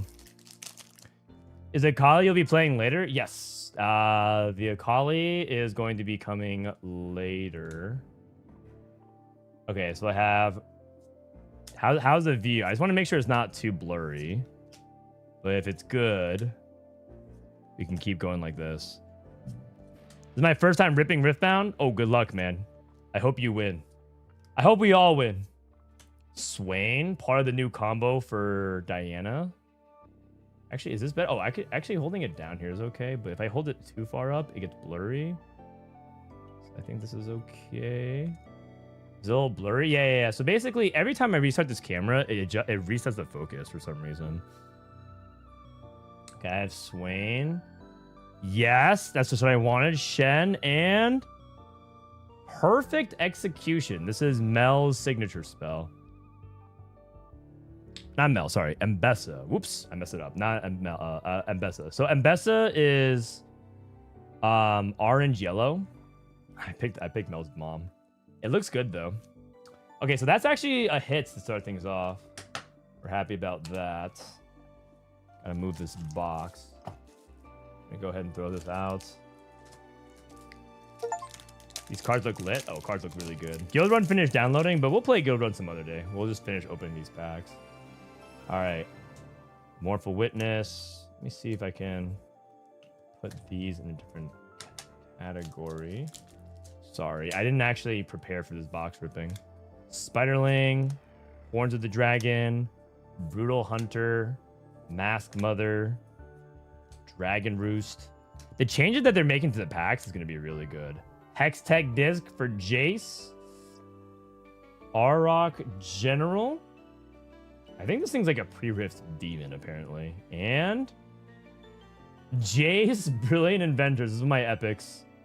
When you play me or the first time you play a non-token gear each turn, you may ready something besides me. So it gives you a little bit of like readying potential. Either on gears or other units. So that's my epics. I got 2 of my epics so far. Let me change my title real quick. Ripping, Riftbound, Wild, PBE is down. All right. Jace with Portalbot. I mean, I think a lot of people think Jace has potential, but he's just not very good right now. I think the problem with Jace is that his best version is Aurora, and ain't nobody out here trying to play Aurora Jace. Sorry, the better way. Ooh, Spiderling. I think I have like 10 of them so far, so I'm like well on my way to making a deck full of spiders. How many spiders do the Spiderling decks actually play? That part I don't know. Mystic Vortex, Guttural Roar, Renekton, and a Decree of Unity. I actually think I'm pretty stacked on decrees. I opened up 3 boxes, and I feel like I have all decrees that I could possibly want. But we'll see. Tell that to the 2 Aurora Jaces. I mean, the best of Jace is almost certainly going to be Aurora, is it not? All right. Surfer, Poro. What deck do I build it on a signature Ari? Which Ari? There's two signature Aris. There's a blue Ari, and then there's a legend Ari. I don't think the Crystal Rose one could be signature, right? Keep with the Law. Temporal Breach for the blue. Oh, yeah, that's what I'm talking about. The alternate art Sona. Nice. I think I have one of these actually. So this is my second alternate. Let me sleeve that one. Wait, this actually makes me think I'm opening up all the good stuff early, so I feel like the back end of the packs is gonna be so weak. Nice. People thought that these were going to be over-numbered rarities, so people were originally buying these for hundreds of dollars, but these are just basically alt arts, which is much more common. But yeah, this is so far good. So this is not technically an over-numbered Kaiser Survivor. It's Crystal Rose Kaiser Survivor, Crystal Rogue, Sona, Harmonious, and you said it's what, about 60? You said? Said 60? That sounds about right. Ari and Kaiser still worth like, yeah. They're still worth like $100. Each specific CR is going to be in every 12 boxes. Okay, good to know. Well, I feel like so far it's been a good box. We got 3 of our, we got 1 showcase, and we got 2 of our epics. I'm actually looking for Astral Heron. I think that card is sick. Plus, Taylor's playing Nasus. So, I think Taylor's going to be a Nasus main. Mina Swiftfoot. Oh, whoa. Oh, what is this? Alternate art Jace. Ah, okay. It looked really sick. I thought this might have been over and over for a sec. Oh, so it's actually the same thing as this Jace, but it's just the alternate version of him. It's cool Jace, and it's even cooler Jace. Whenever you play me, the first time you play a non-token gear, you may ready something beside me that's not exhausted. Maybe it's a sign. Maybe it's time for me to play some Jace Aurora, guys. Tomorrow, Billionaire is gonna be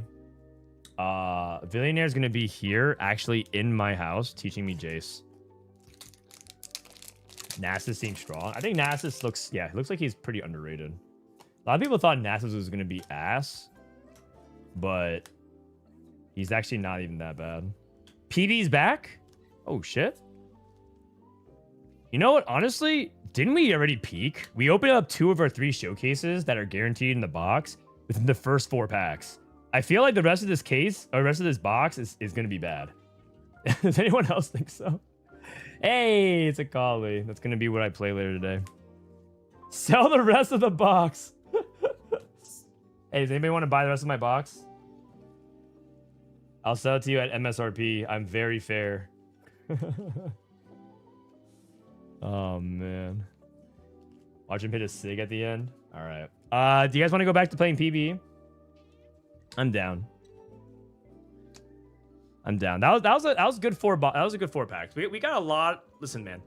We got a lot of time between now and release. So I only have 2 more boxes, including this one. So after I'm done ripping this box, I only have 1 more box. Meaning I need to kind of space out the content. Otherwise, I'm not gonna have anything to do. No, I'll just play some Guild Run or something like that. Watching pack openings is calming. I watched Toast rip some yesterday. All right, here we go. All right, PB back up. PB back up. Excellent. That was a fast downtime. Team fight tactics.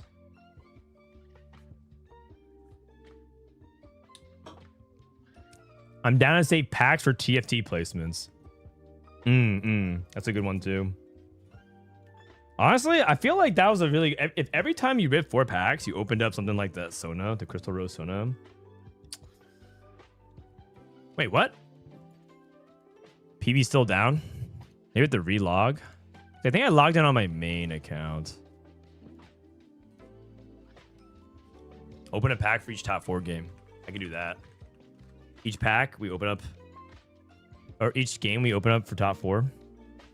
That way, you guys are forced to love watch me.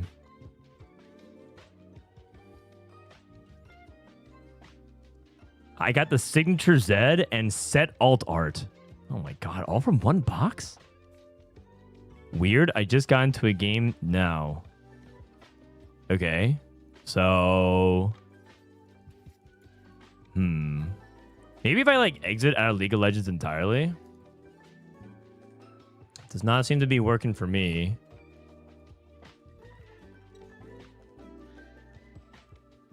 Let me exit out here and try League PB again. Guild Run demo. Maybe I'll learn the basics of Guild Run, so that way you guys don't have to teach me like the mechanics. Okay, I'm logging in. Did you get the patch bug? The patch only fixes on restart.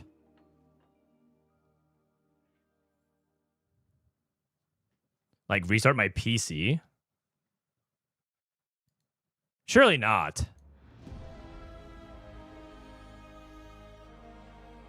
Looks like I'm logging in. Okay, I'm in. There's not much to learn. I mean, everyone says that.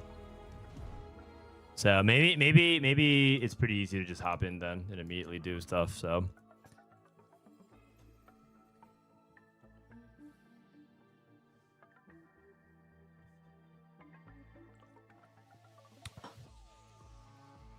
All right, PBE ranked.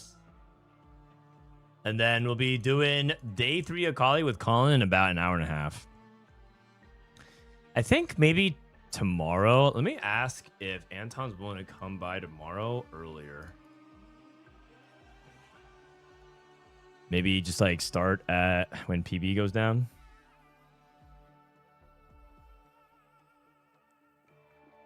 Finally, no XD on the desktop wallpaper. I think having those many league clients on my desktop background was not good for my PC. I'm not sure if that's accurate, but there were sometimes my desktop would load and it would like this X for whatever reason would show up on all my league clients, like everyone in the back. And I felt like it was like slowing down my PC a little bit. All right. So it's relatively same patch, but we just don't have as much Krug and Gnar. Okay, this is fine then. It's a very small balance patch. Blossom is worse, I guess. That's about it.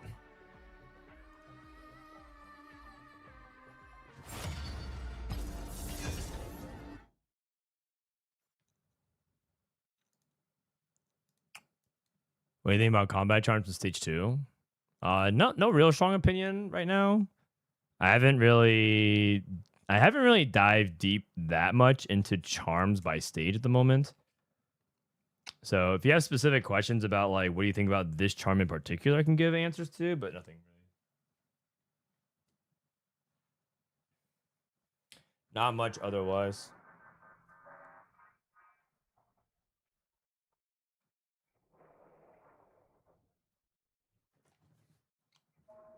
Is PB now ranked? Yeah, PB is they're testing out the ranked servers on PBE. So right now PB has ranked. I think for a few days.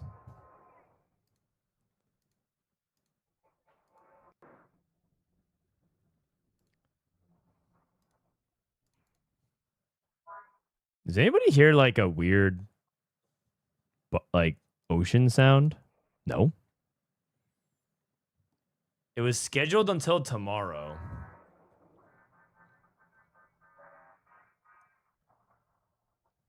Wait, what is this thread? Bad luck protection. Pandora's bench forces rules. Pandora's tracks a hidden bad luck counter for every unit you haven't seen from Pandora's for that tier. When a counter crosses a threshold, that unit is force rolled into your bench even if you don't want it. Holding unwanted units on your bench stops their counters from climbing, particularly for 1 and 2 cost. Regular bad luck protection for the shop is if you were expected 2 of a unit but haven't seen any of it, you'll see the next time that tier is rolled. With some effort, I've connected enough dots to reach an early conclusion. Comparatively peaceful time.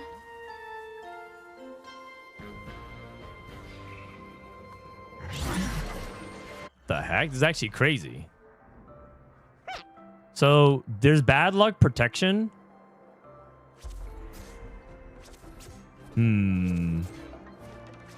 There's bad luck protection for Pandora's bench. Basically, you won't always low roll everything if you're just rolling. So that means Pandora's bench is like not even like the earlier you get it, the better. If you take it at 3-2, you don't have the bad luck protection.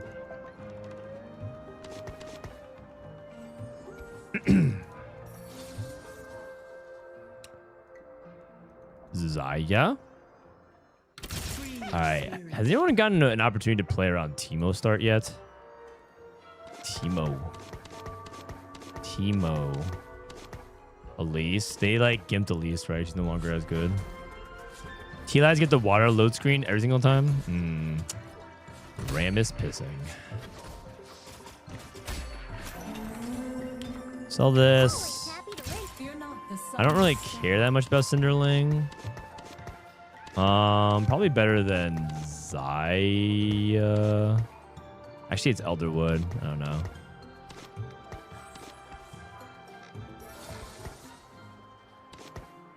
Ooh, I have a full Elderwood. Oh, I have Teemo 2 as an opener.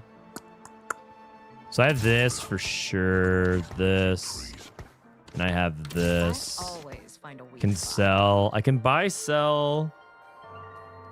Teemo. LeBlanc's also an Elderwood as well. I think I played around Team Opener before, and I was pretty happy with it, if I recall correctly. Watch closely. Earth. I think Elderwood's just like too good to turn down early. Frontline Foundation, Earth. I can do Earth into Elderwood. That seems reasonable, given that I have items. I think that's okay. Gold Destiny. I mean, isn't Gold Destiny like 3 gold is not that much gold. Versus Earth in this spot is actually kind of nice. I think I'm gonna take Earth here. Another Teemo pair. Hello, rock. Hello, grass. Elderwood emblem.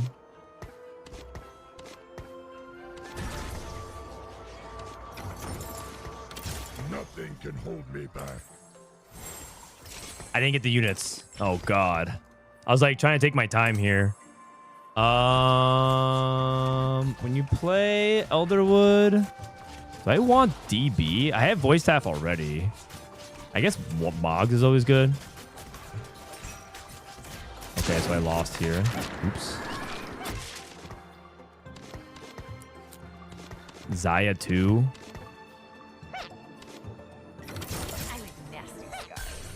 Was there a new patch today? Yes, there was a new patch today. There was a new patch today. What does Elderwood emblem actually do? Let me see. Elderwood emblem just gives you resistances, so it's actually better to play it as something else. Teemo.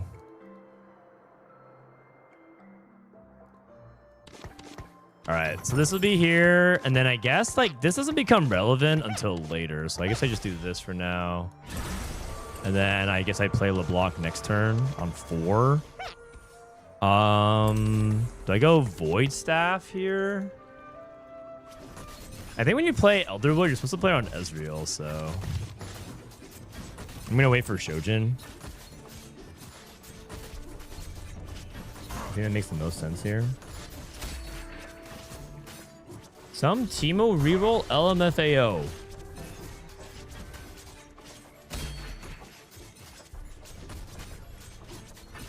I'm glad that I could be such a good source of amusement for you.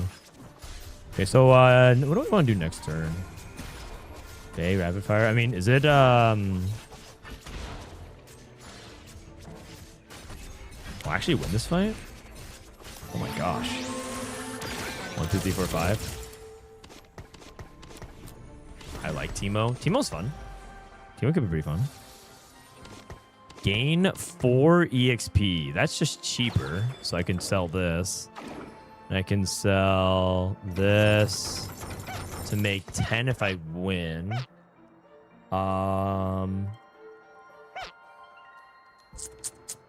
Yeah, I better win. Losing this would be really bad if I okay. Hopefully I get like the calculated loss guy or something. Nice. Should be easy dub. Should be an easy dub. Almost a bow diff. Yeah. Hopefully I don't have to slam anything. I can get a couple wins here.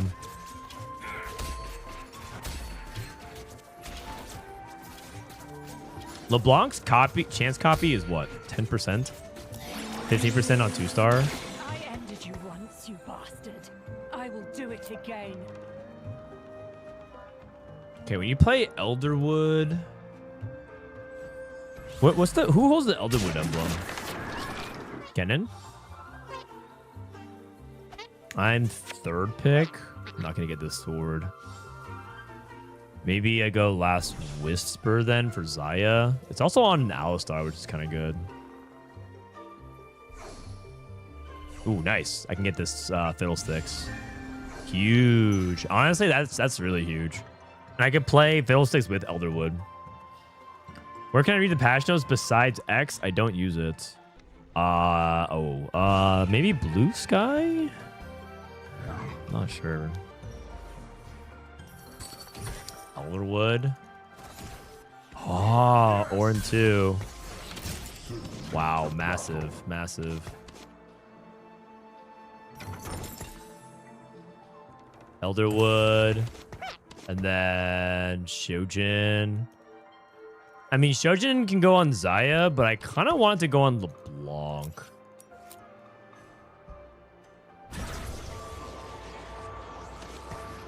I kind of want to go on LeBlanc. I'll put this here.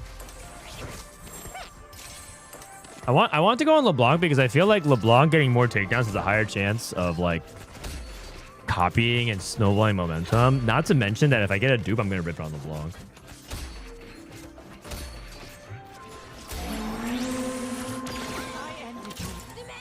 Do you know what happens at 11 Elderwood?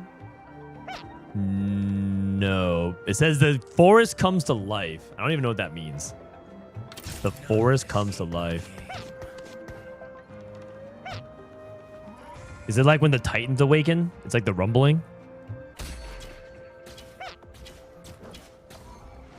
Aaron Yeager just pops up from the ground. And summons the founding Titan. After 3 combats, gain 2 gold per fight 1. I mean, I feel pretty confident that I can win. Oh, fuck. Oh, shit. I just leveraged. Oh, fuck. Just leveled by accident. Okay, I promise you guys when I do this, I'm not like rage baiting. It just so happens that every time I'm in this situation, I accidentally level. What is the level button? It's Q. The level button is Q, and usually in the past, my Q was my scout button.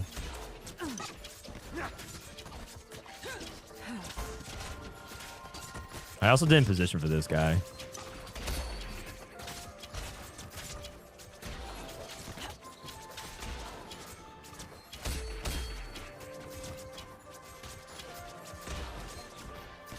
Oh, nice.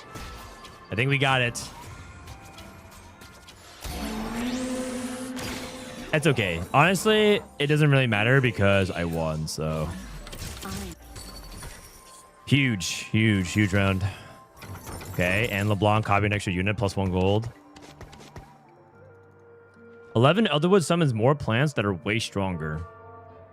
I mean, that sounds like it would... That does make sense. That sounds like it was something would happen. Are you on new hotkeys? Yes. Either that or I'm being mind controlled.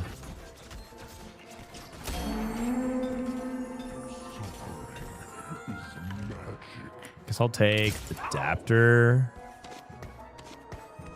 Doesn't really matter here. Oh my God. What? Wait a second. Magic coming at you. That is really good. That is really good. And I have Lost Whisper. Yo, what the heck? Pre-level div? If I did pre-level, I would be at 30 gold this turn. Oh my God. Holy cow, I can't believe I actually hit Ezreal right here. Okay. I guess I could just take all my any econ augment here, right? Because I'm so poor. Boom. Imagine hitting this Ezreal and losing.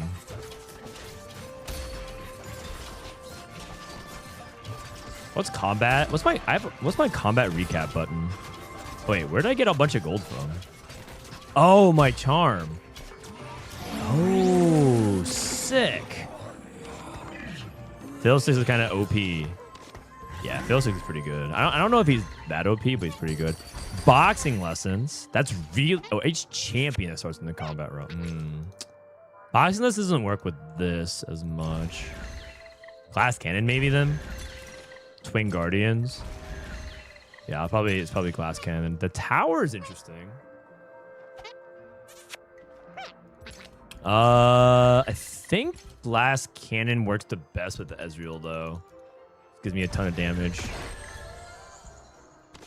Okay. Low, double level. 6 Elderwood. How do I get 7? Executioner and Vanguard. That's fine here.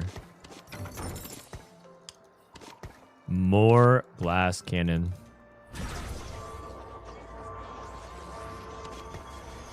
I'm so scared of making a mistake. I'm scared to scout. I feel like I've just been making nonstop mistakes. I'm like super scared to scout. I think I practice scouting here.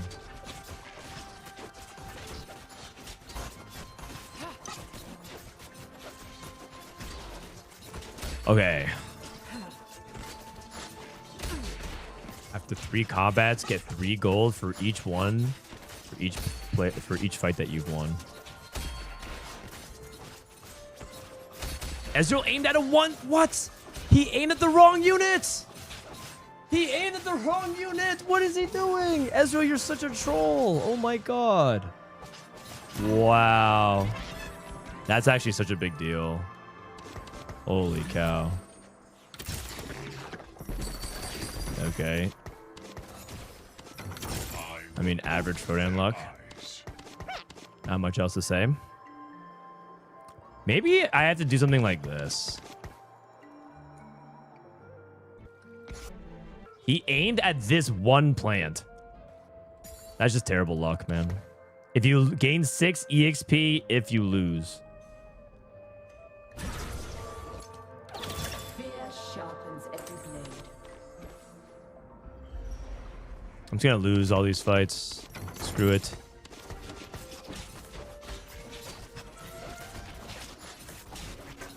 It's a ton of econ if you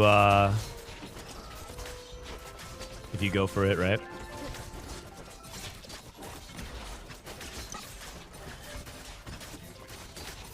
I think I lose. Okay, nice. I can get rid of Fiddlesticks, I think. Just make some gold here. The reason why I'm taking this is because I need all the EXP I can get. All right. What am I looking for with this rod? Last Whisper. There's an Amumu. I can take the Amumu.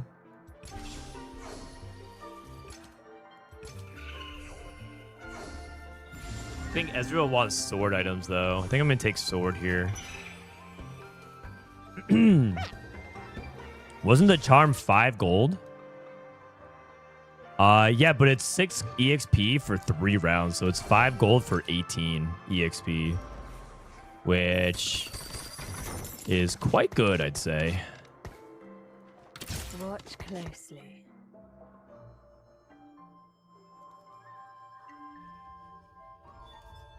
These guys are all trying to win. This guy trying to level and roll here. Some of these guys are playing some real sus boards, I'll tell you that much.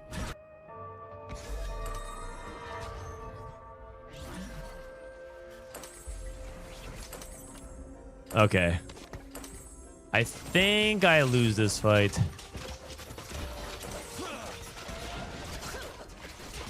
I definitely lose this fight.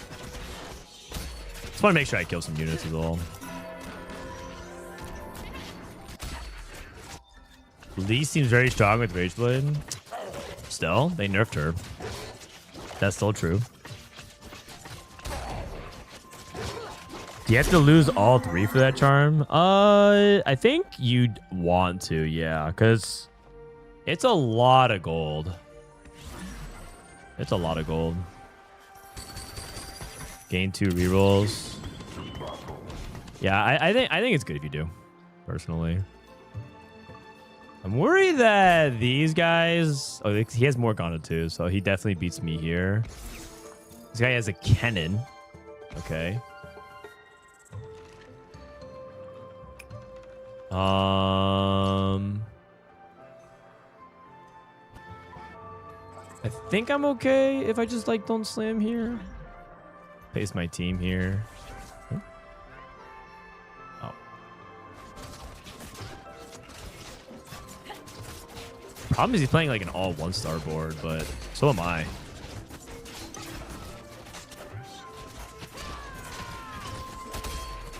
Okay, nice. I think this is good.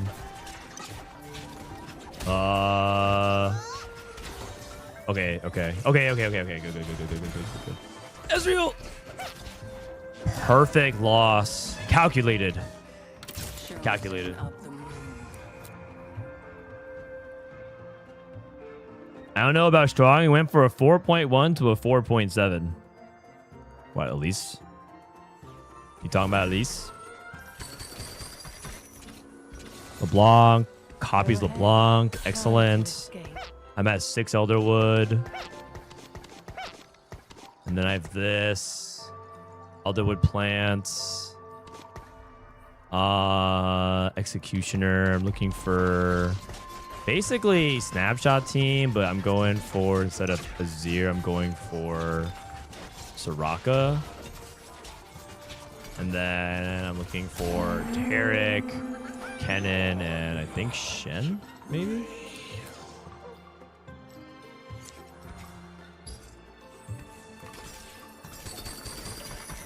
Your tanks reflect 12% of damage. Do that. I will go Moggs. I will go Flail Gunblade. Crown Guard sounds good. Flail sounds fine here. 6 Elderwood. 7 if I played Azir. I played let's look out Azir. You didn't add Shen. Oh, sorry. Shen is good. Wait, do I need Shen? Oh yeah, I'm taking out Fiddlesticks.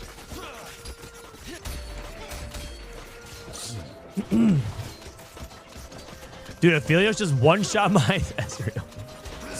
My Ezreal blinked to the second row and then got one-shot by the Aphelios. Oh my god, this guy is so troll.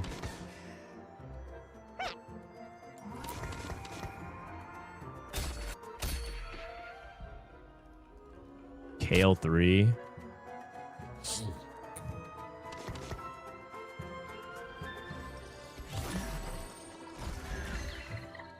Implant sounds reasonable for Elderwood. DB on Ezreal.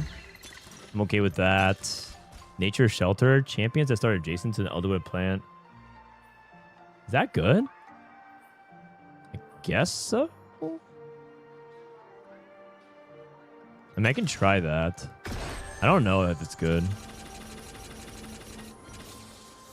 Watch closely. Sell. This is fine. So, who started next to a plant? 5. Where's the action? Trees have learned violence. Elderwood units that start next to a plant get 15% more attack speed. I actually don't even understand this, I think, that well. Let me give you a hug. Let me see.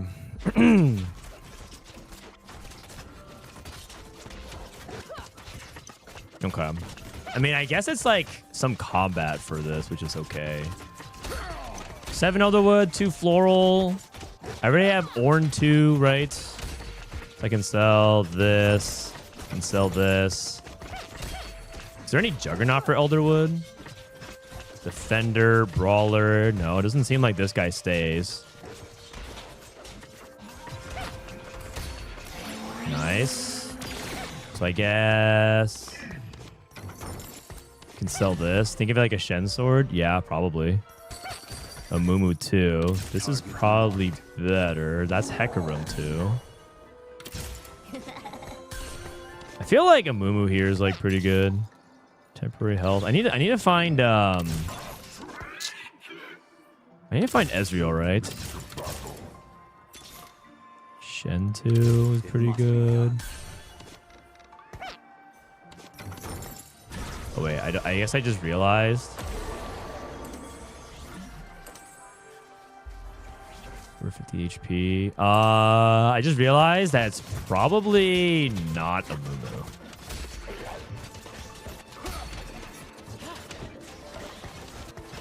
sell. Am I even playing Alistar right now? I'm not.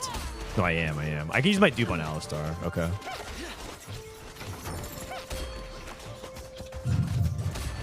Okay, I probably just use my dupe on Alistar. Because I don't have any other 2-star that I can use it on, right?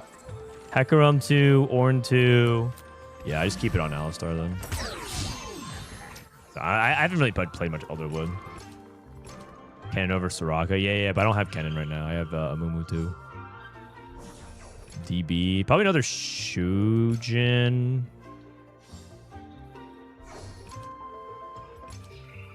I could also start building Gnar items. They nerfed Gnar, right?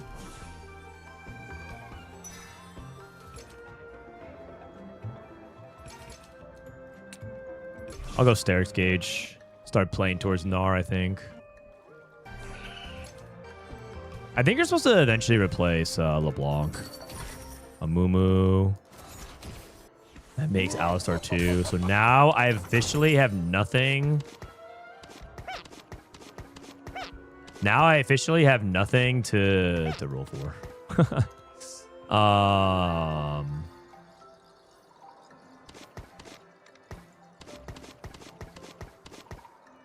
S2. Oh yeah, you're right, I do. Oh, Kennen. Okay. Huge. I'll do Sterix on this for now. Maybe LeBlanc can print me Kennen too. That'd be cool. 4-2 augment reminder. Champions that start adjacent next to an Elderwood plant gets 15% attack speed. So is that not what's happening right now?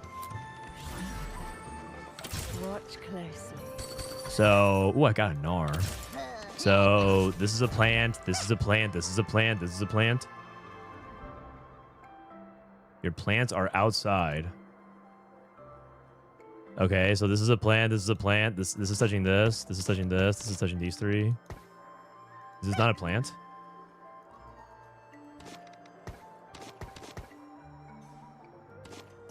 Am I not? Kennen. Champions that started adjacent next to an Elderwood plant. So I thought it was only Elderwood. You want me to max greed, but then I lose glass cannon on Kennen then. That's a golem, sir. Deepwood.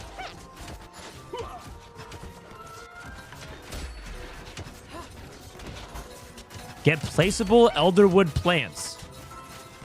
I'm getting rage baited. Sorry. Sorry, guys. There's some people who, honest to God, are just here to learn. I'm just getting rage baited.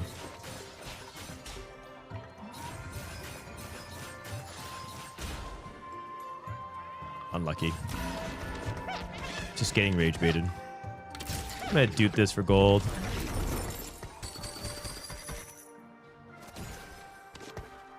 Maybe I could have done this for others, though. Okay, this here. This here. Gnar can be up here, though. So I can probably do this. It's all up here. And then Gnar can take this. Can you take the augment healing?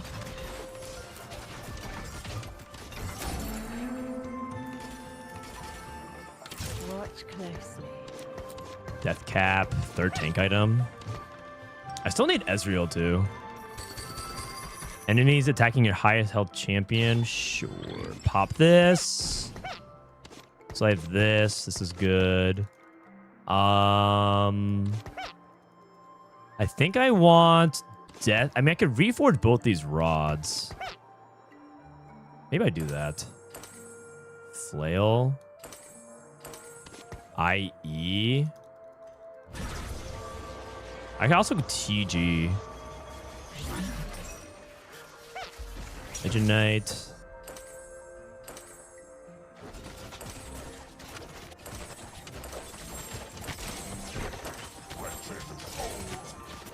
It's all good. Gnar's all good. It's all good. I still need to find Ezreal too, right? Look at the healing. This is how much healing that's happening. It doesn't look like it's that much. Heal 2% of their max HP. Is it me or is this not really happening? Chamber of the Star combat. I mean, 15% attack speed, 50% attack speed. So they're getting something. Seems okay. Yeah, it seems all right.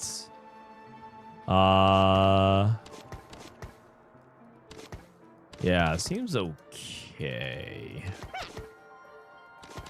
Do I level here for Executioner? 38. I think I could wait one. I think I need a little bit more gold. Maybe roll for a thing. Yeah, this is probably fine. Roll for a charm. Just any charm is fine. Did Ez heal anything? Ezreal did not heal anything. But he did get attack speed, attack speed, attack speed. Yeah, like it's the thing is working. I just don't think the healing looks very good. And heal 2% of the max HP every 2 seconds. That part does not look like it's working. Or even if it is, it's not reflected. It's not reflected in the stats. Something is healing him? Okay, so I guess you're saying it's not visually represented. It's happening in combat.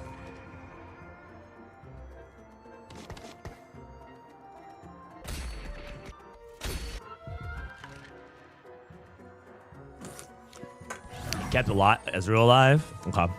Well, I'll take your word for it then. Let's level and roll. Man, I'm getting more dog than That's fine.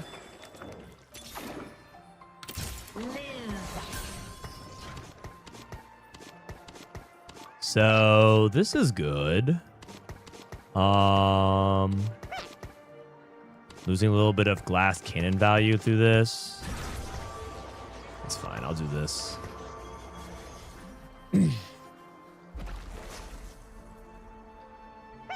So I could move like one plant back. That could be good. I don't want to clump. That's the big thing.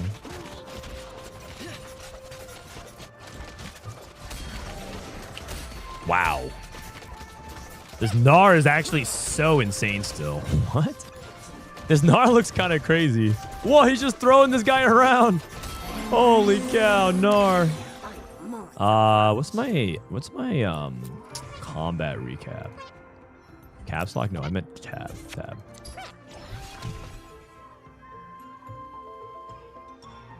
Top 4, baby. Gnar with IE is good. I'm second pick. I could also go Quicksilver Gnar. I think Gnar with IE makes the most sense here.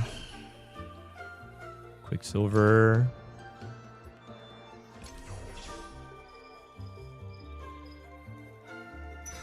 And then IE can go on Gnar, and then I can put Flail on Kennen. Put 7 Deepwood on the 3rd row. Nice. So you're saying I could do like IE definitely goes here, Sterix. Honestly, maybe I do this here. No. He's better with the crit. And then gains 20 mana. I'll do this. Something like this. Wait, but then Shen's not getting buffed. But it's basically like this, right? Like everyone's getting a little bit of something now.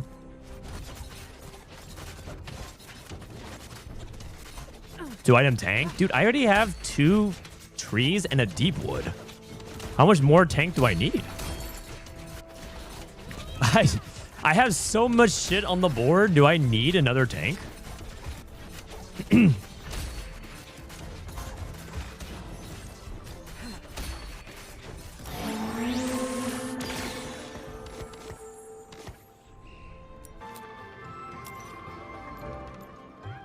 All right, Kennen. Reroll with all 4 costs. Do I need anything 4 costs? I don't feel like I do. So I guess it's like this. Boom. I can do this. Yeah, I mean, this seems okay. Okay. Draven. Kennen is just so busted. Why is he doing 9k? It's because Elderwood gives so much stats. This thing gives scaling AD and AP. So Kennen just like does a ton of damage, and he just casts and hits everyone for like 500. And if you hit 7 things for 500, it does like 3.5. You cast twice, you do like 7k, right? That's kind of how it works. And he also has Inferno Burn. Turn and burn, baby.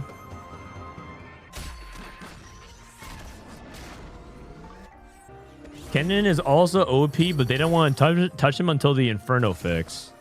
Oh, yeah, that's true, too. Yeah, he's doing 2,000 true damage. That's probably way too much on Inferno Burn. Yeah, it's probably too much. That's without Morello. Yeah, right. If his stack with the Morello burn, it'd be even crazier. The damage would be higher. But I don't think you're supposed to build Morello once you have it. From my understanding, it's like worse. 3. Your casters have reduced mana. Who are my casters? Casters. 3 casters. Should I go for a tank item or should I go for a third cannon item? Third cannon item. Bramble is good against one person. GS. I think you're supposed to go double flail here. To max his crit. Because he's an executioner, right? I think I go 10 and I play this guy.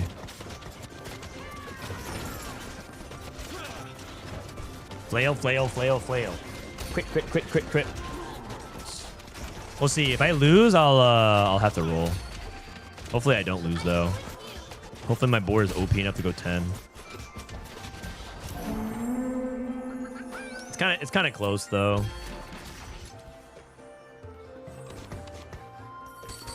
Elderwood. If I roll for a charm, 2 random wisps. Champions gain 4 max HP and damage amp per adjacent ally. Okay.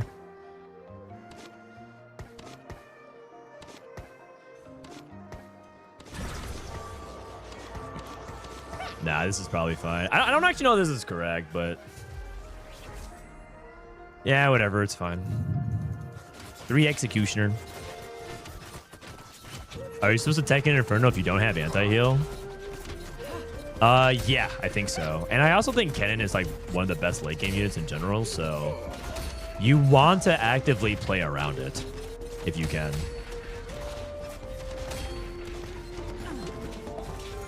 If you can. Nar just throwing the unit off is awesome, man. All right. Old Juggernaut. 1 roll. Your highest health ally deals 2% max HP damage. Yeah, I don't know, actually. I feel like going to 10 is good, but I'm also like rolling for combat every single turn. And that also feels good. So I'm not entirely sure if I'm trolling or not.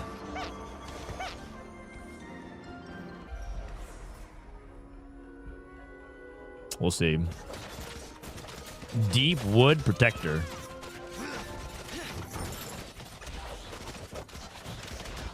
I wonder if the 1 roll at 9 for a combat every turn is better than just trying to greed and go to 10.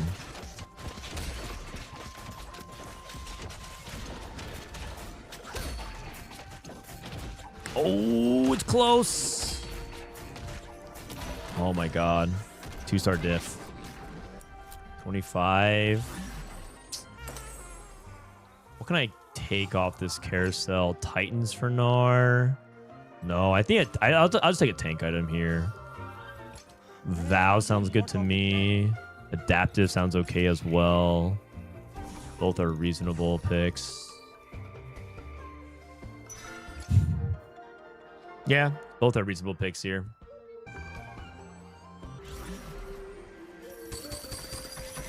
56. So, I see. I think I probably should have just either rolled that 9. Okay, I mean, going to 10 is good, but isn't hitting my 2-star 5 cost more valuable? It's like having washes mapped out, it was probably more valuable to have gone for 2-star 5 cost at 9 than just leveling for like a Tarek 1. 35 then for the 18. Every time I go 10, I regret it. Yeah, I feel like I think I need to roll at 9 here. It's okay. Next turn, I figured it out.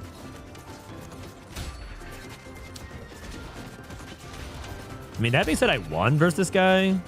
Actually, did I win? It's kind of close. So, like, I greeted and I was rewarded. They will go no further.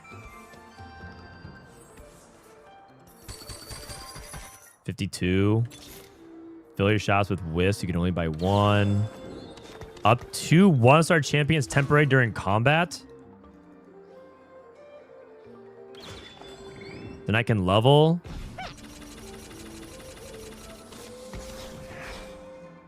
Okay. So that 2 stars my... that 2 stars my stuff. Cool. Cannon 1, Gnar 1 is tough, but they upgrade, right? Well, I guess unless it becomes Tarek 2. Oh. Well, that's still fine. It's still Cannon 2. Cannon 2 is still Cannon 2. And going to 10 for a Tarek 2 is also good. Now that should be enough. Dude, Elderwood is so strong. What the heck? So much stats. I feel like this augment visual bug didn't show up, but it was very, very powerful. Well played, Frodan. Thank you, Gokatsu. All right. Not bad. Does that mean we're out of silver? I think we're fine. Maybe we're finally at gold. Are we at gold? Just keep waiting for stats. Yes! We're at gold. Excellent. Wait, I feel like ranked PB has made this way more enjoyable. I mean, I enjoy playing viewer games for sure, but it just kind of feels nice that I'm kind of moving up, you know? Addicted to progression. Addicted to progression. Frodan hates us? I don't hate you guys. I spend all of PB with you, and your takeaway is I hate you? Emily's still at bronze 1. Bronze 1. I mean, she probably just hasn't played many games. 4, 2, 7. Oh, she played a Coven game. 1, 4, 3. She's doing well. Well, I guess 7, 8. No, that's ranked. She just hasn't played many ranked games. Even winning fake LP feels good. Yeah, it does. And what can I say? It's nice. I like fake LP. Does Frodan love rank progression more than his loyal viewers? I love both. What's wrong with both? I enjoy having both rank progression and my loyal viewers. My loyal fans. There's a line from Zangief in Street Fighter. Every time he does his level 3, he just talks about his loyal fans. My loyal fans.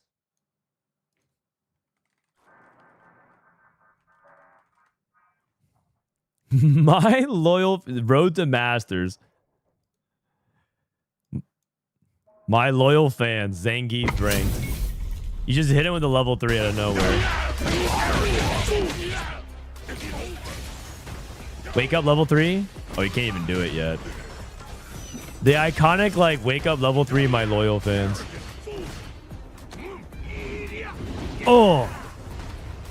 SPD. Oh. Oh, it looks like he's cooked.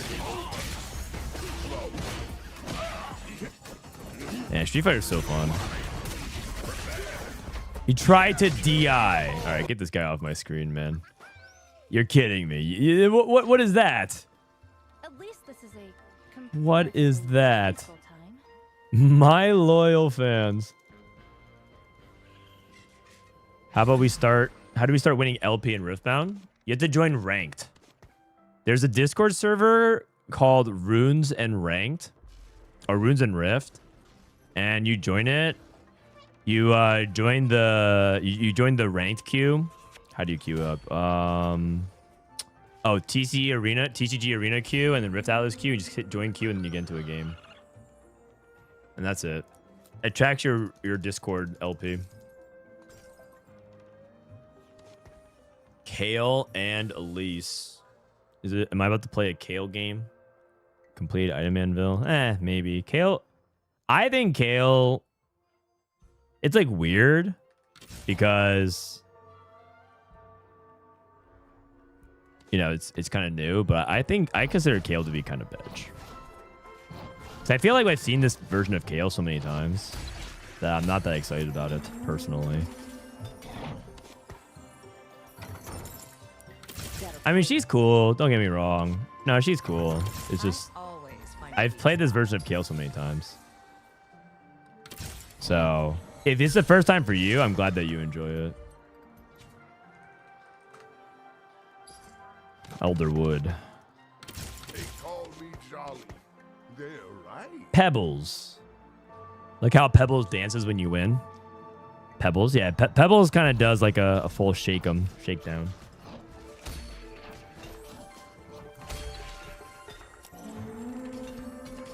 Missed Elise pair. I have a Juggernaut. Zaya, Ravager. I feel like I should be holding Leona instead. Cooking Pot with so many different items. Cooking Pot's like a lot better. What can I make? Executioner, Rapid Fire, Brawler, Ravager. Nothing that good. Omega Rift Beast. You can choose a second Rift Beast. Gain a Scuttle Crab, Cinderling, and a Pebbles. I'm going to go Portable Forge here. Late game scaling. Moguls sounds really good for gold printing here. Is there a Forbidden Item combo? Gain 2 EXP.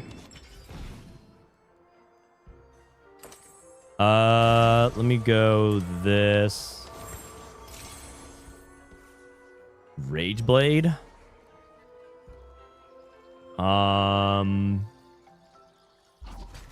Rage Blade Last Whisper.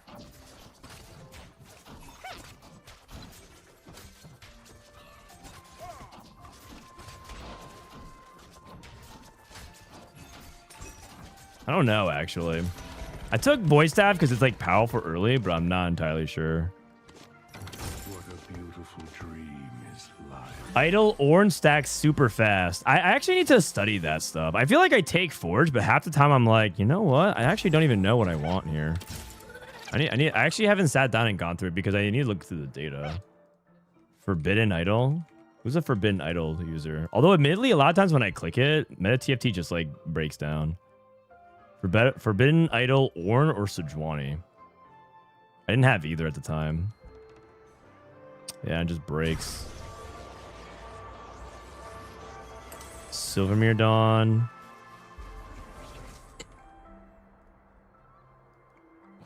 Silvermere Dawn is really mid, except on Orn, and that's it. Okay. So it's just generally not that good. Is what I'm kind of understand. Can I make gold here? Moguls is generically good. 1, 2, 3, 4, 5, 6, 7, 8. Can sell all this to make gold. Okay. 2 rounds without Rift Mark.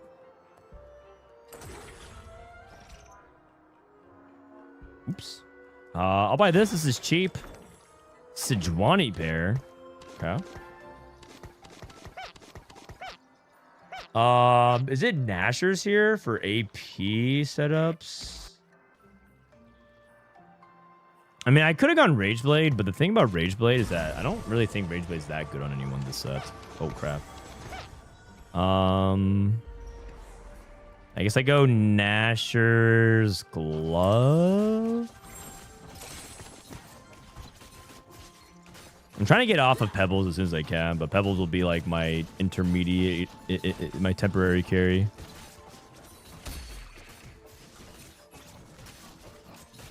Mogul's Mail. Mogul's Mail. Moggles. Putting the Mog and Moguls. Got any new anime Rex? I've hit a lull. Me? Oh man, I'm behind on my anime. I still haven't even finished Apothecary Diaries. And people love that one. I will take... This is an all 2 cost. I guess I'll just take Scuttle 2. Scuttle 2 is fine here. I'm winning. Rival is such a dead trait. Yeah. I personally don't like these designs. I think I was pretty critical at first. Smoking behind Superbar. Oh, I heard about that one. I heard about that one. People do like that one. Oh, man, I hit Skull Crab anyways in shop. 4 out of 10? Oh, I'm at the break point where leveling feels bad. But I do want to level to keep my streak going. What do I do? I think I just suck it up and level. I just suck it up and level. Unlucky.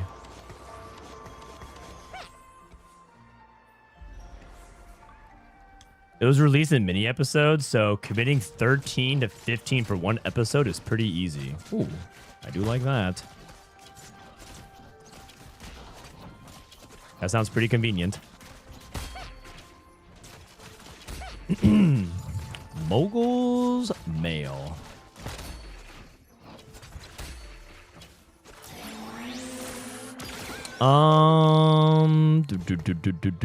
Do I care about any of these units here? Maybe. Blackthorn NLC is the only way to play them well. You can play them in other ways, but that is one of the easiest ways to do it. Yeah. 2-star 2 cost. Journeyman. Journeyman. Here we go. Teemo 2. Wow. Now that is good.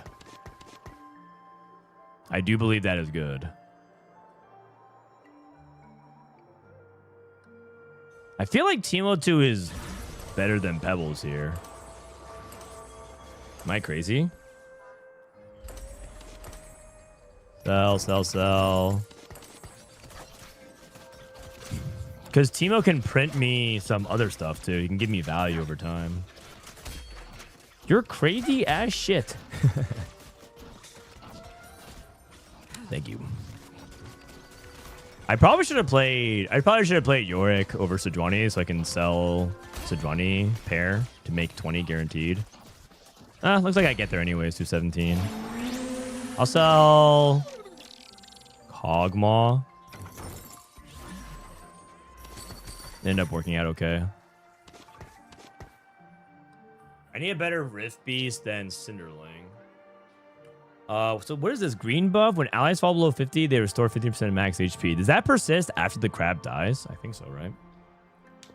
What do I play with Coven, Ravager, and Executioner? You probably play for a Covener cash out, and then play into Diana Soraka. Diana Soraka Alun. This is a better Rift Beast, but I need to make 30.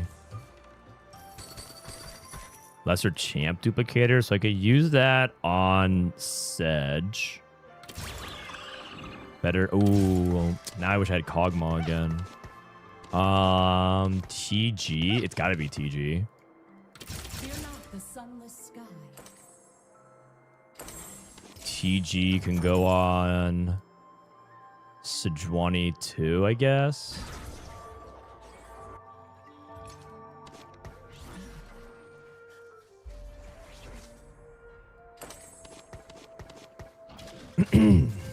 Unfortunate.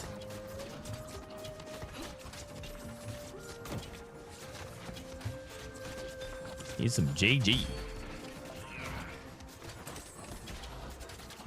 No, I was hoping that belt would help it cast a little bit more often, cast a little bit sooner, and then that would help it sustain for an extra gold. 34, 35, 36, 37. My next unit should be Cogmaw, but I sold it. Group Hug, Verticality. I'm not really thinking I'm playing a vertical comp right now. Kingslayer is impractical. Does this work retroactively? Verticality, Pandora's items. Group Hug. Glass Cannon is just generically good. I think Glass Cannon is just good. Ooh, Cog. And I'm back. You farmed something with Teemo? I farmed 2 EXP. Yay. Okay, scouting. Oh, you can hover scout. They changed that. Oh my god, I can hover scout again. I can hover scout. So nice. I can hover scout. Amazing.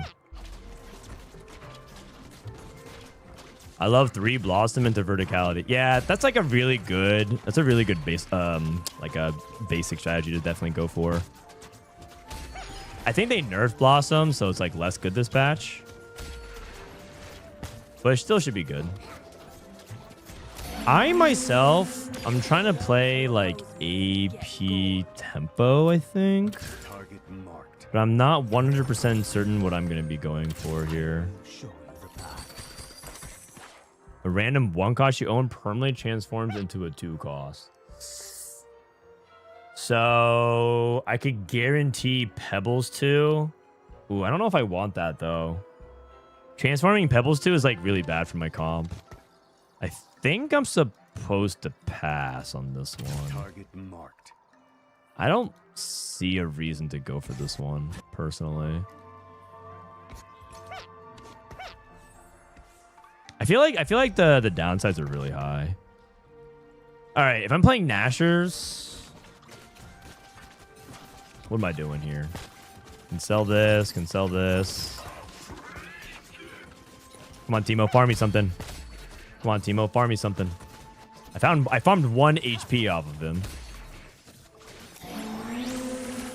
43, 44, 46, 51. I can sell everything here. Oh wait, I didn't need to sell the Ornn.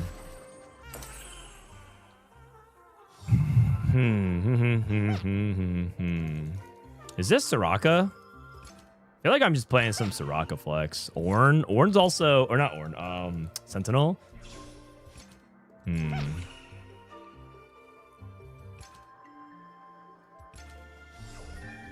What do I farm off of this? Another TG? What else am I supposed to do? A cloak here? Cloak here doesn't do anything. I guess I get another one of these. Another TG. With Nasher's Void Staff, I could just go into Executioners.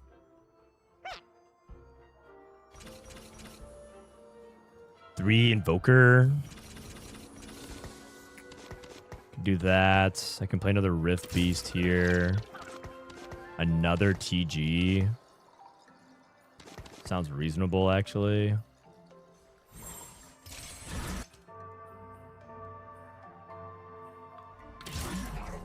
Check this TG. It's Moggs. Put this here for now. Another Scuttle Crab.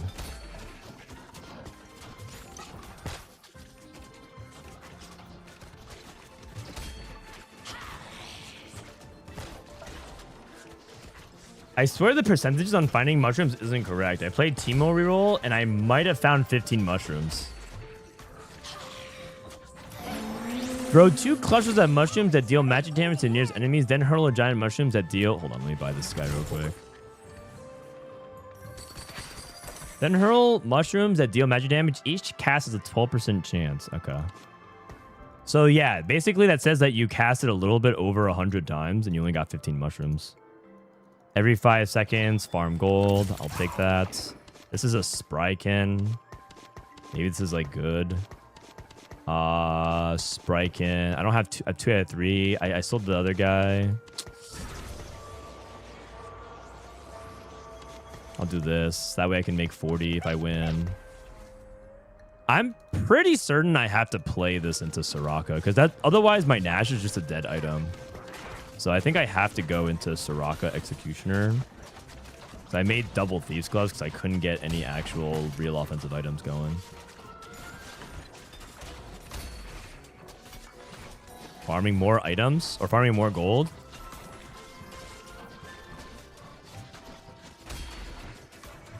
That looks like I lost. Dude, this guy's just farming me, man. 40. I lost my streak. That sucks. Soraka. Do I have Soraka Flex in my team planner? I don't think so. It's like Zir, Fiddlesticks, Soraka, Zyra, and you play Amumu +1. Malphite's an easy tank, and then like Cannon, something like that. +1/+1. Two more Teemos. They call me Jolly.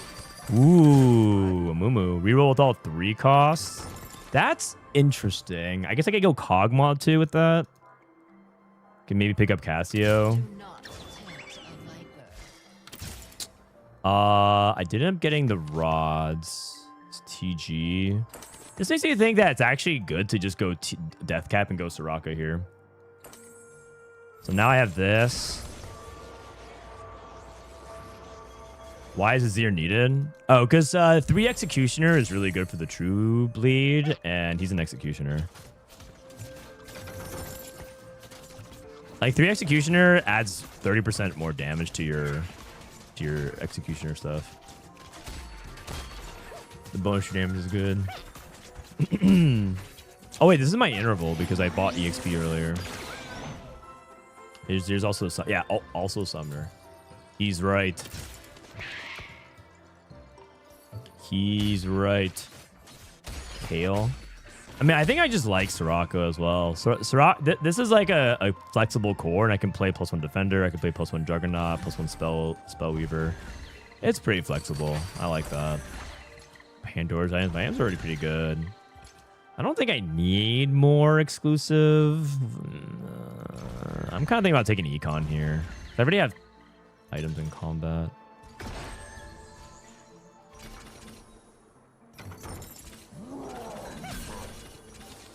I got this. Sell. Vi 2. Ooh, that's good. I could do this. Blackthorn. I could do this. That seems fine to me. Cog 2. What lurks beneath the soil? 3 Juggernauts. Oh, this is 4 Juggernauts. This is fine then.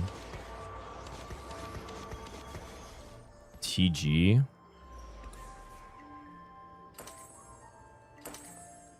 Sell. Can I go 6 Juggernauts? I think I could. Oh wait, I'm not playing Azir because I'm still playing this two Invoker thing. I should probably get out of Kog'Maw actually because I already have the Void Staff. Okay, so this guy, I'm gonna sell this. I need a Soraka.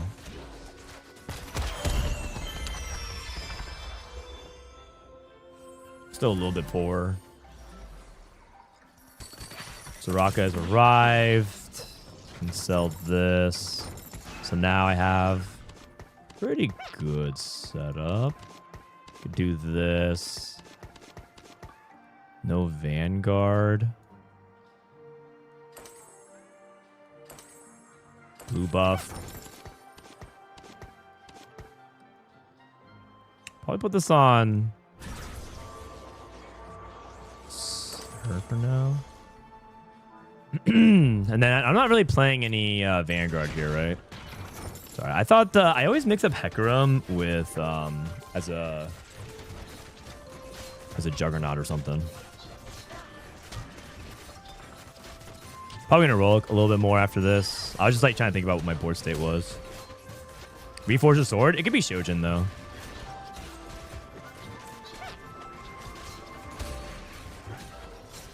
Kale 3. WWW. I can cut two jugs. I can cut like crab +1. Crab +1 to play Inferno plus other thing. Also, Primal's also on the table. Tarek. Not gonna get Kennen though. I need a third tank item here. Oh, I see. I could reforge sword to go for a tank item. I see. I could do that. I definitely could do that. Wait, they're gonna let me get Kennen? Holy cow! These mega carousels are crazy. They just give you, because people won't be able to stop you, so they give you whatever you want. I guess I can just go 9. Sack my HP. Next 2 rolls will have champions fielded this combat. Okay. That's good. Roll. 3. Roll. So is Maokai and Crab. Malphite and Crab.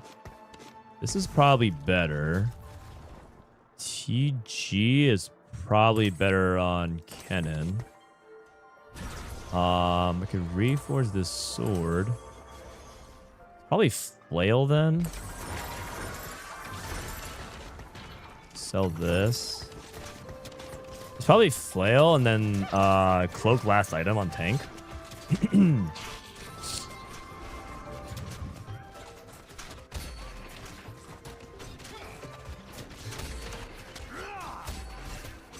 Second HP, Ken with a glove. I know, right? Isn't that crazy? Oh. Okay, well, I guess a lot of units are dying at least, so Maokai can get a bunch of HP 270. I holding these lunar units. I don't feel like they're that relevant. Maokai. Okay, so I can do this, which means I can just drop 4 Juggernaut now. Which means that I have a flex spot here. It could be Primal. Roll for this.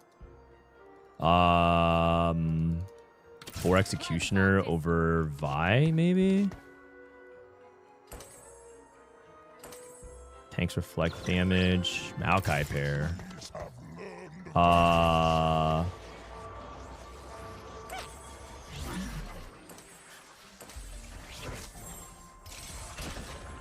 Void Staff here.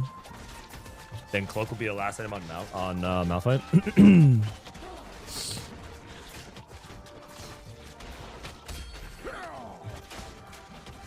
Getting farmed by backline access.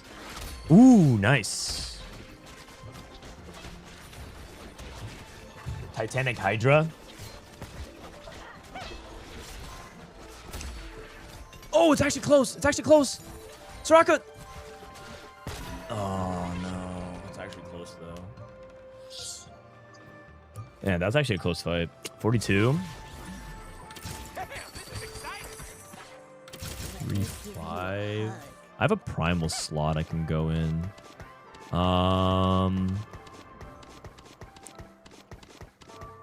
Primal slot is like pretty flexible. Imagine what a 2-star can do. Yeah, if I hit my 2-star, it'd be good. But right now,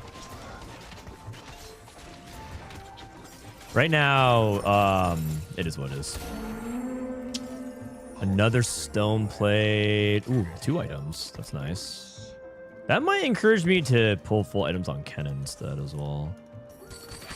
Lunar Lux. That is reasonable. I don't deal physical damage. Lunar Lux. I mean, Lunar Lux is probably not even bad. Increase all max mana. That sounds good to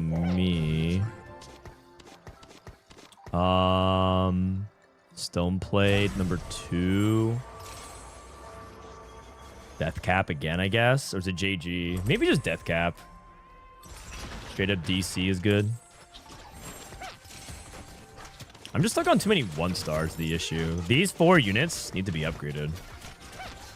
Actually, a 0-2 doesn't really matter. Anti-heal, but I'm playing Inferno. Anti-heal, but I have Inferno. Morello, but I have Inferno. Sunfire, I have Inferno though.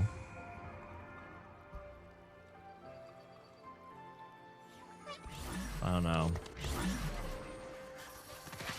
4. Gonna roll here. Caster spawn mana.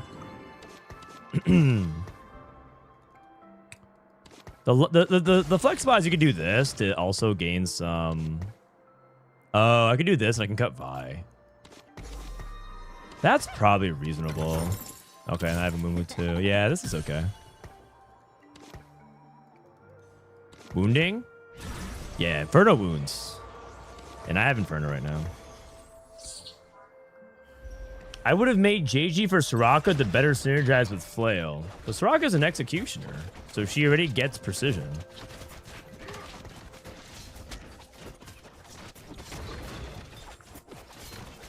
So isn't that JG a little bit less efficient in stats? Oh, man. Oh, don't kill my backline. He's burning down my backline. Oh, nice. Oh! Wait, no, Cannon's got this. Cannon, my king. I mean, I think in the worst case scenario, Jewel Gaunt is it's probably like a B tier item on Soraka, but it's probably not like the absolute worst item you can slam. Sometimes you just gotta slam an item, you know. After 8 seconds, increase Luna's effects. I actually don't think this is that good when I played it. 175% on 7 attack speed and 7 AP is like. I mean, it's cheap combat. That's an upgrade. It's cheap combat. It unlocks you a free shop slot. Okay, not a free shop slot. They technically are taking it away from you. So 10,000 damage. Cannon 1 with suboptimal items.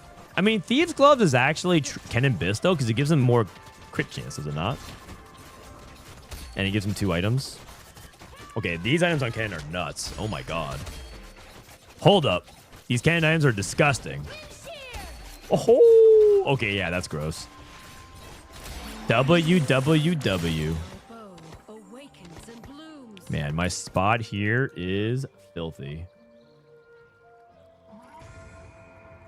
Are you going to win the game on Soraka 1? Hopefully not, because that would probably mean that I didn't actually play well. I just high rolled and played a broken comp. And I need my validation. It's very important to me to know that I outskilled my opponents. I think I'm gonna take Shojin here. I can also take a 3rd Thieves' Gloves.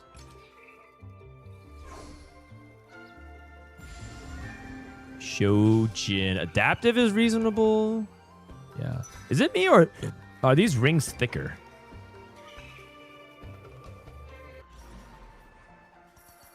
Are you on new hotkeys? Yeah, I am. Yeah, I am. Roll. Green Father. Shields are stronger. Ooh, Raka 2. Adaptive can go here. Adaptive is not bad as a frontline item as well. Rengar 3. I'm a little bit worried about this guy. We're like clumping again. I should have moved this one over.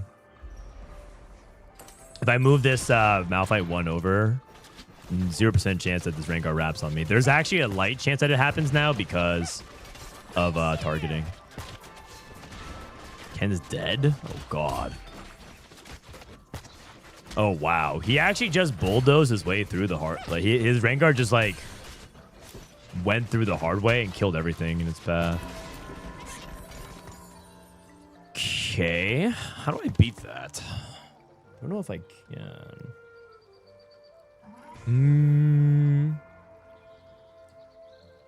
Is Mumu a better tank than Malphite here at this stage of the game? I'm only sacking. Is Mumu a better tank than Malphite?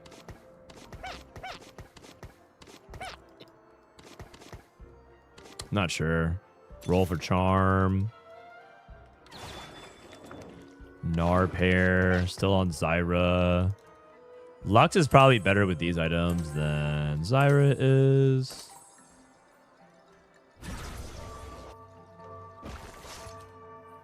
Oh, wait. Why is my Mumu there? You've had Malphite in for a while? No. Is, Oh, you're saying that I should tank Maokai. Yeah, I can tank Maokai. Maokai's been there for a long time. Yeah, 12,000 HP is nothing to scoff at. I'm getting Infernal Luxed. I think I have to get rid of Lux. I don't think she's doing enough here.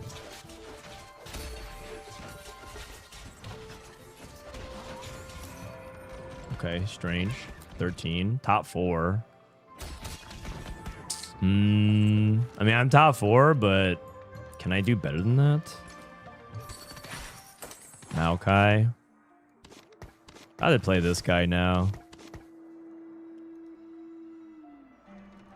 Luna Lux is like, okay. Plus it forces me to clump in ways I don't really like, so...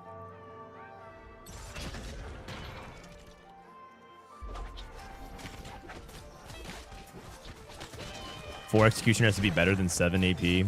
Well, I mean, the Ivern thing is like pretty good too. I think Ivern's like quite good, decent scaling. I have to roll here. Cannon 2.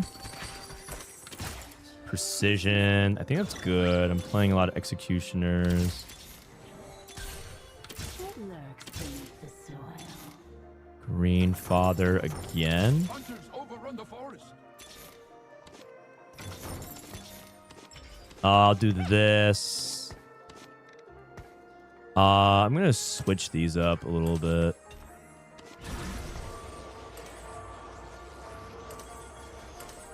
And then I'm going to...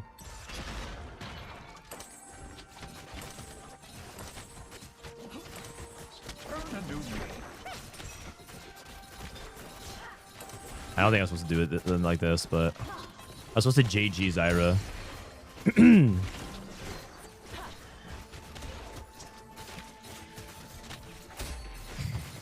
Okay, looking better. That guy's dead. So I'm top 3? Top 2? Okay, so how do I win this game? It's me versus the China guy. Dude, Unrivaled is one... Every lobby I've been in against it so far. It's so good. Tarek. Every 3 ally deaths, summon this guy. Oh, good cannon items. Good cannon items. Gotta somehow avoid that Kha'Zix. Yeah. I don't know how, though.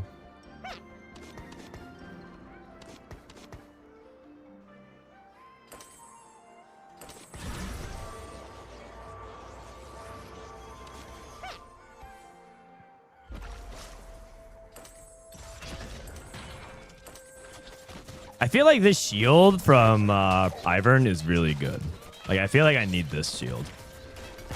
But maybe, I don't know. I feel like I kind of need it because otherwise I'm just going to be a sitting duck. I mean, I killed Rengar. Killing Kha'Zix now. No, it's not enough. It's so hard to beat this. When he didn't even get the Kha'Zix 3. He has so many stacks. Now I just got one shot.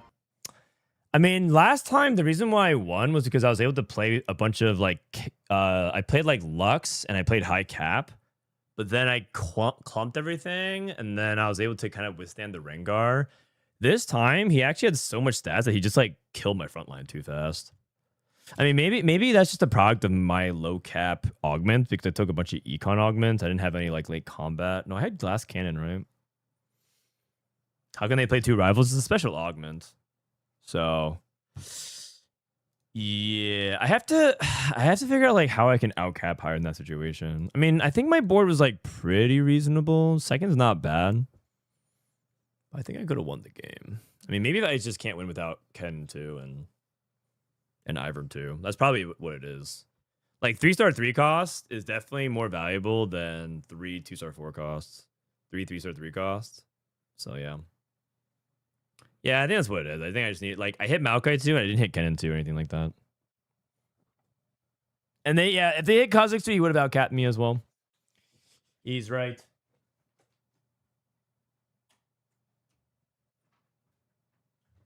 All right, folks. So that leads. I think that's my end of TFT for today because I have some Riftbound stuff coming up. I'm gonna be hopping on with Collin Kaiser from Challenger TCG. If you guys like Riftbound, you guys obviously know who Collin is. He's a really accomplished player. He's one of the top NA pros, and he was like one of the specialists for set. And he's gonna be teaching me Akali today. I think what we could do for about 10 minutes until then is open some packs. So why don't we open some packs while we wait for Collin to come join us? Riftbound. Later, CSK. Thanks for stopping by, man. All right, so Riftbound day 3 with CTCG Collin. It's actually kind of important to get the acronym right because there's also Citadel, and Citadel Gaming is like CTG. Like they signed Allen, and then Challenger TCG is CTCG. So, all right, let me see if I can get this opening real quick. Give me a sec, everybody. This.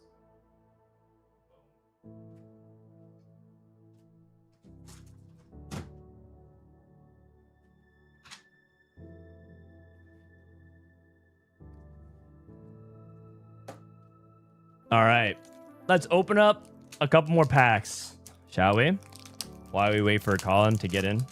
Let me actually DM him real quick. All right. Wrapped up my TFT game, so just let me know when you're ready. Then actually, I'll like get ready to pull up his deck list.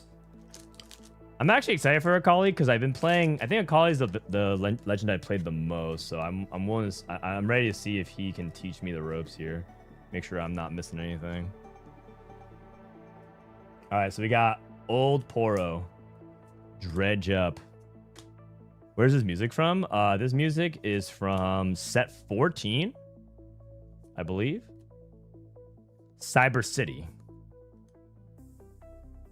Consuming Curse. Hungry Wolf. How's the view here? Is that better? Okay. Horns of the Dragon. Shen. Yeah, nobody wants Shen. And Anasis Legend. Okay, so if you guys missed the earlier rips, we actually did get a couple of good cards already. So I feel like we anticipate the rest of this pack not actually being that good. Is this a gambling stream? It always has been. It never wasn't a gambling stream. All right. Mesmerize. Brittle Steel. Marauda. Dragon Form. Fretful Feline. Ooh, the iconic Lee Sin Resonating Strike. I haven't seen any deck play it yet, but the art's cool. Noxian Demolitionist. Jagged Cutlass. Decree of Discord. Another Decree. Looks like it's another rare. And it's Fallen Feline. People thought this card was going to be good when it was first revealed. When you play me, name a spell. When I'm at a battlefield, opponents can't play that spell. I feel like I haven't seen any of it, though.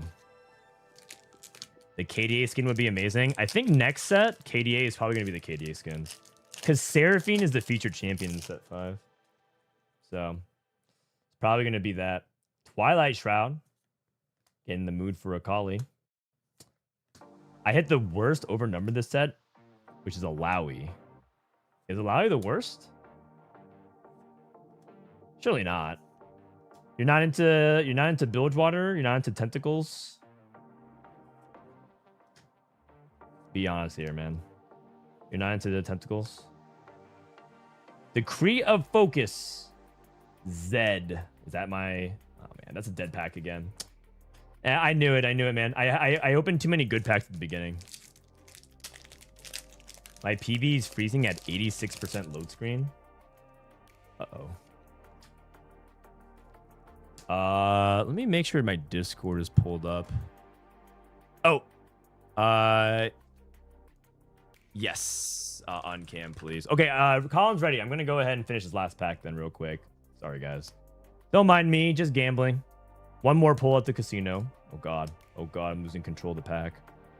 Stargazer. Is that a TFT reference? Actually, there are some Riftbound references in TFT. Like the Rivals, Kha'Zix, and Rengar. That's a direct reference to Vendetta. All right, Ruthless Strike. Jace and... Whoa. Whoa. I see a full art. Oh. Hey. Not bad, not bad. That's a good one. That's actually one of the best ones, I think. If I'm not opening up like an overnumber, this is probably the second best card I could possibly open. Kaisa Survivor. What if I told you that this was my third Kaisa Survivor I've ever opened? Because in the base set, I never actually opened the regular Kaisa. Oh, it's my second one. In Origins, I only opened up one Kaisa, and it was alternate art Kaisa, which is a good one. But I never opened up the base one, so now this is officially my third playable Kaisa.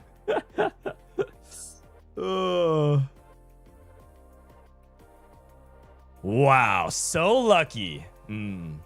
Finally something fortunate happened for once in my Chungus life. My goodness. Do you play Riftbound online? Yeah, you can play Riftbound offline and online. All right, guys, I'm going to call Collin. Give me a sec here. We're going to get him online in just a moment here. Hello. Oh, yeah, man. Yes, you're a little bit soft. I'm going to pump you up here. Okay, I'll try and... This will be my normal speaking voice, so adjust accordingly to whatever is... perfect for you. No, I got you. That's good. And then whenever you can, get me your cam. Yes. Let me... Oh, my NVIDIA broadcast crashed, of course. Classic. Collin is so handsome. Yeah, they want to see that handsome face. You're too sweet. Now they're just buttering you up before they ask you 100 questions so that you can give them free coaching. It's kind of been a meme almost whenever I do my streams, that it basically is just that. And, you know, I don't even, at this point, I don't even really plan anything out because I just know I'm going to get about 1 million questions. And I'm like, you know, I got to plan about 15 minutes of content and then past that, I'll be safe. I think I tuned into it because it was like you did the riff, like some Q&A and news, and then it just being like, "What about your thoughts on this deck?" and "How do I win with this deck?" and just ends up turning into like an hour-long Q&A. There's a lot of that, to be honest. So interesting. All right. Video broadcast. Oh, I see. I know what I did wrong. I'm actually plug in my camera. That might help.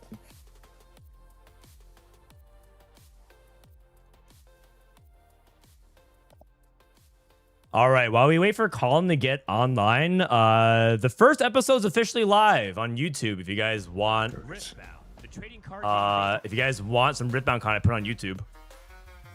All right. I got coached by the #1 melt player in the Riftbound world. The trading card game based on League of Legends is currently one of my favorite games to play. I find the gameplay rewarding, cards are fun to collect, and it's a great social experience whenever I go to events. However, I have one big problem with the game. I only play bad decks.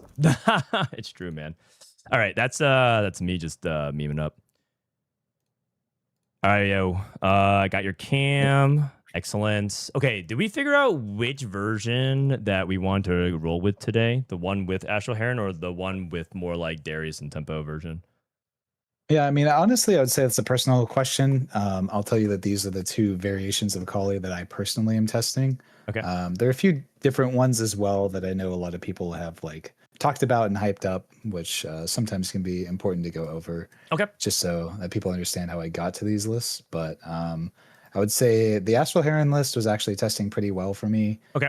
But it's definitely a lot more experimental right now, I guess is what I would say. Okay. Where there's a lot of cards that I'm not sure if it's actually good. Whereas the one with like Darius's and Forerunners and stuff in the main, that's just like as stock as it gets for Akali. Like this is where I started with the list, and I know that these cards are good. Whether or not they're good enough compared to doing something a little bit more experimental is like always the question, right? Yeah, for sure. Okay. Well, we can do a little bit of both. I mean, I can see we could like try to go over both lists. You said that there's like a base list that you're going off of though. So do you have an example of the list that you were like building off of? Or was that the stock list that you're talking about? Yeah, that's the stock list. So okay, that's okay, I'll send this one here. This is the one with like the Darius's and Forerunners and all that is the top end. So I think when it comes to Akali, obviously her biggest thing that we're trying to abuse is her legend ability, but I do find that like it typically doesn't work out as much as we want it to, just based on how Riftbound works, right? Where it comes with a pretty big downside of if I'm using this ability, sure, I'm getting to double up on my movement abilities and all that sort of stuff, but I'm not actually scoring because you can only do it while in the showdown. So it becomes a little bit of an issue when trying to figure out the best way to abuse that, if that makes sense. Okay, yeah, that makes a lot of sense. Okay, sorry, I'm gonna need you to reply, do that all over again after I do the intro for this, because I have to like do like the welcome to the whole thing. So okay, sure. Give me 1 second. No, I can give the whole Akali spiel as soon as you're ready. You just put me on whenever. All right, cool. Sounds good. I'm sharing you with my screen so we can work off of that and we'll go. All right, just give me 1 second to start the marker on Twitch and then we'll get started. Perfect. Okay. Oh, yeah, and I need to change my YouTube stream title.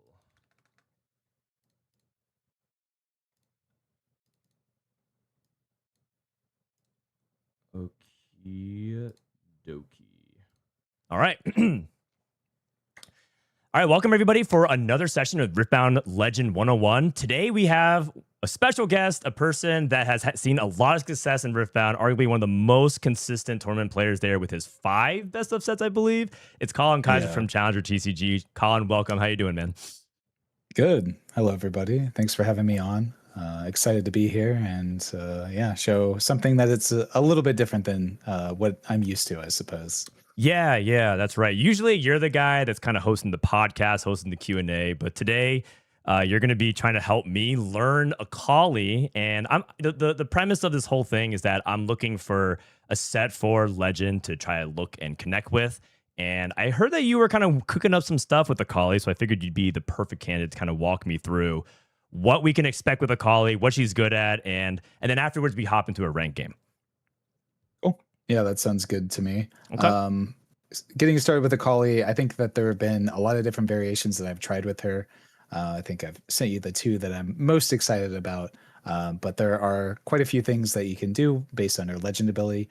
Obviously, as baseline, it deals with movement, so we want to use her with any of the units in the deck that are going to be triggering off of movement, which is like Stellacorn, Herder, and Jhin are the most obvious ones that we're utilizing with her, right? So, but it doesn't come without a drawback, as it is only usable during at action speed and while in a showdown. So what this means is that when we're using it, we aren't able to actually utilize, or we aren't able to conquer with whatever unit that we're actually sending in, right? Because we have to do it at action speed in a showdown. So if we use it to move something back, then we're not scoring points there. And that can sometimes be a little bit of a headache for a deck that's so focused on trying to score points. You know, every deck in Riftbound is trying to score points. So I'd say that's kind of like her biggest drawback, if anything. So I know that there have been a lot of people who have built her on the more aggressive side. And personally, I don't know if this is just because I was a set player, like you mentioned, but I like to have a deck that can hold a little bit, just because for me in Riftbound, any deck can just like score 2, 4, 6, 8 points, right? And do it aggressively. Breaking into battlefields is so much easier than it is to actually hold a battlefield. Yeah. And I think in order for a deck to actually be good in Riftbound, it has to be able to not only break into battlefields, but also hold, right? When we look at like the best decks that exist in Riftbound, We look at like Master Yi and we look at Diana. These are decks that not only are able to break battlefields extremely easy, but they're also able to hold when they need to, thanks to all their spells. Like he has his legend ability plus punch first, discipline, all that sort of stuff. Whereas Diana gets to do it on the spell side of having access to like Moonfalls and Gusts and Stupefies. So I think this has kind of been my happy middle ground of an Akali list that's able to break battlefields with all of the movement shenanigans. Obviously, your signature spell being a great way to do that. Being able to deal a little bit of damage and move anything wherever you need creates some really, really cool situations that we can also combine with our chosen champion here in order to deal 3 damage. And then now we can use our Akali legend ability to send her home. And because she gets to do a damage, we get to deal 4 damage, which is like kind of the magic number in Riftbound to be able to kill like a Kaisa or whatever else is that we needed to hit, right? So Understood. It's a very synergistic list that I think is, like I said, this is the very stock variation of just like play all the good cards, play the Falling Stars to combine with Jhin, play Ferris Forerunner, which is always a super powerful card, right?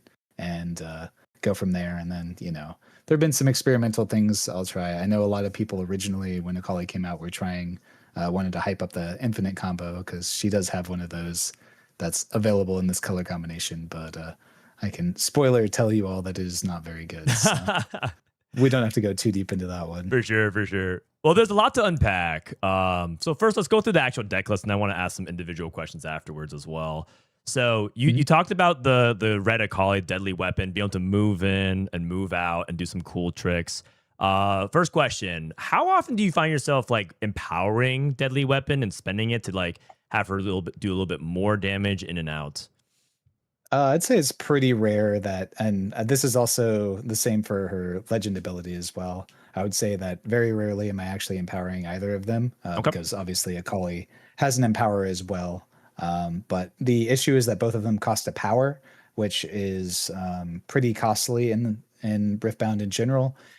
One thing I always tell people as to why any unit that costs a power that you're playing early is typically pretty bad, or it needs to have an extremely powerful effect for it to be worth it, is that power that you're spending is now costing you 1 energy every turn for the rest of the game, right? Yes. So if we're activating like this and we're empowering it on turn 2 and the game goes until turn 7 or 8, that didn't cost us 2 energy, that costs us like 7 or 8 energy, which is obviously an extremely expensive thing. So I would say there are situations where you do both of them, and like if you see a line where you just need that extra 1 damage or that extra 1 might in order to make it work, then I think it's, you know, it's not completely blank text that's on there. There are times that you will do it, but there are times where I'll also just pass with 2 energy up rather than empowering her because I know that the power is going to set me off of like the potential curve that I need to later. That makes sense. That makes a lot of sense.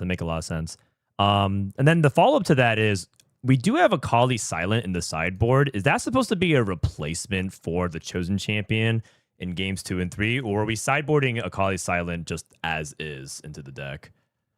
So I think that it could be both, depending upon the specific matchup. I think it's definitely more in there for matchups like Ezreal or some of these control decks that otherwise can just kind of kill every unit that you have in base. Obviously, her big thing is that she can only be interacted with while in combat, and then also she's very good at breaking battlefields, just being an initial 6 might when she moves in there, right? So I know it's definitely a powerful card, but obviously, as I've already just mentioned, her costing a power is a pretty big detriment, which is one of the reasons why we don't use it. And then the other reason being that this deck doesn't actually want to play any 3 might units. If you notice in the list, we have our 9/2s, which is pretty common, but we don't actually have any 3-cost units just because this color combination does not have any good ones. So that's the main reason why we use the red Chosen Champion is just from, you know, playing thousands and thousands of games of Riftbound at this point. I can tell you that you can survive a game where you're going first and you miss a turn 1 play, but you cannot survive a game where you go second and you miss a turn 1 play. So there are certain decks like Master Yi, for example, that's able to play first mate as additional copies of something that it could play on turn 1 going second because that's just a good unit.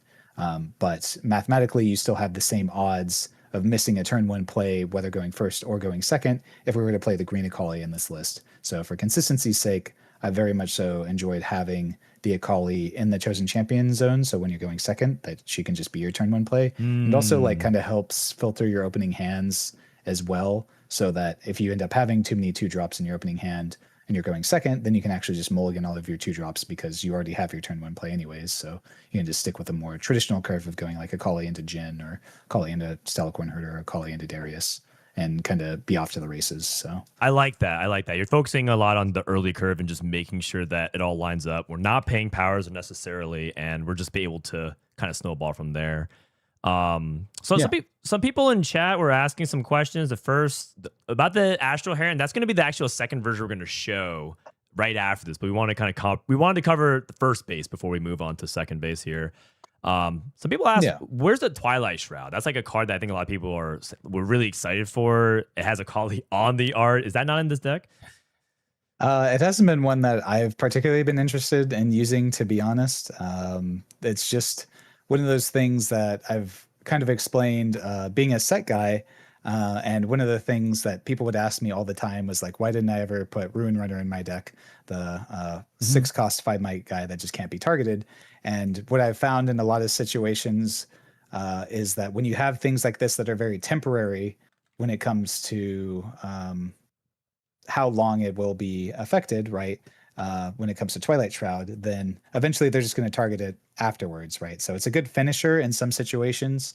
But the same thing with Ruin Runner, which was, oh, if I have this guy that's untargetable, they're just going to target my other stuff. I'm never going to win the game off of just one unit with how this deck is currently built, right? So I think it needs a little bit of an extra push. I think there are some cute combinations that you can do with like Twilight Shroud plus the Green Akali, where she's just completely untargetable, which is like a really interesting synergy. But again, for me and how I like to build decks, I need a deck that not only can break in and do things that's powerful on my turn, but I need something that can do something as on my opponent's turn. Every deck in Riftbound can break battlefields and all this sort of stuff if you really want to. To really make a deck that's stronger than that and stronger than average, you need something that can hold as well. And that's kind of where I've tried to find the middle ground with both of my Akali lists so far. That makes sense. So then where's the hold power come from? Is it just mainly Ferris? Because I see the Darius has offense. I see, the cool, cute move with Jhin and Stalacorn. I guess Longsword is the one of the defensive cards, as well as Discipline. Yeah, so holding comes in a couple of different varieties in Riftbound. I think a lot of things that I see that causes people a lot of headaches is they end up only holding on like the last turn once their opponent's at 6. Yeah. So I think one of the ways that you can hold in Riftbound is by forcing your opponent to spend all of their spells that actually interact and break a board on when they're on 3 or 4 points. If they break a Ferris Forerunner, then you send those units back in, you still get another 6 might to go on top of it. Then you maybe reinforce it with another Ferris Forerunner or some other units past that. They've already spent all of their spells to break a battlefield, right? So they're not going to be able to break it a second time. So I think I often see people being too afraid to contest early. And then once their opponent's first to 6, they're like, well, I don't have a choice. I'll just throw everything out there now. And then they still have all their spells to break battlefields. I think that one way to hold isn't that, like, I'll tell you that this deck isn't going to hold every single time the first time around. Probably not. But, the second time after they've spent all of their cleaves or spells that break, it definitely can.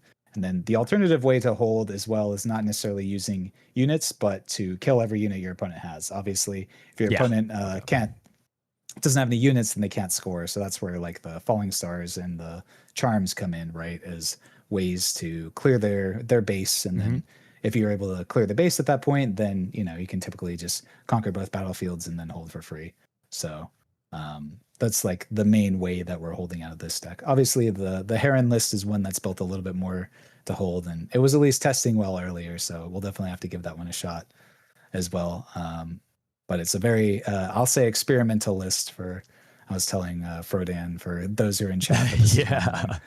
I'm currently in the process of still brewing, so there's like numbers that are changing all the time. So I wasn't sure that this one was quite ready to throw on stream, but it did test very well. I was playing into some Diana, and I won every game against Diana. Okay, that's promising. I kind of overwhelmed her. That is promising. So the 3 things that stand out to me, the first has to be my favorite card of the new set so far. It's Astral Heron. When you get to play a bunch of cards for free. I mean, you talk about the power advantage. being able to play Astral Heron, which counts for itself if you play it to the battlefield, and then you can play like a Falling Star complete for free. That's like one of the best feelings, I feel like. Yeah. Being able to blow your opponent out. So that card has really good combos. Is there anything else that's like about Heron that you feel like is worth calling out, like how to really maximize use in this deck? Yeah, I mean, I think you kind of put it as a pretty good way to do it, is that like you're just immediately slamming this Heron to a battlefield. It obviously counts itself as something I played, so it'll then trigger to allow you to play like a Falling Star. You can play like a Shuriken Flip. You can play a Longsword.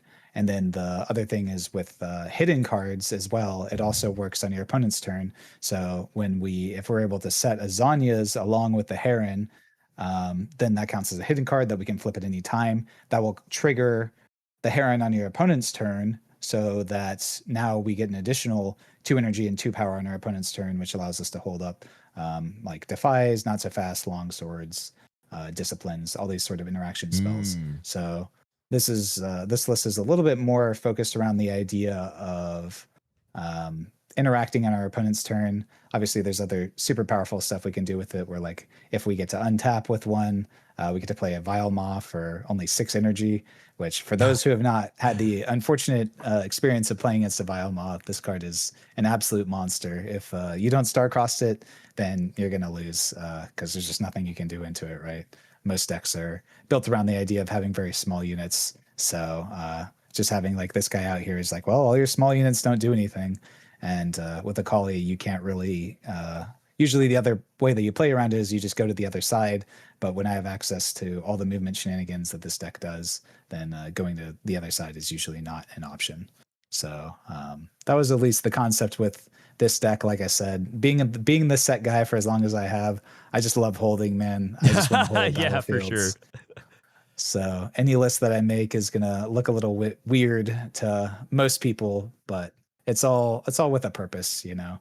I will say that in this version, Jhin has been a little bit underwhelming, which is kind of weird to say, as it seems like one of the stronger strategies, right? But spending the power early can kind of suck, and then again, when we're utilizing our turn 2 play and all it is just like generating us a little bit of energy and power, sometimes it's a little bit too weak. And then obviously when I don't have it on turn 2, it feels pretty bad. But, you know, like I said, this is a part of the brew that I've been working on pretty hard to try and find a good Akali list. Honestly, I've been jiving with this Astral Heron list so far. So this is definitely going to be the list that I'm going to work on and hopefully make work. I mean, it's very rare that I find a list that feels good into Diana. So okay. Yeah. That does explain. I think Irelia is pretty self-explanatory as well for anyone who's played it, but it is just another way for you to. I mean, were you playing Abandoned Hall? No, you weren't. Zon. No. Oh, let's actually talk about battlefields then, real quick. Sure, yeah. Zon Warren, Star Spring, and Threshold of the Gray. So why specifically? I mean, Star Spring. You talk about the movement being very important. I feel like that actually complements a lot of what you're talking about. What is it about like a battlefield like Threshold of the Gray that stands out to you? So the big thing with Threshold of the Gray is that it's a battlefield that works with Akali's Legend ability, because it's every time that a showdown starts there, then it triggers and gives an extra energy. So it almost acts like a mobilize or something for a turn, where if I want to, I can just send a unit in, I can activate the Akali ability and give myself the extra energy. Obviously, this gives it to your opponent as well, but on my turn, I can actually develop units, and on my opponent's, they typically can't, right? So okay. That's where its main use is. Obviously, Zon Warrens is the other one that's just kind of like a consistent battlefield that we're just looking for something neutral in game 1 that's not going to be too offensive. It's particularly good if you ever run into some like the Ezreal hand control decks, because notably about Zon Warrens is that you discard first and then you draw, but it's not mandatory to discard a card in order to get the draw. So if you ever end up running out of cards in hand, then you can conquer a Zon Warrens and just end up drawing a card for free, which I think is really strong. I like that. And then outside of that, we are a deck that has like a bunch of kind of like pieces that are good in certain situations, but not otherwise. I already mentioned how the Jhin is like good on turn 2 when you have it, but he's kind of a brick if you draw him later, right? We have a bunch of large units that sometimes can make our hands a little bit clunky, or we have a bunch of 2-cost units in the early game where they're good there, but later in the game, we don't necessarily want access to those, right? So just being able to filter through the deck, I think helps a lot, because the deck does have a little bit of inconsistency. You know, I'm not like a purple deck that has access to stack decks and stuff like that, right? So sometimes you just don't see the right cards at the right time. So the more draw you can have, the better. Okay. And then, yeah, Starspring as the last one is just a battlefield that kind of works with all the movement shenanigans, like we said. I like it going first, as there weren't really anything else I enjoyed going first more, but being able to like move into a battlefield with either my Jin or my Stelcorn Herder, and then immediately play a Ferris Forerunner there to start contesting was really, really strong. And then I don't have to use the Akali ability in order to retreat at home, because they'll just get retreated home by the Starspring, meaning that I'm able to score that point, which can be crucial. Okay, awesome. Really good breakdown. I think the only follow up to that is I think people very commonly play back alley bar, which is like a battlefield that should theoretically not benefit many people, but could benefit Akali. Did you consider this in your battlefield? I'm assuming you have. If so, why not include it as part of the repertoire? Do you think it's not strong enough? Yeah, I think it's just too low of an impact, is what I've seen. It's possible that it's something I'll consider specifically in the Heron list with or like you said, with Abandoned Hall. I worry about playing battlefields like Abandoned Hall because, as you've already mentioned with this one, you always want to avoid battlefields that your opponent can use better than you, right? Obviously, going into the RQ level, there's going to be we're up to 49 different legends that exist, right? So, oh my god, it's not always that you're going to run into the same legend, but you know, some of the meta decks like Aurelia and like Diana are tough, which is why I think I would avoid Abandoned Hall personally. But this, like you mentioned, is a battlefield that is neutral, so it's something that I would definitely consider. Like I said, both these lists are kind of still in the works for me. We have about 3 weeks until Barcelona, where I'm between Akali and Diana personally. I think Diana is still the kind of the best deck of the format, and Akali is a good best of to go for. So, and I think she does actually have some legs. When I was playing set, obviously I was able to top playing that deck despite it not being the best. So hopefully Akali ends up being the same thing for me if I decide to play her. I mean, you have multiple top eights with set as well, which is very impressive. I'm sure you'll figure it out.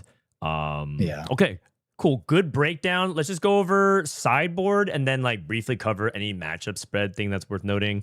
So, I mean, and I think that's interrelated, right? A lot of times our sideboard is related to the matchups. So I think the gear hate makes a lot of sense. Brittle Steel with the flow, that's something that I see a lot of these red decks running. What are we thinking about with things like Piercing Light? What kind of matchup is that for? Yeah, I mean, we're just looking to have access to as much removal as possible, and it's a card that works particularly well with Astral Heron. I think one of the things that I was really struggling with this list was having not enough like things on my turn to do, because obviously Falling Star is the best, but you don't always have access to Falling Star, right? So having access to a little bit more spot removal can sometimes help, is at least the theory behind it. So one thing that I will do whenever I finalize the list, and I'm happy with the list, is I kind of go matchup by matchup to figure out what cards are going out and which cards are going in. I think that's a super important thing once a list has been finalized, right? To make sure that you don't have any nonsense sideboard cards that just aren't going in enough matchups or not doing enough, right? So we haven't gotten quite to that point with this list yet. So right now it's a lot of cards that are good in theory, and you can hopefully help me be a little bit of a testing dummy with this to see if it works. For sure. I will let you know that if it goes well with me, that's a really good sign, because that means that it's probably broken if I'm winning with it. I'm sure you're fine at this. Playing TFT, that's a game that I've never been able to get crazy at. I think I peaked at maybe Grandmaster at one point in time. That's pretty good. Past that, I was like, y'all are moving way too fast, thinking way too quick for me. And, that's true. I enjoy my card games. The joke is that every top level TFT player has ADHD, especially because we fidget so much with like everything as well. We got the card shuffle in the form of the champions. Yeah, usually I'm kind of the same way. I'll have like a deck of playing cards or something when I was playing TFT, and I would just like shuffle during the right. During the rounds where you're just like econing or whatever. You're not really playing the game. I was just like, I need something to fidget with. Some stim. Yeah, I like it. We talked a little bit about it. You said that this deck actually feels like it might be able to beat Diana. What are the other matchups that I think we should consider Either the really good ones or some of the tough ones. So the biggest one that's like up in the air, and honestly, we don't even know as like a team that does this full time is Master Yi, right? Oh, We okay. still think Yeah. Master Yi is like one of the top decks of the format. However, it's quote unquote rotated, right? Where it no longer has the best of available. So previously, it was the most popular deck at the most recent RQs, and with the release of Set 4, the meta really hasn't shifted that much. The best decks are also kind of the best deck. Honestly, Set 4 overall was an extremely low power level set. Yeah. So the meta hasn't shifted much, which, you know, some people like because the meta was relatively open, but that also just means that it's we don't really know exactly what's going to be going on in terms of like how many people were playing Yi with the ability to get the best of, and how many people are just going to end up going for the regional invite, right? So I think the invite, especially with all the things they've announced, does have a lot of value. So I do expect to see a decent amount of Yi, but I also know that there will definitely be some people who will refuse to play it. So I don't know if it'll quite have the 10% play rate that it did previously, right? Yeah, So- yeah. And that also applies to, I think people are putting Lux really high up there as a potential like combo deck to watch out for, but it's no longer part of the best ofs. But I guess, yeah. outside of that, are there any really tough matchups to think about with Akali? I would say Aurelia and Azir are like the other two decks that I put in kind of like the top of the top. Azir is definitely a annoying deck, and honestly, if I were to think of a worse matchup, it'd probably be that, just because I think that deck's very good at breaking and it applies early pressure.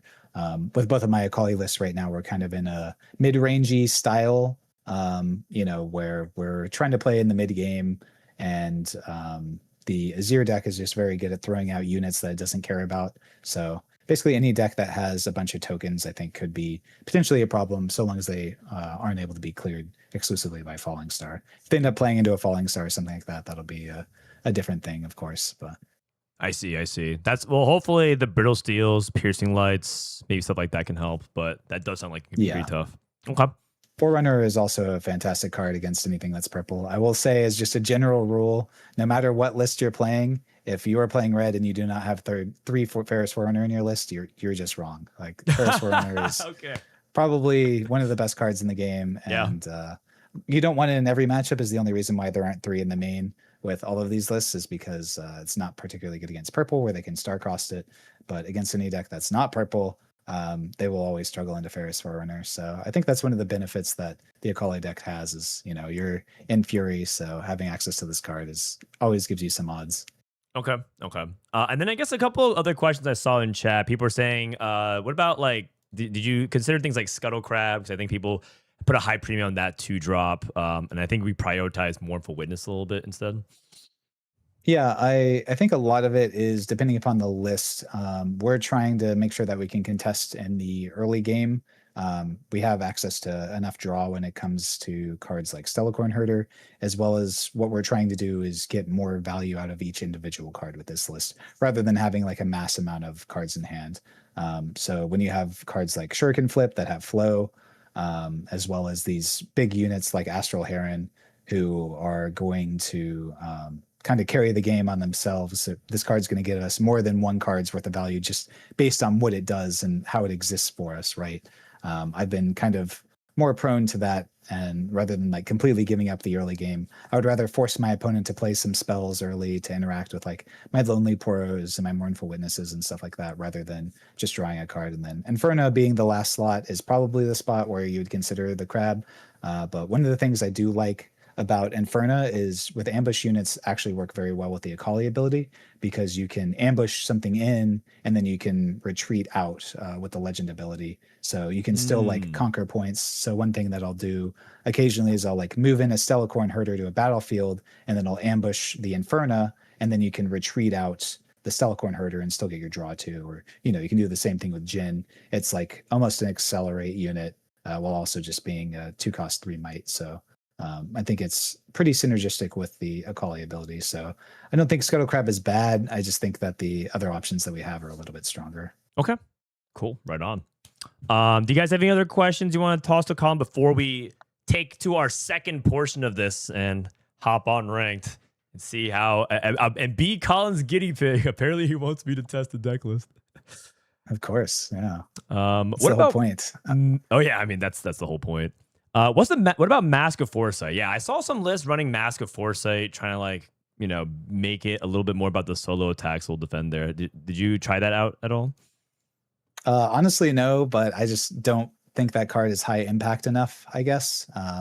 The solo attack and solo defend thing is nice sometimes, but I just find it very difficult to curve cards like that in, and especially because they're cards that don't do anything on their own, I suppose. It's a card that you slows the game down quite a bit and then just seems very low impact to me. Like an additional +1 might just really doesn't seem like is enough. Obviously, with Mask of Foresight, you can like use the Akali ability to maybe get like an additional +2, but then you have to empower your Akali so that you can go back in the second time.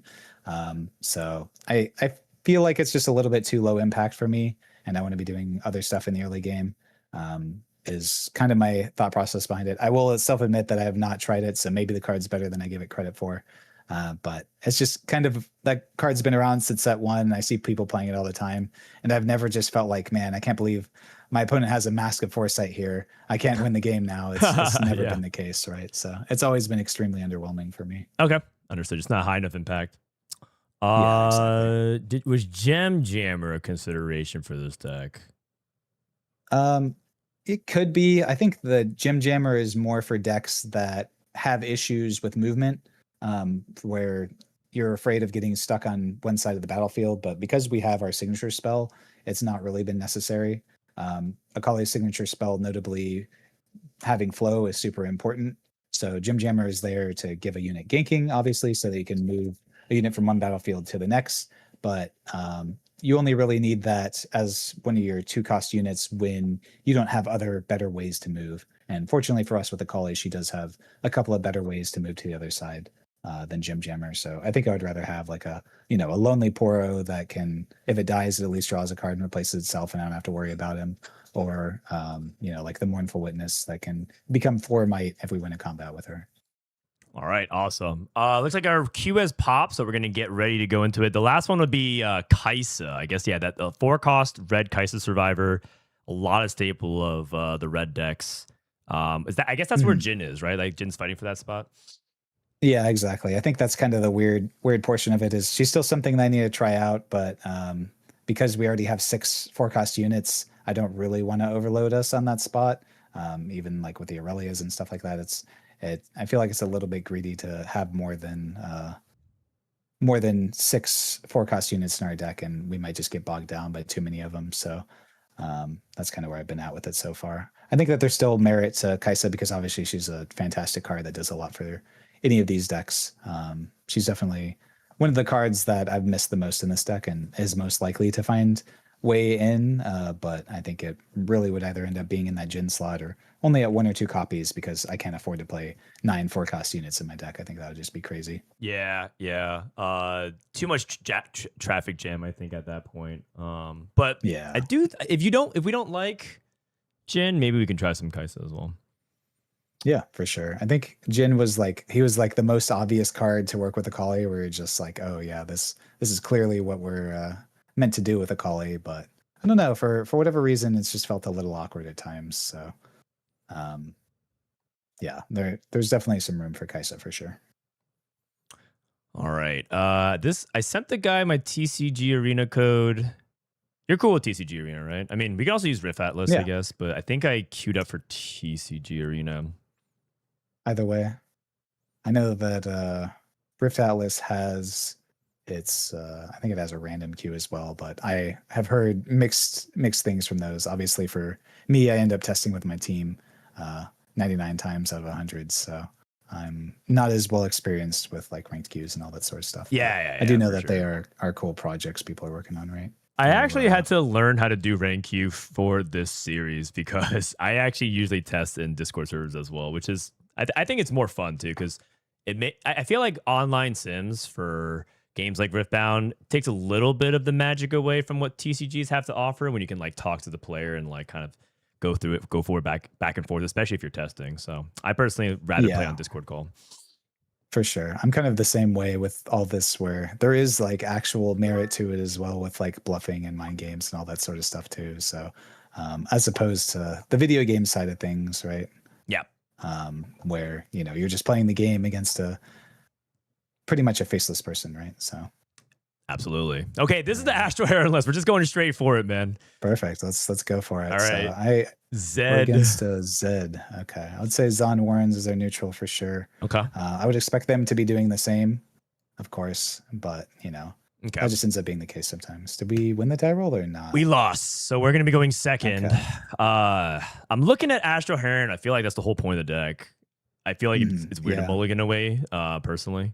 So I want to hold on to that. Yeah, I personally would be on the side of getting rid of a Forerunner. I think we can, because we're going second, we can go for turn 2 Astral Heron, so that's fine. And then Defy is a strong card into this color combination, but I do want to search for some units so that we can make sure that we have a turn 2 play. So either getting rid of Defy or Shuriken Flip.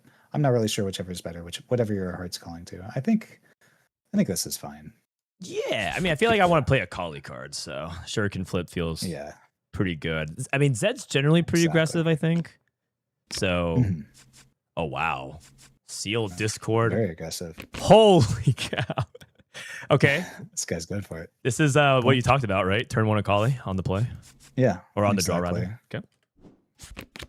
I guess we're both drawing, so on the draw, on the play. Yeah. He's good. So he's gonna Zon Warrens, and he's also playing purple Zed, which I don't know too much about Zed, so I'm not sure if I should be worried about that card. So it seems like this is some sort of Miracle-esque strategy. For those who aren't aware, it's Miracle is like a Hearthstone term that people used for a while, but yeah, here it's a little bit of an awkward spot just because we didn't end up actually hitting any of our 8 turn 2 plays. Yeah, so I think if you weren't here, my first instinct is to just dig with Discipline and just take and just see what happens from there, because I have nothing else to do. I'm not sure if I feel confident just leaving, like doing nothing this turn, basically.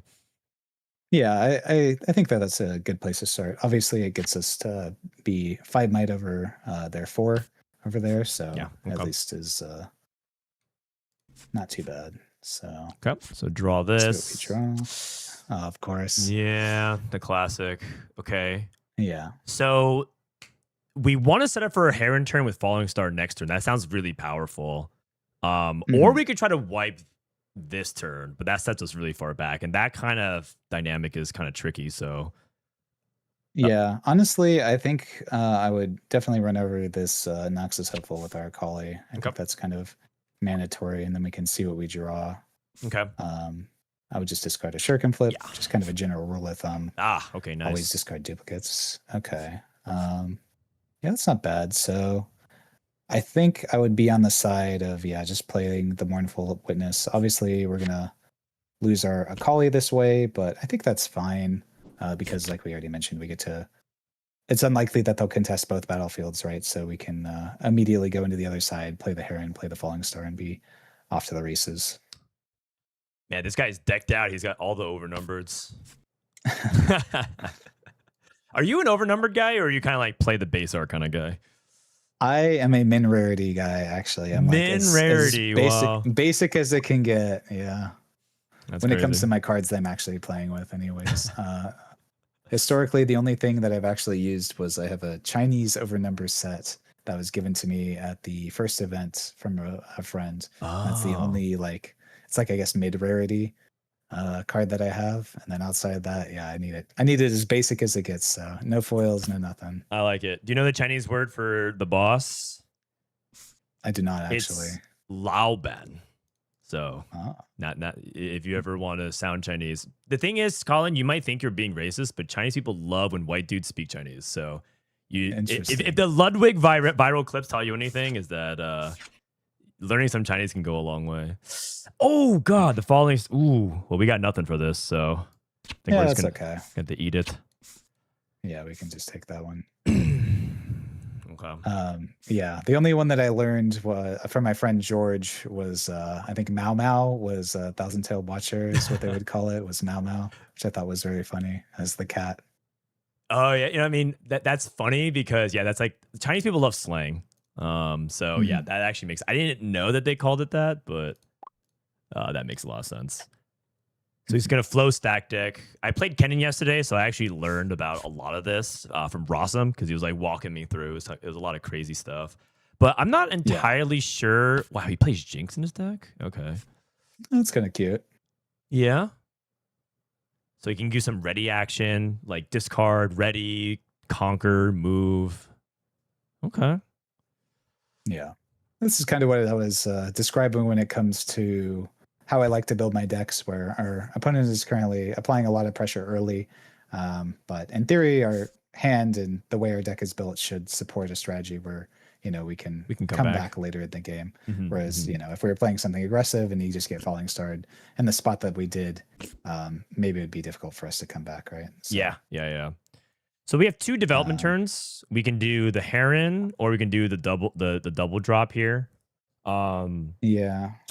I like being rune efficient in general, but I don't know what I'm walking into, right? If I play Heron and it dies, I think that can destroy our whole game plan. So I feel like the safer thing to do is to double develop the smaller units. So one thing that we can do as well is that we can, our opponent has 1 energy up, so then the question would be if we're afraid of like a gust. But if we play the Poro and then we Shuriken flip in the Poro, the flip does 2 damage, and then the Poro would do the extra 2 damage to be able to trade, which obviously that would be a beneficial trade for us. The only thing I'm worried about there is a gust. Obviously our opponent's playing a bunch of nonsense, so I'm not really sure if gust is on the table. Right? Okay. YOLO? I think we can YOLO it, see what happens. Yeah, it's probably not the worst if they do have it, so I think this is fine. I think I want to toss away the red because I feel like I'm going to Falling Star anyways. Yeah, that's fine. Okay, cool. So I ping this. I'm going to move this Lonely Poro here. See what they do. And I pass over to him.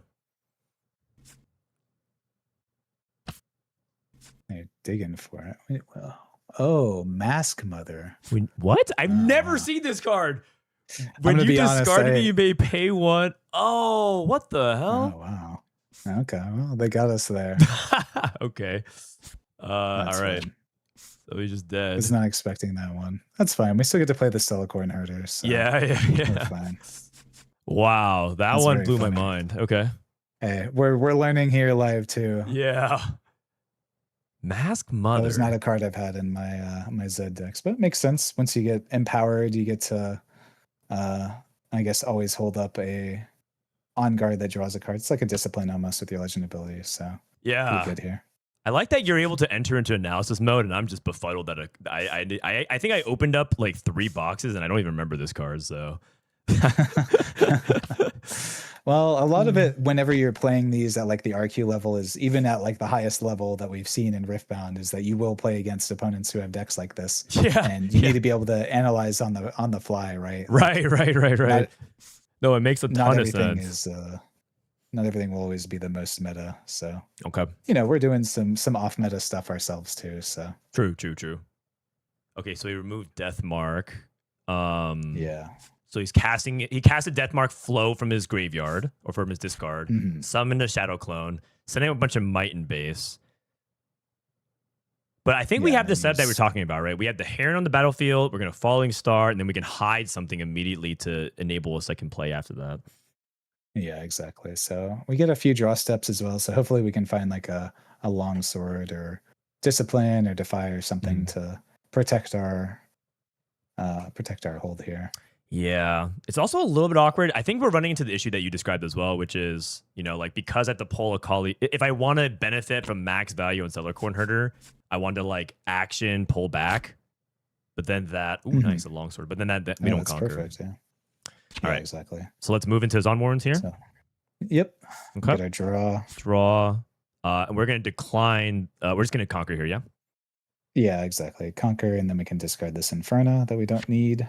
Okay, draw. And then we're going to play Astral Heron to the battlefield here. Yep. He has last rights. Yes. So I think we just killed the Kennen though, because it at least costs something for him to do. But obviously Astral Heron here triggers itself because it sees same with like Darius. So Yeah, I like that. It makes our falling star free, and then we can hide our Zanyas here as well. Nice. Does it matter which I paying. recycle here? Because I have all these long guess- swords. Yeah, I would say cycle a green just because in theory we might have to play extra long swords later. So, Okay. or we might have to like equip the long swords using the Yeah, equip costs, the red so. runes. Okay. Yeah. We're trying to discount the value mall anyway, so that shouldn't be too big of an issue. Okay. What can he last rights that I'm scared of? Last right's gonna reconquer and play. I guess he would just play more cannons again. Yeah, I'm assuming that it'll probably be a cannon or something like that, but I honestly am not too worried about that. We're Yo, starting what to up, get Peter? Dude, we got beefy a lot of bird. people watching, man. I think a lot of people are curious about Akali. Yeah. And this is my very unique take on Akali. So I'm sure, as you already saw from chat, where I'm playing a bunch of very non-traditional cards in my Akali list right now. No, it's fire. I like this Astral Heron. I think it was also another because I started off with Nasus this set while just trying out stuff, and I think this is the card that immediately leapt out to me. Astral Heron Nasus mana cheating was like super powerful. Yeah, I mean, I don't know how many card games you played in general, but just as like a general rule, anything that cheats energy tends to be extremely powerful in card games. So No, I believe it. Oh, he's attacking into us. okay, interesting. So I don't know if he's just trying to get rid of our Stellacorn herder, maybe. Okay. It's the only thing So I can think of. we don't have to reveal Zanya's, but we could also reveal Zanya's in Longsword right now. Yeah, I'm trying to think as to what the punish is for that. I think revealing the Zanias here is pretty safe. Okay. Obviously, protecting our Stellacorn herder is quite nice. So Okay. And then in reaction, Longsword yeah, I guess that's fine. We can go ahead and do that because it is a reaction speed. So okay. and then yeah, the Zanias goes back to our base. So this is 5 then. Yeah. So he's 4 salt into 5 and 7, back over to him. Let's see what he's got. Another Mask Mother. No, I'm not playing around the second one, man. Disempower. So he's gonna draw. Oh, okay. Yeah, he discards first, and then I guess maybe we have the Mask Mother coming, which is fine. I'm not too worried about that. Oh no, discards a Death Mark, so just digging for something, I suppose. Maybe they weren't playing around the free longsword. Oh, Starcrossed. Okay. Oh, that's fine. That doesn't matter. On Heron. Okay. Yeah. Fortunately, we don't have a Defy here. Yeah. But he has no development now, so he can't even play his Zed. Oh, you're right. Never mind. He has some development. Okay. Okay. Just a little bit, though. Could certainly be worse. Hopefully just one Rasa. Fizz. Fizz. He's star-crossing again. I see. Okay. Sure. He's gonna star-cross this, and then I'm assuming Fizz as well. Yep. The classic. Purple. Yeah. Just purple things. We do have extra counter spells in this deck, typically for that. Yeah. But we don't have it here. So this can be helpful later. Don't think it's really where we want to be at right now. I think, unfortunately, we probably just have to develop our Heron and pass. Yeah, I'm thinking the same thing here. Just because I feel like it's too rune inefficient to just play the Stellacle Horner, and obviously this Viamol needs to be played when it's optimized as opposed to anything else. Yeah, exactly. So, Okay. what does our opponent have in their trash? How many Starcross do they have? They recycled just now. So they have Falling Star, Ride the Wind, Death Mark. That's like the only spells they have, I think. Yeah, nothing too crazy off this Fizz yet that we have to worry about. So yes. Okay, but he's gonna last rights conquer. Yeah, that's fine. Okay, so he has up to 7 runes. What's he gonna play? Is the list public? The one that we were playing, it's the one that we play that we showed at the beginning of the stream. We can link it in chat as well. Yeah. Playing Like, Jinx. Okay. Jinx. Okay. When you play, let me reread this real quick. When you discard one or more cards, ready me. Oh, so he conquers on Morans. Jinx is ready. Yes. That's very cute. Clever. Okay. I don't think he can really afford to send her in, though. I mean, I guess. Oh, I guess you can retreat him back as well with the legend ability. Sure. Okay. Or off that Zond Warrens here, it gets to retreat. So that makes sense. Oh, right. Very cute. Because you can do it again. This is not a once per turn trigger. Okay. For sure. Interesting. Yeah. Oh, this guy that's kind of fun. cooked. This guy kind of cooked. I like it. I love seeing some other brews against our brews. Oh, he was waiting for me to give thumbs up. Sorry. Yeah, technically we have 2 energy up, but nothing we can really do from here. Oh, So. he discards Star-Crossed. Okay. Well, Oh, we 'cause know he has that he has Fizz. access to the Fizz. So, Yeah. So it's Fizz. But at the very least, it's we know that he can't like do it too many times in theory. So Okay. Hiding a card. the hidden card. So hitting What is cards the from hidden red, card? purple. Switcheroo. Yeah, What else could there be? it's a good question. I mean, I think the Viama here is pretty good. We know their last card in hand is Fizz, so we know we only have to play around this hidden card. They're currently, I think. So one idea that I probably- had would be if Mhm. Astro Heron gets equipped with the longsword, attacks into it. I could trade, and he reveals his hidden card. Let's say it's Switcheroo. He can switch it to 9, and then I can ambush Viamal with longsword, and then none of them deal damage. The only issue is that he isn't forced to flip it, right? Oh, okay. Yeah, you're right. But if we want to do that, we can, because we do have the Zanyas, and then we have like Shuriken Flip in the grave, as well as this Perfect Execution, both as ways to ready it, because we have the Zanyas, right? So Yeah. I kind of like that. Okay. I think that's fine. We can trade. We're essentially trading the Zanyas for the Rasa, right? Yeah. Exactly. So- So we just start off moving here first, and then see what he does. Yeah. And no Akali trigger here. I think it's gonna be ready. So 9 into 8. He passes back, so we're just gonna kill this Yep. Rasa then. Yep. Okay. And then this Zonia's is gone. So then, okay, I didn't actually think this far through. So now, what? So now you said we want to use Perfect Execution, or do we want to use the? I think they're both the same Yeah. cost. They're both the same cost. I think I would just say play the Perfect Execution. Makes the most sense to me. Okay. So this is our first card. Yeah. Okay, so Perfect Execution, tap 1, 2, 3. This recycles. Ready a unit and give it Assault 3. Yeah. And then this goes in here.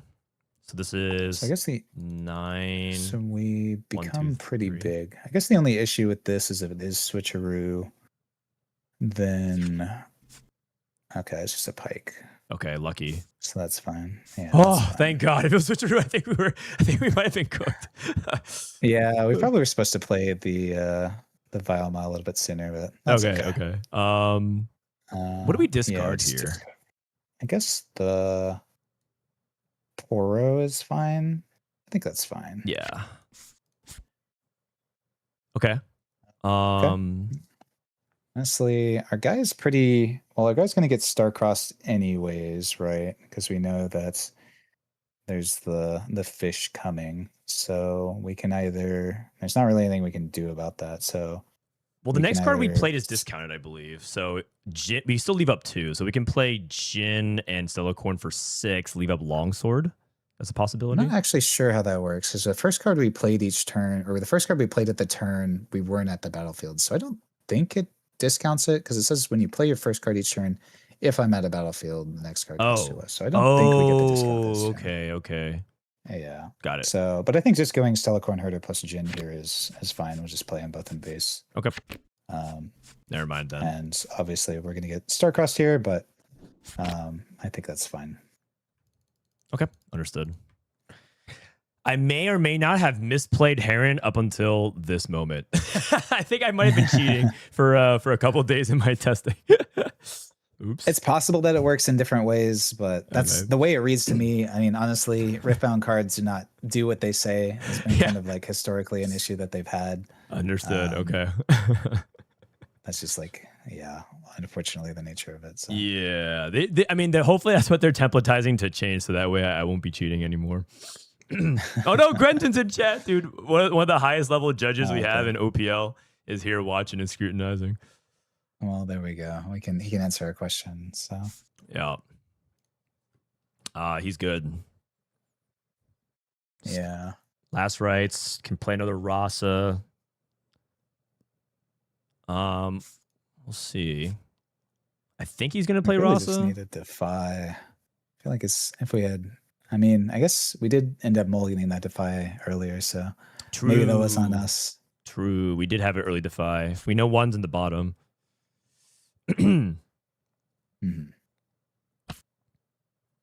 But you know, like again, that's like one of the issues that you run into when you play into these decks that otherwise you don't really know what they're doing, right? Yeah, yeah, exactly. That's the power you get of playing as like a rogue deck enjoyer. I think that's the power you get out of playing stuff like this. So. Oh, for sure. What was the spiciest card you put in a deck you were testing that didn't make the cut from like Origins or Spirit Force something like a long time ago? Oh God, I'd have to go through the list to be honest. there's been a few. Like I like to test everything that I can. Okay, so you've played some truly bad stuff then before. I've definitely played some bad cards because you never know, right? Yeah, fair enough. It's one of those things that I haven't ever tried like the really really bad stuff with like Trendemir or anything like that, but you know. What did he bounce? He bounced. I'm missing he bounced Fizz. I think I'm assuming he bounced his Ross and then replayed, right? Oh, that's what I'm did guessing. He? What did you star cross on your end? I guess maybe he played Rasa. Yeah, I'm assuming it's a Rasa, but okay, he chose Fizz. Okay. I guess he wants to fight the resource battle because I have Stellacorn. Sure.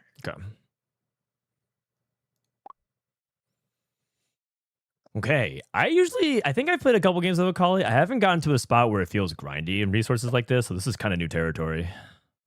For sure. Okay, so he's playing Deathmark, Shadow Clone.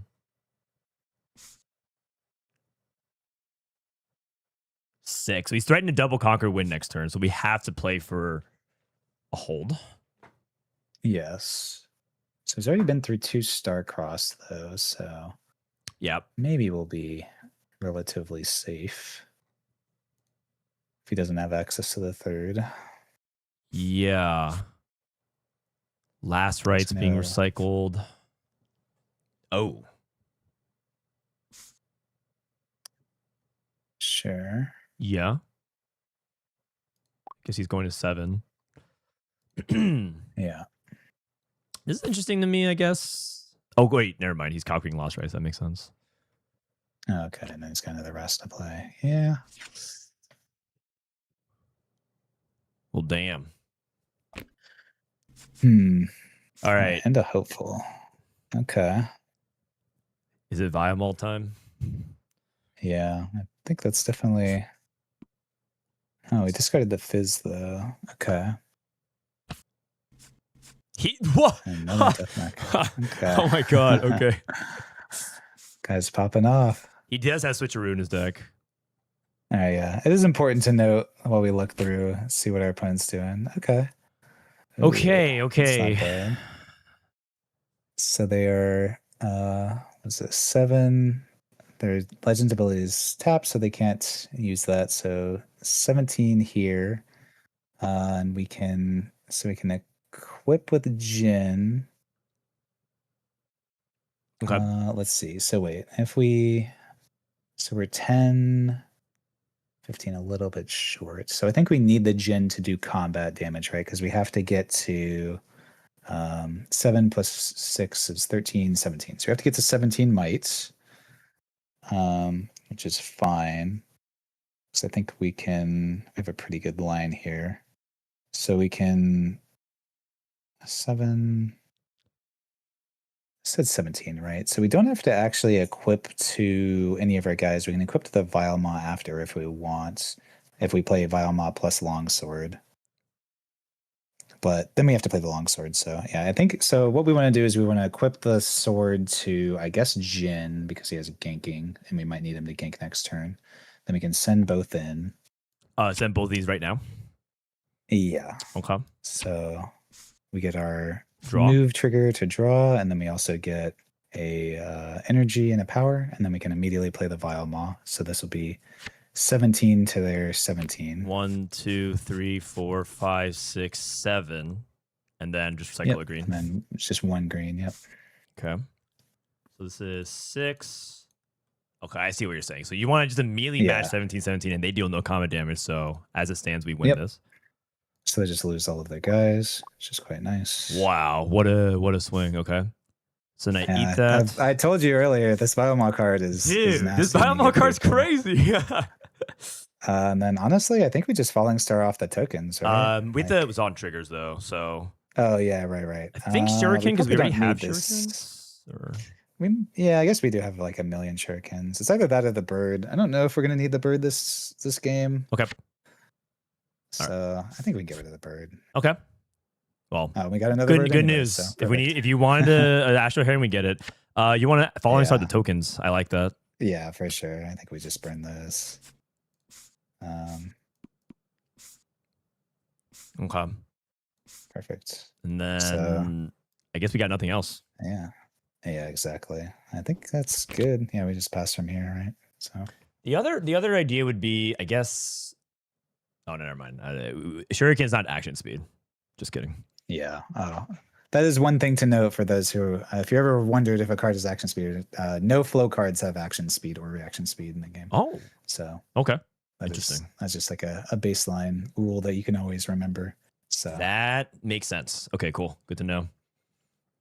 That was a dream Biomall value. That was pretty dang good, which is huge. That was the best Biomall value I've ever seen. So, yeah, what the heck? I gotta say. We blew out 17 power with this bad boy. Are you kidding me? Oh my goodness. Yeah, that's crazy. Could not have scripted a better situation to show off Biomall. Yeah. So. Collin, you genius. Oh, thank you. Sometimes I cook. Sometimes, like I said, I be overcooking sometimes too, but you guys never see those bad lists. I had I think the Mel pit crew list was probably my overcook of recent memory, at least. Yeah. Oh, we could squeeze in Akali in power. Oh, is that for the extra Jin energy? I see. Because like Jin could ready. Yeah, I guess. Yeah. Technically, yeah, you're probably right on that one. Yeah. Okay, you're right on Good that to know. one. Good to know. So we could have used the Akali in power for those who are curious. Sent the Jin in, immediately retreated it out. He'd be readied. And that would have generated us 2 energy and 2 power. And then when we go back in, it ends up being that neutral. So, or it only costs us 1 energy to do so. So the 1 energy that we have could have potentially done that. So okay. But as it stands, he can't even answer Longsword on Biomall with the Shuriken flip, right? Oh no, wait. Exactly. Do I have enough? Oh. Yeah. Currently, this is fine. The only thing that's, so long as he doesn't draw. Oh. Okay, so a hit card. Okay. I mean, I think this is still pretty fine. Yeah, because we have Jin with ganking to start things off. Yeah.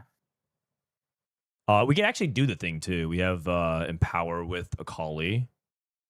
I'm not sure. Well, it only works on Showdown, so I think right now we're okay because, oh my god, going down to 0 runes? Is this what's happening right now? Did they have? Wow. Yeah. Wow. 0 runes. He has 0 runes. Oh my god. And he's burning. He's also down to like no cards in his deck. Holy Talk about all in. Yeah.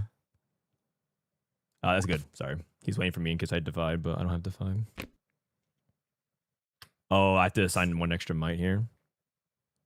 Yes, I guess at this point they know that they're all in, right? Either Yep. they win here or they don't.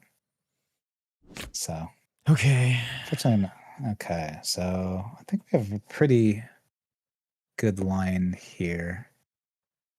Figure out how to do it the best, just because this gets super complicated. I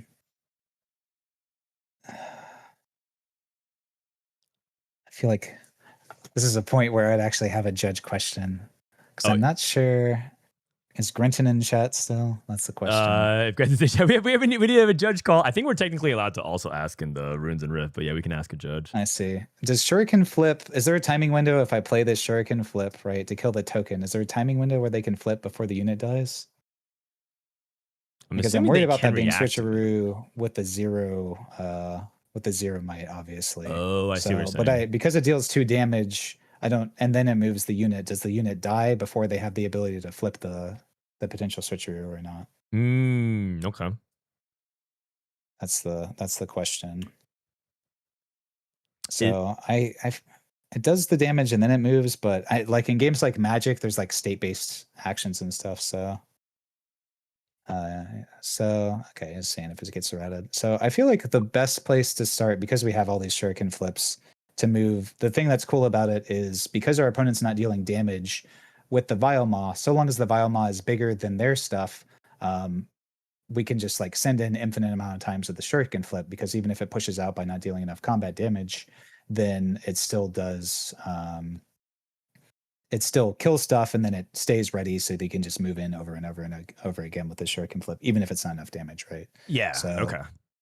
The thing that I'm wanting to do is we can probably shuriken flip the Jin over, kill the token, and then we can play the longsword, so that will be like 8/8 to kill the guy, well, with the last rights. And then even if they switcheroo our Vile Maw afterwards, to turn our guy to a 6 and their guy an 8, we have double longsword that we can then double equip to our Vile Maw, so that then we would be a 10, and then we can win that way. Okay. Yes. Okay. So oh wait, we also draw for a Vile Maw hold. That's right. Oh yeah, forgot about that. Yeah. Okay, not relevant. Hey, I honestly forgot that guy even had that text. So. It will die after the shuriken flip cleanup before another window of priority is given. Okay, so they won't, if we play the shuriken flip, then they can't do it. So I would make sure we pay a green with this, because we have too much green. But yeah, okay, so we can. So ping this. Yeah. But is the move simultaneous? Yes. And so this will. Yeah. So that's good. So it'll move over. It'll generate us an energy and a power, to which we can then play this longsword. And then we just tap 1. Yeah, we just have to tap 1 for that. So then we get to trade for the for this thing here. Okay, so we trade for the big Rasa. Yep, and then we can play one of our shuriken flips from the grave. Okay, so this is 1, 2, 3, and you want to use a green here? Yeah, we use a green here. Because we need to save our runes for the longsword, and we're going to move you said Vile Maw? Yep. So it does 2 damage, not that that really matters, but yeah. Are we supposed to equip with longsword first or no? Nope, because we have to play around switcheroo. The Vile Maw is ready, understood. which is because it just moves the... okay, cool. It just moves the cards, so make sure to ready our Vile Maw. Oh, yeah. Okay, so then just kill one of this. Yep. So the way that this works is that it just gets pushed back because we didn't deal enough damage. And then attack in. Now we can, now we can just go back in.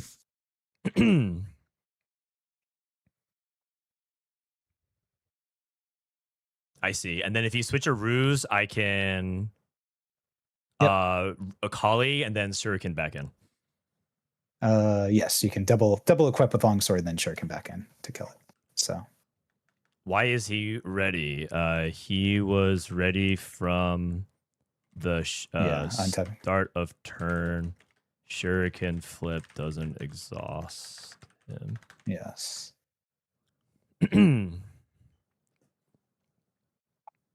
That's actually kind of a crazy line. I don't think I would have spotted this if you gave me 10 minutes. This is one of those things where the other part of Akali ability that's really strong is in these weird situations where if you ever have a guy that would lose combat, then you know, you can well, he doesn't even have he doesn't have the runes to power burn to, it. yeah. So that's 6. Okay, GG's. Yep. All right. Yep, nice. GG. Holy cow, that was just one game. Yeah. Oh my goodness.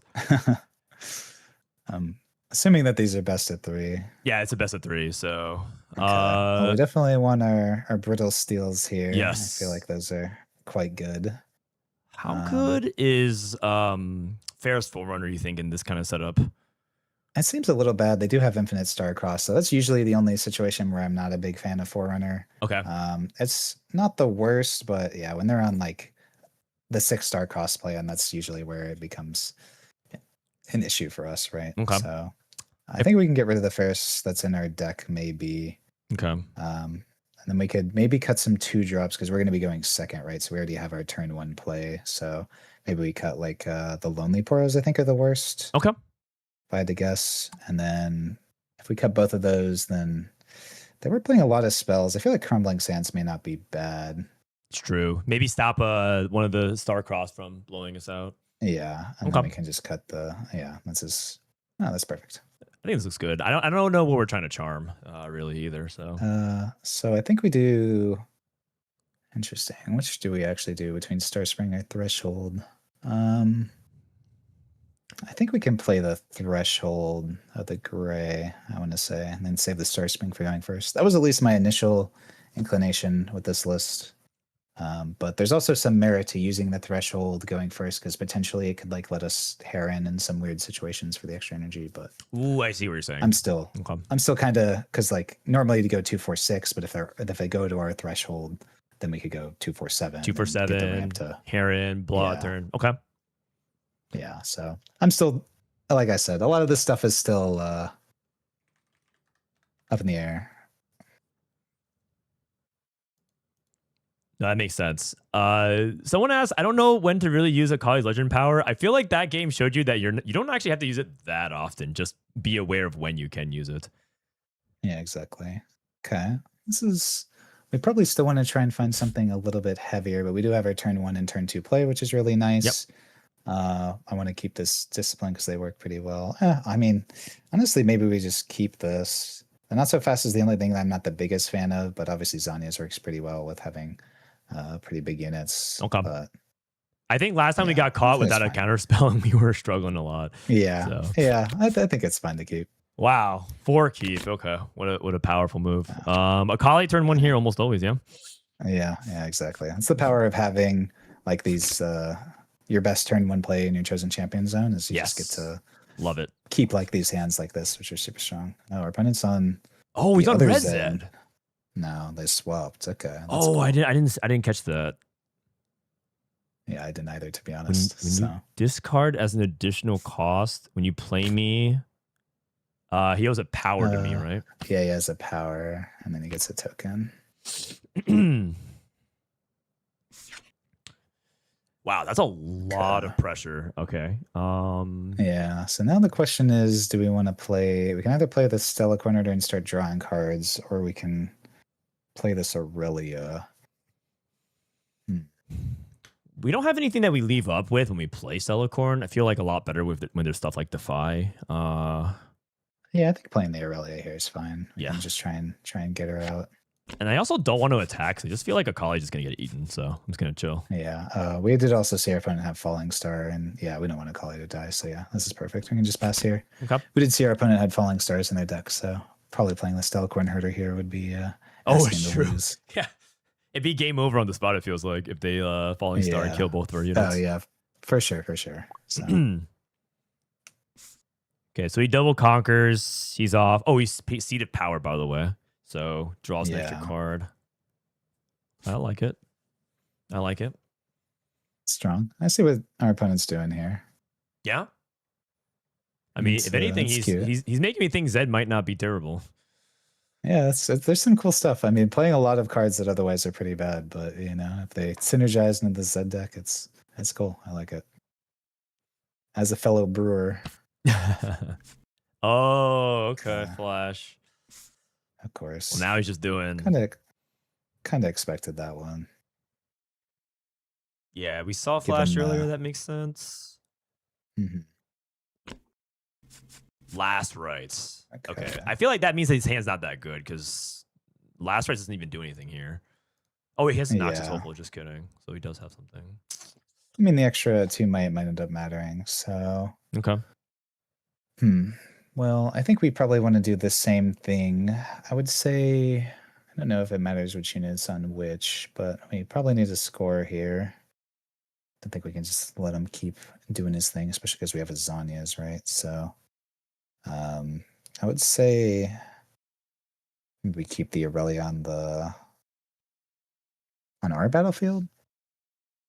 Or do I feel like not we can want the do more with energy? Aurelia with on Threshold to protect her better because Akali Yeah, doesn't really have much. So I feel like Aurelia to Threshold makes sense here.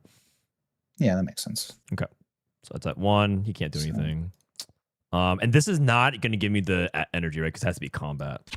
Correct. Yeah. Okay. So I do this. Akali takes this. Yep.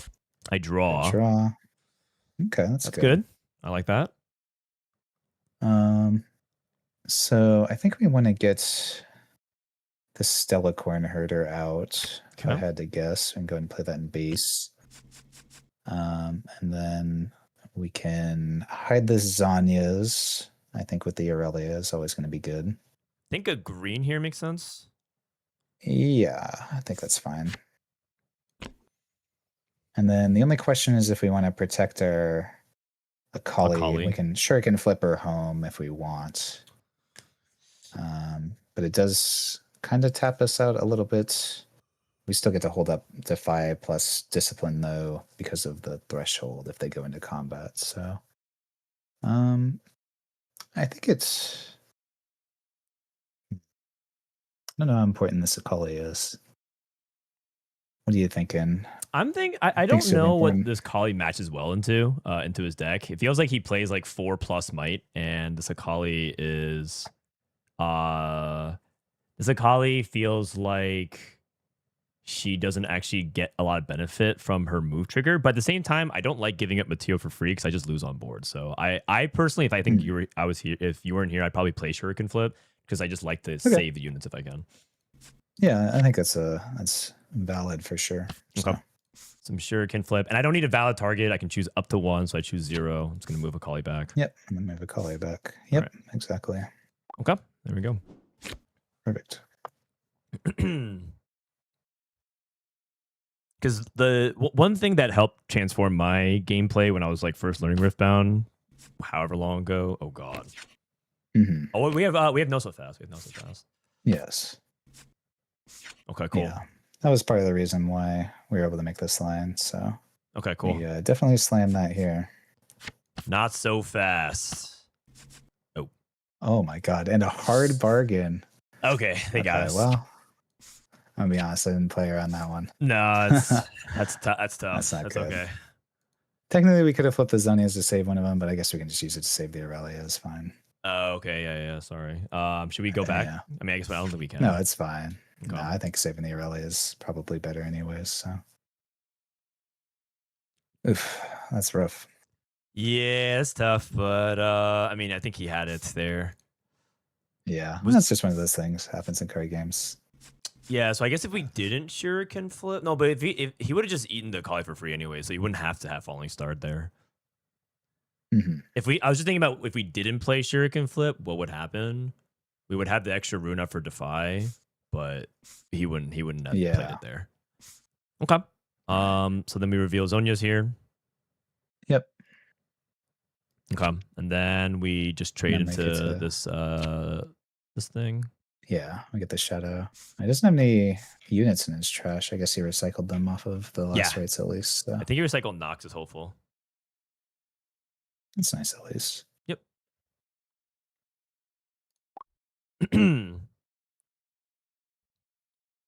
He can't Falling Stars again. He doesn't have enough runes.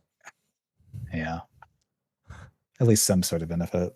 He might try to. I mean, what is he going to try to star? No, I don't think star cross here makes sense for him, does it? No, Okay, Kennen. that's the cannon. Okay. Okay, so floating 1, burn 2, death mark. Do it, man. Do it. You won't. You can float and go down to 1 rune. Maybe. Might see it. Okay, he's at 3. All right, so I really are readies. That gives me +1. Yes. So she's a 5. Fortunately, there are 6 here. Yeah. I'm tempted to really I'm just tempted to eat the Z right now and discipline, but We can also empower legend ability in order to beat it if we want. ooh, okay. Okay. Without having to use discipline, right? Is that what you're saying? Yeah. So that might be a little bit better here. Okay. So I tap 3. I choose what to Yes. So I feel like I choose a red. Empower. Yeah, that's fine. So we empower, and So we get to go in. Move in. Yep. I'm So gonna this move generates back. us an energy as well. Yep, +1. So I'll ping this. And then move this as ready. So that's +2 because she got chosen. Yep. And she got readied. Exactly. And then we get to go in again. Okay. So that's 7 So into now we're 6. 7 into 6, and we get an extra rune. Yep. I'm +2. Yeah, but it's- So I guess I'm just gonna and untap 2 3. here. So we start crossed. Yeah, that's easier. And then defy this. Yeah, we might as well just defy that.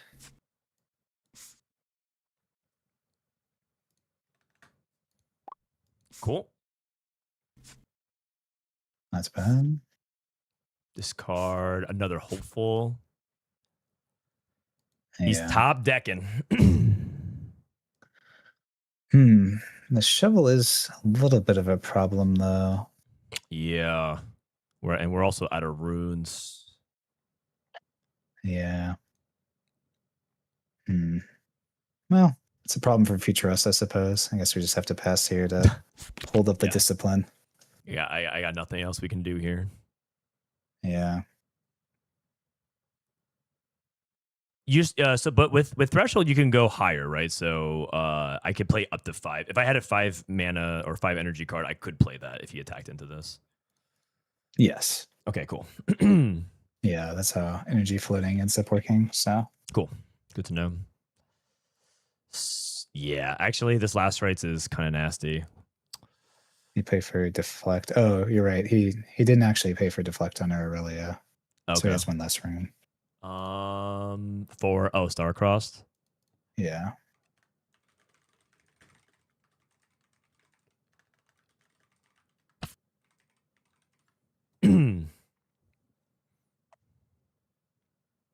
Good call, Chet. Good call. I mean, I miss that kind of stuff all the time.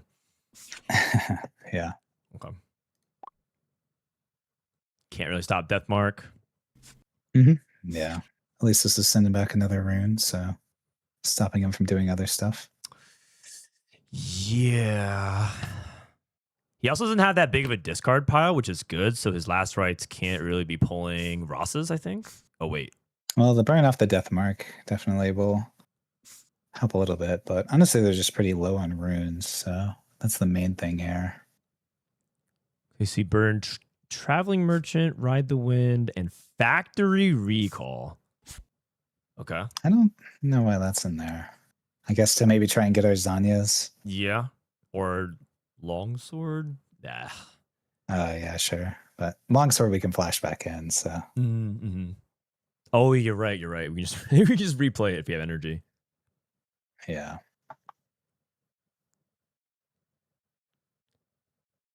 I should have 1 rune exhausted because we untapped 2 to Oh, shortcut, yeah. but we didn't use it. Oh, okay. Sorry. Oh, yeah. Technically, yeah, they're right. Yeah, Obviously, yeah. it doesn't matter, but given we know what our hand is, but. Yeah, you're right. You're right. Sorry, I was untapping because he was untapping, but yeah. Yeah. All right, I'm tapping 1 because I didn't use the float, so not responding. Now, it's important to maintain accurate game state as best you can, especially when you're practicing. There's no point in trying to get like these small edges. Unless you're Scara and you're trying to practice a cheat. That's different. Yeah. Wait. No, Did I sorry. miss Inside joke. miss Inside something at joke. some point? Okay, No, okay, in okay. testing, Scara learns he doesn't actually learn the interactions beforehand, so he learns every single time when we're actually like playing how the interactions work, and he's just accidentally cheating. That's very funny. Okay, so here's discipline. Yeah, we need to try to say Yep. this earlier. Yep. Of course. We only have to tap one because of the threshold. So we have one Oh yeah, floating. sorry, we tap only one. 1, 2, 3 for the choose. Flash. Okay, No flash. Okay. Nice. we take those. You're just jump checking Yep, us. yep. I have no defy. Nice. Right, we hold. I think. Hey, we hold. Okay. Hey. Perfect. Okay. Well, this is kind of breaking us up a little bit, but that's okay. I mean, our opponent's so low on runes. I think we just play the Jin and retreat out and pass, right? Yep. That's pretty perfect. 1, 2, 3, 4. Astral Heron. The big bird. I'm trying to think about what our next turn is, because we don't actually have a card to play off of Heron. Well, we have the shuriken flip in our trash if we need to, I think, right? Okay. Oh, we also have Jin generating energy, so that actually could work. Yeah. Wait, what? He's playing Decree of Rage. Okay, you got us there. Yay. Yeah. that's fine. So he sent deflect as well, right? Yeah, he did. Because he tapped the seal and paid a rune, so he's Oh, good. okay. Oh. He tapped the seal, got it. Yeah, he's good. The seal. Oh, this seal art is so sick. Okay. Yeah, the Overnumber seals, they look pretty nice in person too, so. I don't have any. Got to change that. Get you on the collector's side of things. Saw some people talking about it in chat. Got my set over here. Got a few cool things. Are you holding on to them for a long time, or are you actually trying to move them? I've sold a couple of them, and then I still got a couple as well. So Okay. Oh, he's flash Got mine again. slabbed up. See if NVIDIA broadcast gets Yo, rid that's of it. a PSA 10. Hold up. Yeah. One second. That is... Sorry, I'm trying to make it bigger on the screen. That is a PSA 10 best of set. One of, I think, 3 that you have? Yes, and I have all 3, so. My The only God. one with PSA 10 sets, so. It's lovely. It's lovely. Yes, my prize treasure for sure. Okay, so he double All right. conquered, he flashed, he cycled. Okay, so we have quite a few things that we can do here. We can actually can we Um, double conquer? Yes, we definitely can. The question is how we want to double conquer. Right. So I don't know if drawing a card is important or not. So we can use either way. We're going to move the Jin in, and we're going to use the Akali ability. To ready it and move it back. Because ready it, move it back. So generates us 2 energy and 2 power. Yep. And then now the question is, so we can, when we move the Jin in, we can play the. We probably just play the precision, or question is if we want to split them out or not. Because we can. So if we move the Jin into the threshold and then we play the Heron, that'll be our first card. So then we can discount that to then use the precision to go to the other side if we want. Or we can also use the shuriken flip out of the trash if we want to draw a card off the seat of power. Or we can have both of our units at the same battlefield. I don't know which is more impactful. I think we probably just want both of our guys at the same battlefield, right? Yeah. I feel like we have to, because I think he wants us to split up because he can like kind of pick us apart. Yeah, that pick way. us apart.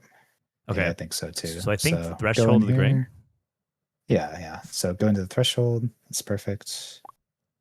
So it's 5. So I'm floating 3/3, and then you're Yep. saying Astral Heron on this side. No, we play the precision first to ready. Or the perfect Okay, got it. execution, right? Yeah. So we get to ready. This will. So now we have 2 power and energy floating, and then we get to gank over to the other side. So Okay. it's got ganking. So now we get to go to 6 here. and then we get an extra energy into third power. Okay. And then now we can play the Heron here, so Okay. that we're reinforcing. We could have done it where we played the Heron there first and then ganked over, but then, like you said, we split up our power, so and then we can hide the Zhonya's for free because we have all this power floating anyways. So don't even have to spend a rune. I think that's the correct runes. I tapped 5 for that, or is that 6? Because we have only one floating. One more. One Yeah, floating. one Okay, more. got it. Yeah, and then that's perfect. Okay. And we got the 6, which so- is really powerful. I like that because we want to try to see if we can double Yeah. conquer. We have Shuriken Flip and Perfect Execution in our graveyard. So if Yeah, this so- this goes well, we can win next turn. Yeah, hopefully. I'm surprised we're able to recover this game, honestly, off of the earlier incident. Oh, and opponent doesn't even have a purple, so we don't have to fear Starcross or Switcheroo or any of Oh, you're right. He has only red That's runes. Okay. it. Yeah, that's quite nice. One thing about Rift Atlas over TCG is displaying floating energy. That is a very good call out because I was trying to track it and then it gets lost in Yeah, chat. sometimes- Yeah. Yeah, that's how you have to do it.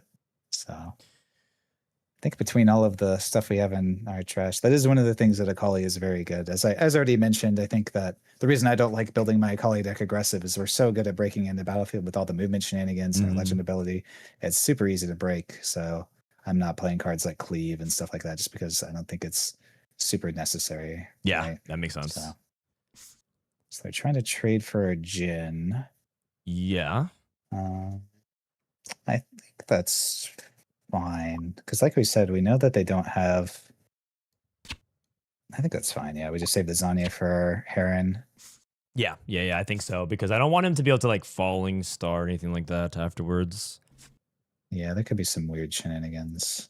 I'm not sure what they would be yet, but Maybe he has another decree. He's about to decree my Heron twice. yeah, it needs a couple of them. Yeah. I wouldn't put it past this guy. What Yeah, was you that never card that know. blew us out earlier? The very first game, the discard one. Oh, the maiden thing or whatever. Yeah. that just gave like +2 out of nowhere. Yeah, I was not playing around that one. Oh man.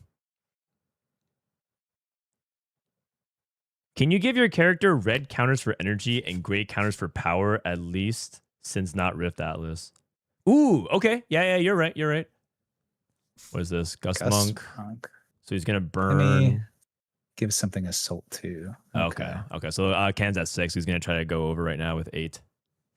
Yeah, which is fine. That does not matter.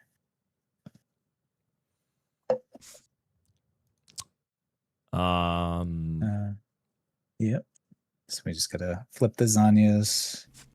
Yep. And then this is back. Yep. He's at 6, but he's tapped out. And I think only he's one dead on energy, board. though. Like he should know that he's I dead on think board. so. Unless he has, oh, he can hide a card. He can hide a card here. Yeah. Well, most of the hidden that we've seen hasn't been too impactful. And then the worst case, if they do hide a card here, we probably just go to the threshold and just slam like a second bird. And it's like, well, what are you gonna do? Yeah. Oh, they don't hide a card, so Okay. it definitely did here. So I'm assuming there's no problem with just swinging in. Is there anything I'm walking into if I just push in right now? No, I don't think so because we worst case have a Akali ability, right? Okay. So I think that's fine. Okay. I don't think there's anything that just gives a random +1 might. Okay. And then And then Let me it's just get just to perfect execute. Or sorry, not wrong one. Sorry. yeah. There we go. Yeah. Shuriken Nice. flip 3, and then move it here. GG. GG. Damn, what a Nice. series, Collin. That was pretty hype, man. We got some sick plays. Did some really sick moves. What do you think about your deck? What do you think about it, man? I mean, I think it's cool. This deck's undefeated so far. Like I said, I forwarded my friend on Diana playing this, and now we were able to take down this cool Zed list. So honestly, I've been pretty excited to play it. I think it definitely still needs a little bit of fine tuning, but you know, it's a cool concept, and I think the Astral Heron stuff is something I can honestly see play in a lot of green decks, not even just Akali. Yeah, for sure. So It's inspiring stuff. yeah.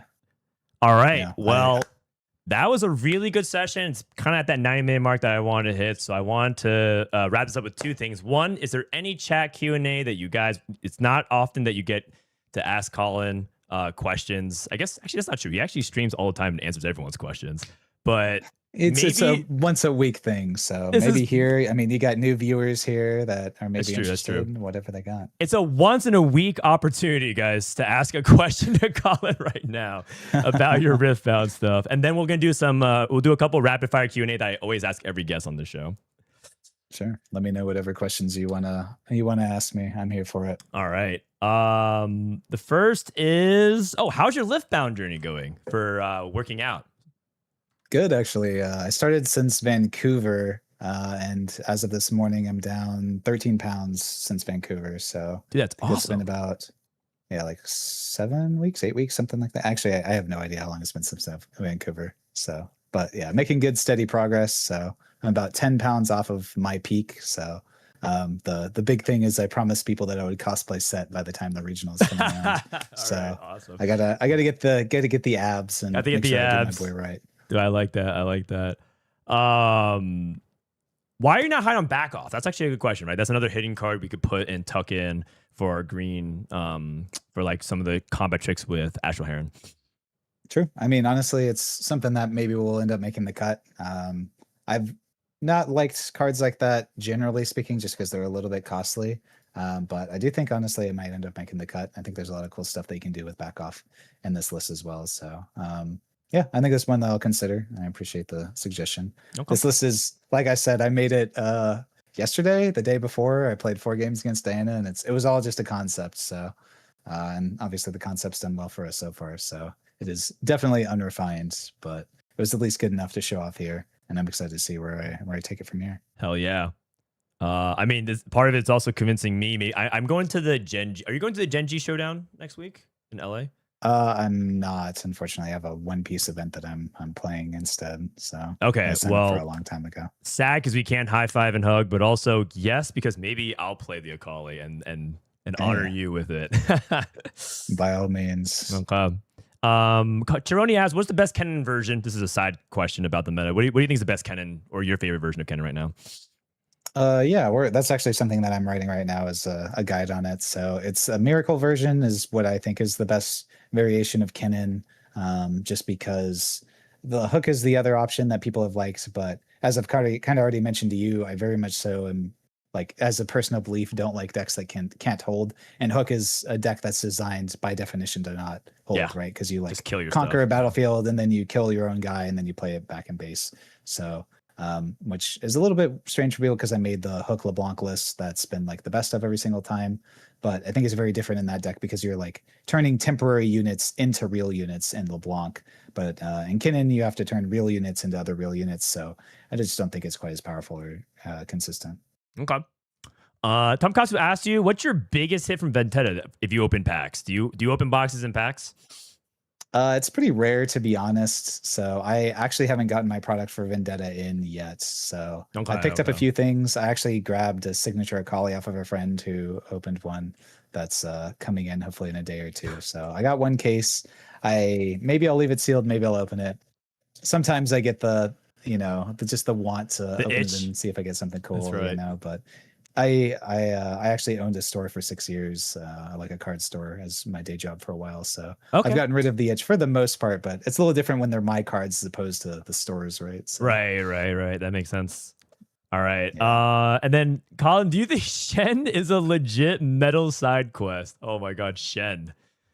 Hey, anything is a good metal side quest. That's the whole point of it. So I think Shen is not a very good deck, just due to like fundamentally decks like that are built around holding but not breaking, similar to Vex, are like decks that are going to struggle. As soon as your board gets broken, like you can never really recover.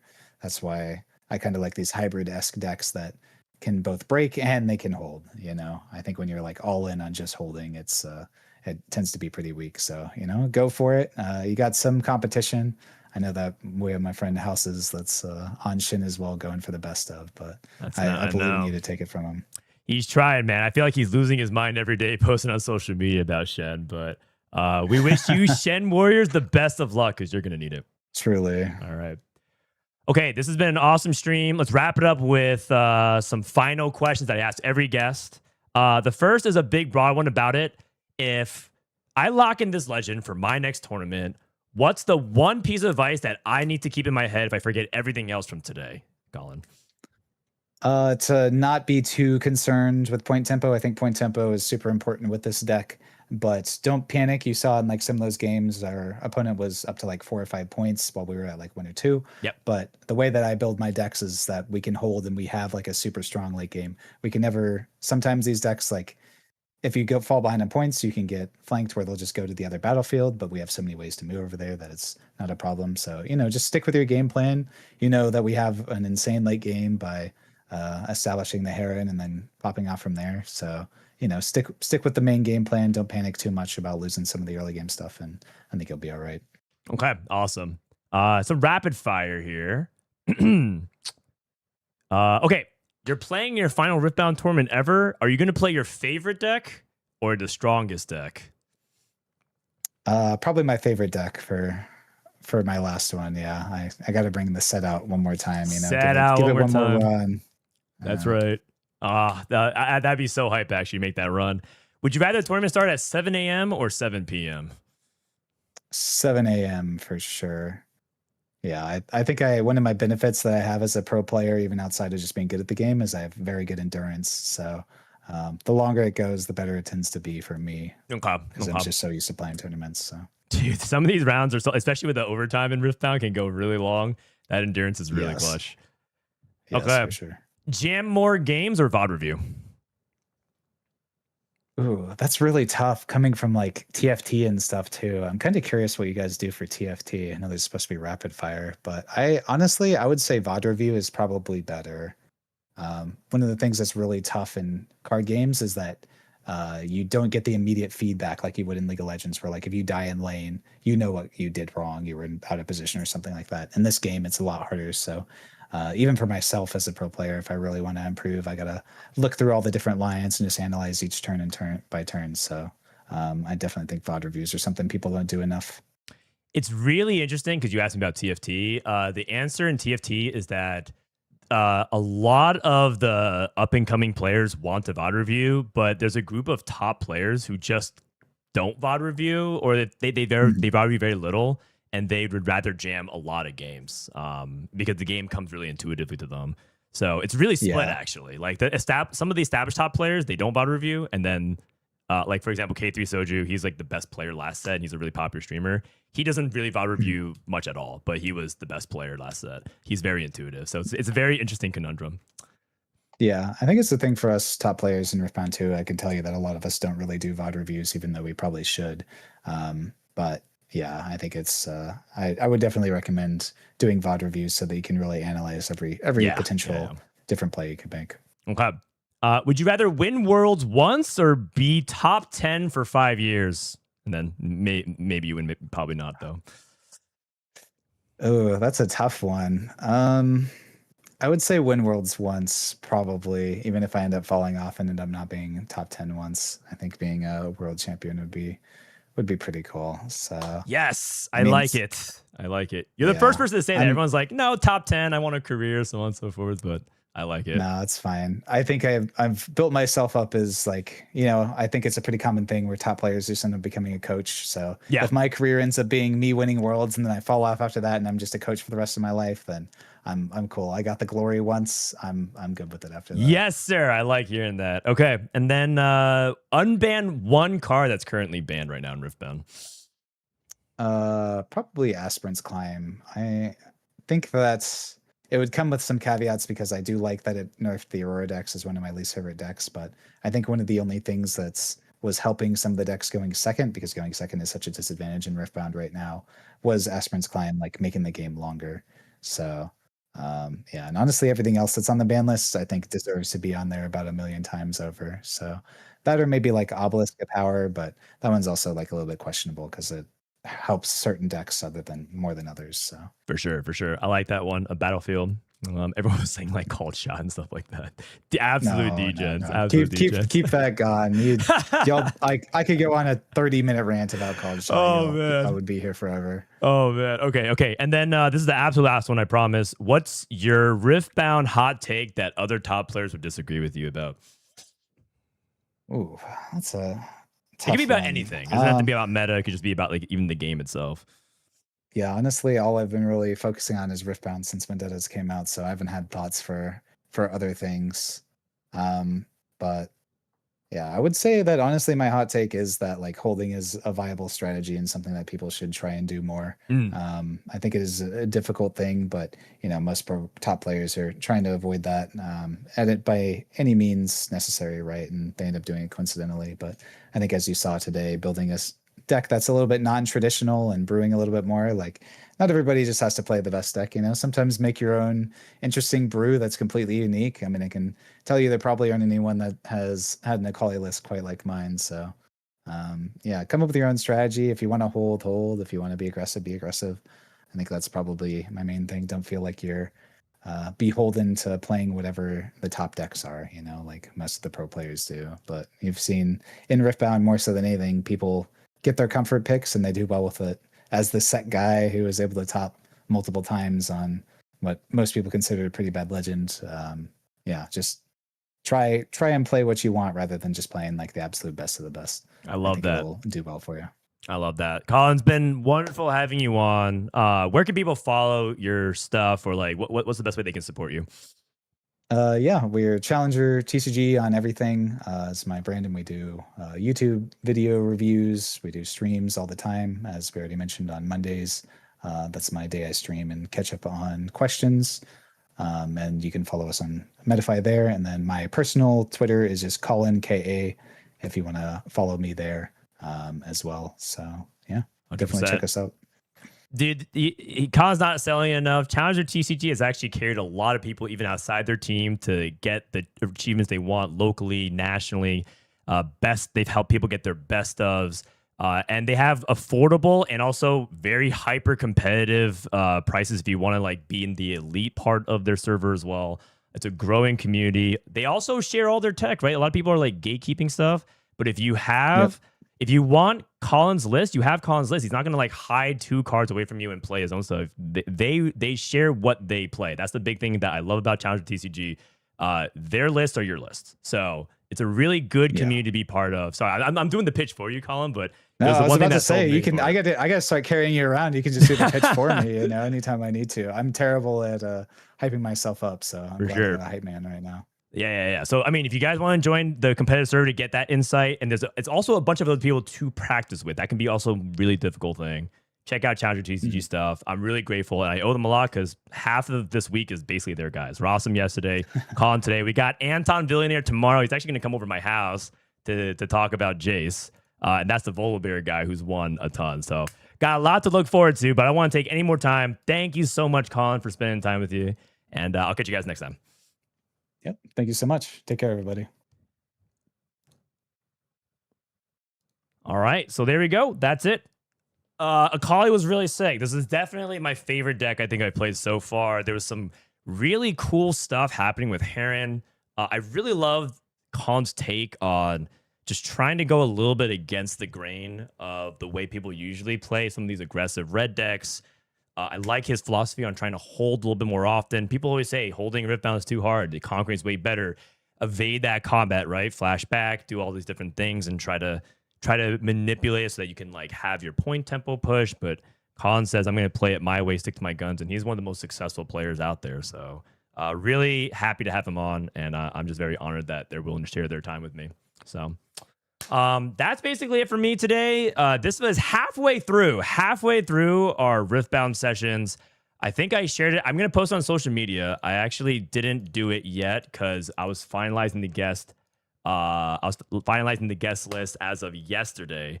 But tomorrow we're going to have Billionaire on. We have Anton. He's the other half of the guy that hosts a podcast every week on Challenger TCG. On Thursday, I'm going to have Sam Sherman teach me Mbessa.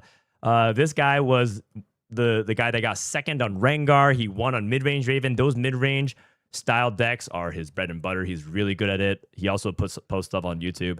And then on Friday, the last of our Riftbound week, we're going to have the Ramp God himself, Ali Eldrazi, come in and show us how it's done with Nasus to finish it out. But it's basically around the same time every day, somewhere between 1 and 3 p.m. is where we're going to start, about 90 minutes. And that'll be it. So it's a huge lineup. Yeah, it's a huge lineup. I have literally like some of the best people in the business. I wish I could get even more people on, but hey, this is just week 1. Maybe I can get a different set of people for the future sets. Ali's not, no, it's not Aurora, man. It's Nasus. We can't even play Aurora. Aurora's not even orange. So we'll see. We'll see. Well, he said he can show me some cool tricks here with Nasus. So we'll lock it in. Is the Gen G event streamed? I believe it will be, but I don't know anything besides the fact that I think it will be. So imagine not getting Gren to criticize every unintentional legal game action you could take. I need the voice of Grenton. You know what? I kind of need Grenton in my pocket, like maybe AI Grenton, so I can just like push a button and summon you at any time to help me with some judge scenarios. That was really clutch, though. I really appreciate it for you helping out, man. Okay, that's it for today's stream. It's gonna be on YouTube. I believe it's already out there. My episode with Alan from a couple days ago, we edited it. I think it's youtube.com/@Frodan. Is it RB? Yeah, maybe Frodan Riftbound. So if you guys want, please support the YouTube channel out there, youtube.com/@FrodanRB. I'm trying to do more content around it as well. And then we're going to be uploading this. Yesterday's session with Rossum was really great. That's coming up. Today's session with Collin's going to go up there, and then you can find everything there. So are you having fun? I'm having a blast, man. I actually say it. Riftbound is one of my favorite games to play right now. If I'm not playing TFT, I really enjoy playing Riftbound, and it's just a blast. So I am out for today. Let me find someone to raid before we go. Is anyone playing Riftbound? Because you guys stuck around watching me, so I feel like I should raid somebody. But I gotta admit, I don't really. This person's not even playing Riftbound. They're playing League of Legends. Okay, I'm probably gonna raid somebody else. I'll raid. Who should we raid instead? They're playing League. Is there anyone play maybe some TFT? Why don't you guys go hang out with Box?